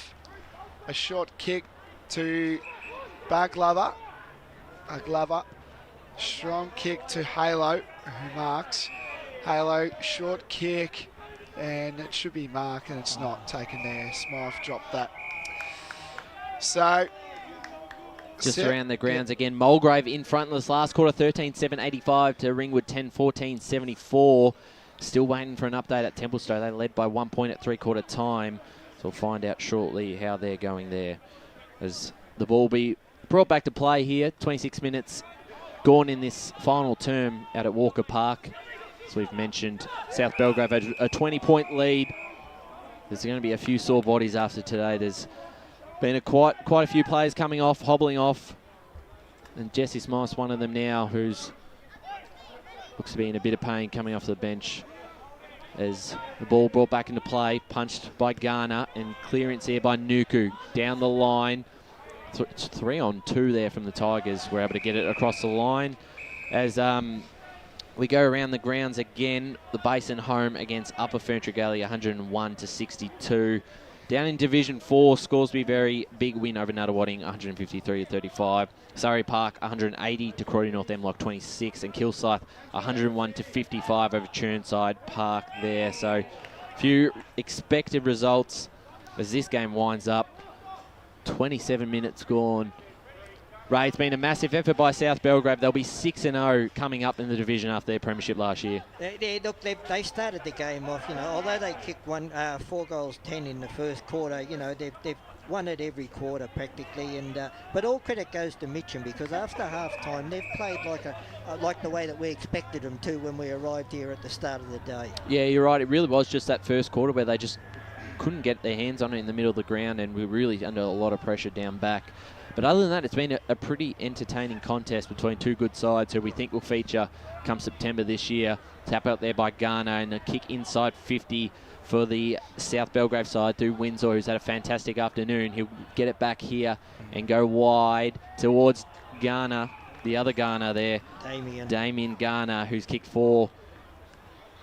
Brother Taylor probably on the sideline somewhere here, down at the bench, I would say. And then Mitch Garner also on the ground, who's been a fantastic warhorse in the middle, in the ruck. You can see the value of having all three when you can get them. 2 have been fantastic. A long kick towards the goal square, punched over the line for a minor score. South Belgrave 10-20-80 lead Mitcham 8-11-59. So closing in to the final minutes, you would say, and Mitcham kick it long inboard to the Garner, but apparently just couldn't get there eventually, and they've just got all the numbers here, the Tigers at the moment. Halo can kick the ball down deep forward, but again, it's just been all South Belgrave in that back line thanks to Silva. He's just been solid all day. Handball's there, Pruden to Windsor. Windsor back to Peters. Peters gets smothered, kicks it off to Wind. Wind gets knocked, and a great mark taken there by Trigart. Yep, they just found a way, South Belgrave. They just find a way to win, even with what's going on with them at the moment, with the injury crisis that they've got with Taylor Garner and Tim Smith out. They find a way. As Trigart goes back, and it's going to go through for a behind. So through for a behind there, that moves the score to South Belgrave 10-21-81 to Mitcham 8-11-59. Can't be long left now. 30 minutes gone in this last quarter. Big fly there by Lovell. Ball hits the ground. Cowan hand passes off to Cherry into the middle of the ground. They've got a few South Belgrave players swarming to cut that off, and they do, and go inside 50. Does Morrison, punched away though from the Tigers, sends it back out to Windsor. Handball forward, he's been very impressive. And there's your siren. South Belgrave remain undefeated in Division 1 in season 2023. 10 goals, 21-81, defeat Mitcham 8-11-59. Fantastic contest in the second half. The intensity really rose, as we said, and a great effort by South Belgrave. They've come into this division, Ray, with, I think we all knew that they were going to be a finals type side, but they've proven that they're probably the benchmark of this division. Yeah, they proved it today with all those players missing as well, that, you know, they can match it with any other side in the competition. But if you have a look at the game, they were 26 points ahead at quarter time, and they win by 21 points. So, you know, that's the story of the day. If Mitcham, you know, could have held them in that first quarter, we may have seen a different result, because, look, all credit goes to Mitcham after half-time. At half-time, we thought, you know, the game was basically over. Yeah. But they got back into the game, and they showed a bit of endeavour, and it missed some easy shots, and it probably cost them the game in the end anyway. Yeah, I think you're right. It was a great contest, and look, there's a lot to look forward to for both sides. And Mitcham as well have had a lot of outs as well, and Jesse Wren getting pulled out just before the start of the game is another big one, who I thought if he had played would have certainly helped him out in that first quarter when they were under a lot of pressure. The boundary riders down at ground level might be able to get one interview before we go off air here, but I'll continue looking through the results around the grounds. But at the moment, Brett Beston's down there with a play, I believe. Yeah, absolutely. He's one of the stars of the day. He ran all day. It was absolutely magnificent. Ryan Silver, Ryan, great win today. Yeah, it was good. We knew it was going to be a hard task going out to Mitcham, so they got a couple of keys out, and we've got a lot of keys out as well, so both teams are undone. But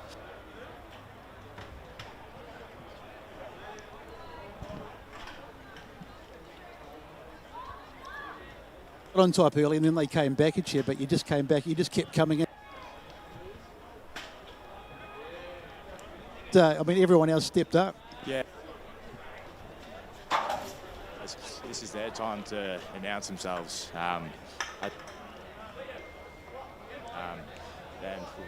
Then, having Dimmer back or Damon Garner helps. I have no forward.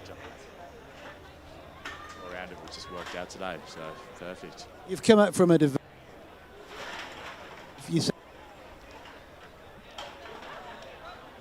Yeah, I didn't. I'm not going to say I expected would give it a good nudge, but yeah, it's going 6-0. I didn't think that, but we'll take it though. stuff. Well, great game today. Go and get yourself a shower and well played. Thanks there, Brett Beston. We didn't quite get all of it. It was a bit interrupted there through the frequency, but a fantastic effort from Ryan Silver. I thought he was fantastic this afternoon. Couple of big results that have just come in. Heathmont just getting across the line, beat Waverley Blues, hit the front with a set shot about a minute before the final siren. So Heathmont, a big win there, and they've really started to prove that they're a contender this year in Division 2. And Baronia just get over the line. They stole a win there, and I don't have the final score in that game, but Baronia home, so they remain undefeated as we see the South Belgrave boys come off the ground after a fantastic win for the club. A 22-point win over the Tigers at Walker Park, and they're going to be a hard side to beat this year. A fantastic job for the South Belgrave side. I'll keep trying to go through the results as we can. A couple more close ones. The Ringwood-Mulgrave one interests me. Mulgrave 13-7-85 to Ringwood 10-14-74. Looking for confirmation on that game. But Heathmont, as we said, 9-6-60 to Waverley Blues, 8-8-56. So a goal right there on the siren was able to get the job done. And Baronia 11-12-78 defeated Templestowe 11-6-72. So a couple of good signs there for Templestowe that they were able to match it with Baronia, and then for Baronia that they continue to get the job done. Yeah, they certainly do, you know, and it looked, Templestowe would take a lot out of that loss, you know, because they've matched it with one of the best in the competition. So, anyway, it's anyone's game in any division at the moment. Yeah, absolutely, and we might be able to get the song here from South Belgrave. Or not. That's okay, we won't go down there. But a couple other big results. The Basin, despite Upper Ferntree coming late, they lead by 28 points. That's all over there. Division 3, if we can get some updates. As we mentioned earlier, Oakley District getting across the line against Whitehorse. It's been a really tough division to pick in that one. We need an update there from Coldstream.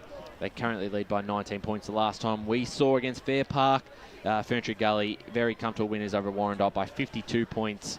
Donvale over Sylvan there by 61 points there. Testing my math on that one.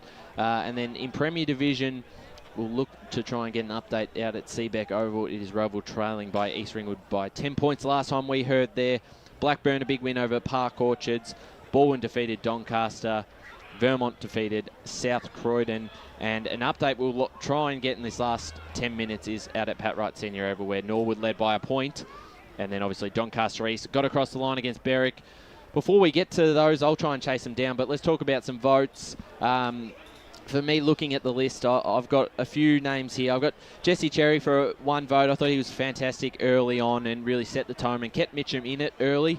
I thought he was a really strong player for them, and apologies to Tom Lovell that I couldn't fit him in because I thought he was just as strong, especially with his marking here on the wing that proved a bit of a problem for South Belgrave. For 2 votes, I'll give it to Damien Garner. Kicked the 4 goals up forward and was very lively. He was really strong up there and giving them that option without Smith and his brother Taylor up there. And then for 3 votes, I am going to give it to Ryan Silver. I just thought the amount of intercept marking he was able to do and really just caused a headache for Mitcham. I don't know how many times he was able to intercept the ball, and also his pressure, a couple of big tackles, was really important. So they're my 3 votes. Well, mine are very similar. I gave 1 to Jesse Cherry as well. 2 I gave to Ryan Silver, but to me the best man on the ground over 4 quarters was Charlie Peters. I thought he was magnificent. He copped a lot of bullocking and hard work from the opposition, but he won a lot of the ball as well. Paul Uconi? Yep. I reckon I'm just. No, that's all right. We'll come back to you. Blake Tennant, your votes? Yeah, I think we'll just go. I'll go 1 vote. Jesse Cherry competed really hard all day. I also thought, Ryan Silver, but I think you got to give the 3 votes to Damien Garner with 4 goals. It was just really the vocal point without Tim Smith and without Taylor Garner, so that's my votes. Before we get to Brett and Jared here for their votes, Noel Park did lose by a point to Norwood, so that's a big upset there the from Oracle. Norwood. The Oracle, we've got to get in contact with him. I don't know who is doing that, but he knew something we didn't in Jackson Sketch's 100th game there. Jared and Brett, I don't know who's got the mic. Brett's got the mic there. I don't want to talk anymore. Well, I should have made you do your votes before I read out that score, but who have you got? Unbelievable. I'm really flat now. I had a vote to Mitch Garner.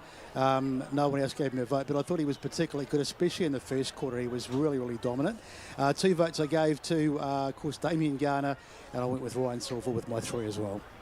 And Jared Beanland, your votes for the Best on Ground Award, Sports Go Eastland? Yep, that's the one. Casting my eye down the list, I'd have to give Jess Cherry the 1 vote. I was really impressed with Sean Bartels in the middle for South Belgrave. Definitely early on, he provided a lot of speed and a lot of outside run. It was really good, and I can't go past Ryan Silver there with the 3 votes. He was just excellent down back, taking a lot of intercept marks. I don't know if anyone was doing a tally of that. Who'd that land on?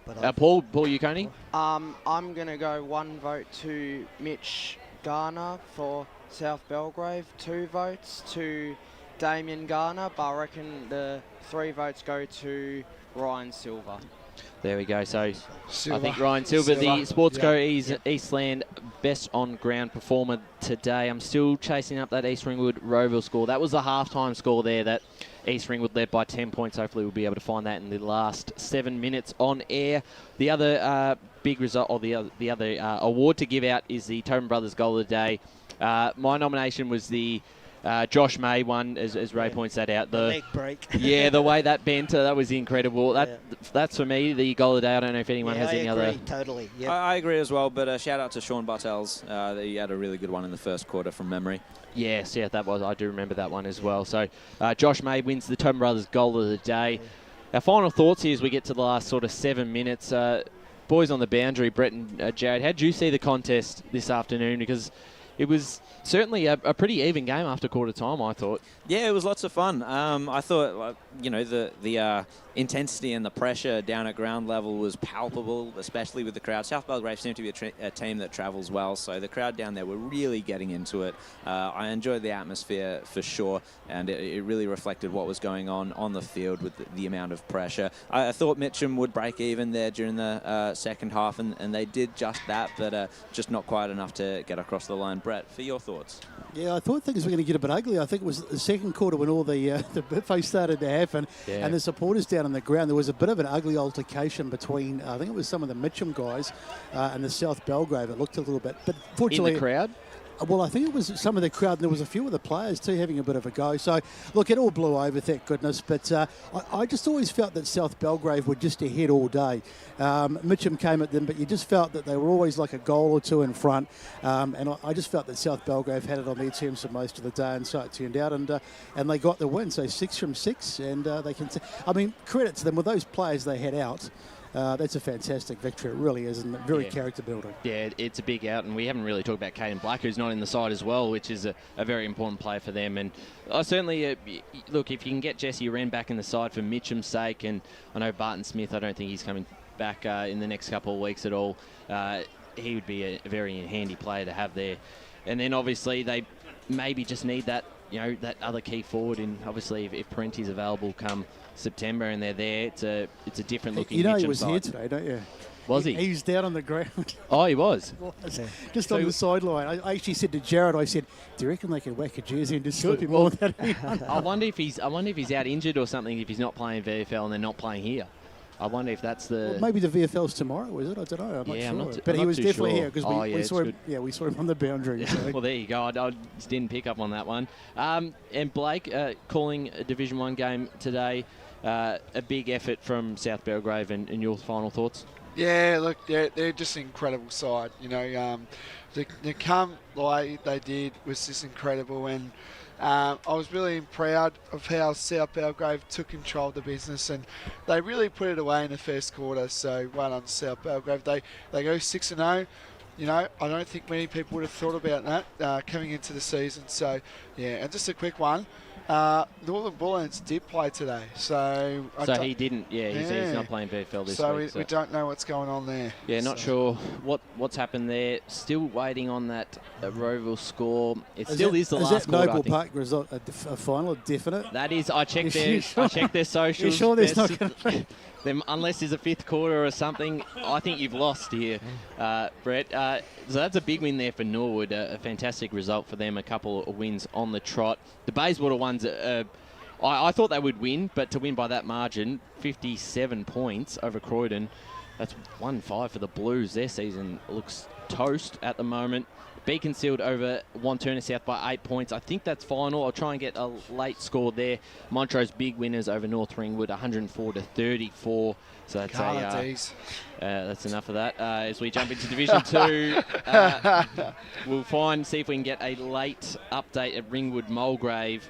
That is final score. So Mulgrave 13-7-85 defeat Ringwood 10-14-74. Jared Beanland's Super Boost Roughie of the Week gets up. Mine certainly didn't. Lilydale has kicked about 2 goals to Marulbuck's 18 goals. So I wasn't even close there. And then Division 3, still just waiting on that Fair Park result, but otherwise Oakley District, Ferntree Gully and Donvale winners there. I think we've also got to say a quick shout out as well. It is Mother's Day tomorrow. Yes, great point. Have we all got plans for tomorrow, everyone? I know you got the podcast on tomorrow, of course. Oh, well, yes, I'll be checking in on my mother after. Yep. I'm going out for lunch with Mum, so... Yep. Yes, that's Ray. I'm off to my daughter's house tomorrow. Excellent. And I'm going to be seeing Collingwood v GWS with Mum, so that's good. Hopefully we get a win there for Mum there. Not sure at this stage. I might take my wife out for lunch. I think we haven't got any concrete plans, but we'll work something out. Excellent. Lee, can we get your thoughts? If we get him in the mic, or what? Mother's Day tomorrow? I'd just basically like to say big shout out to Katie, my wife, who ran out for her first time as a boundary rider. She did a great job too, I heard it. Yes. Yeah, so it was fantastic. So, yeah. I've actually, Mother's Day is, of course, tomorrow. I'm having breakfast at my place, and then, my birthday is actually on Monday. So I'm actually going to have a couple birthday drinks with my mum and my family. So, so. That's good. That's fantastic. So happy Mother's Day tomorrow to all the mums out there.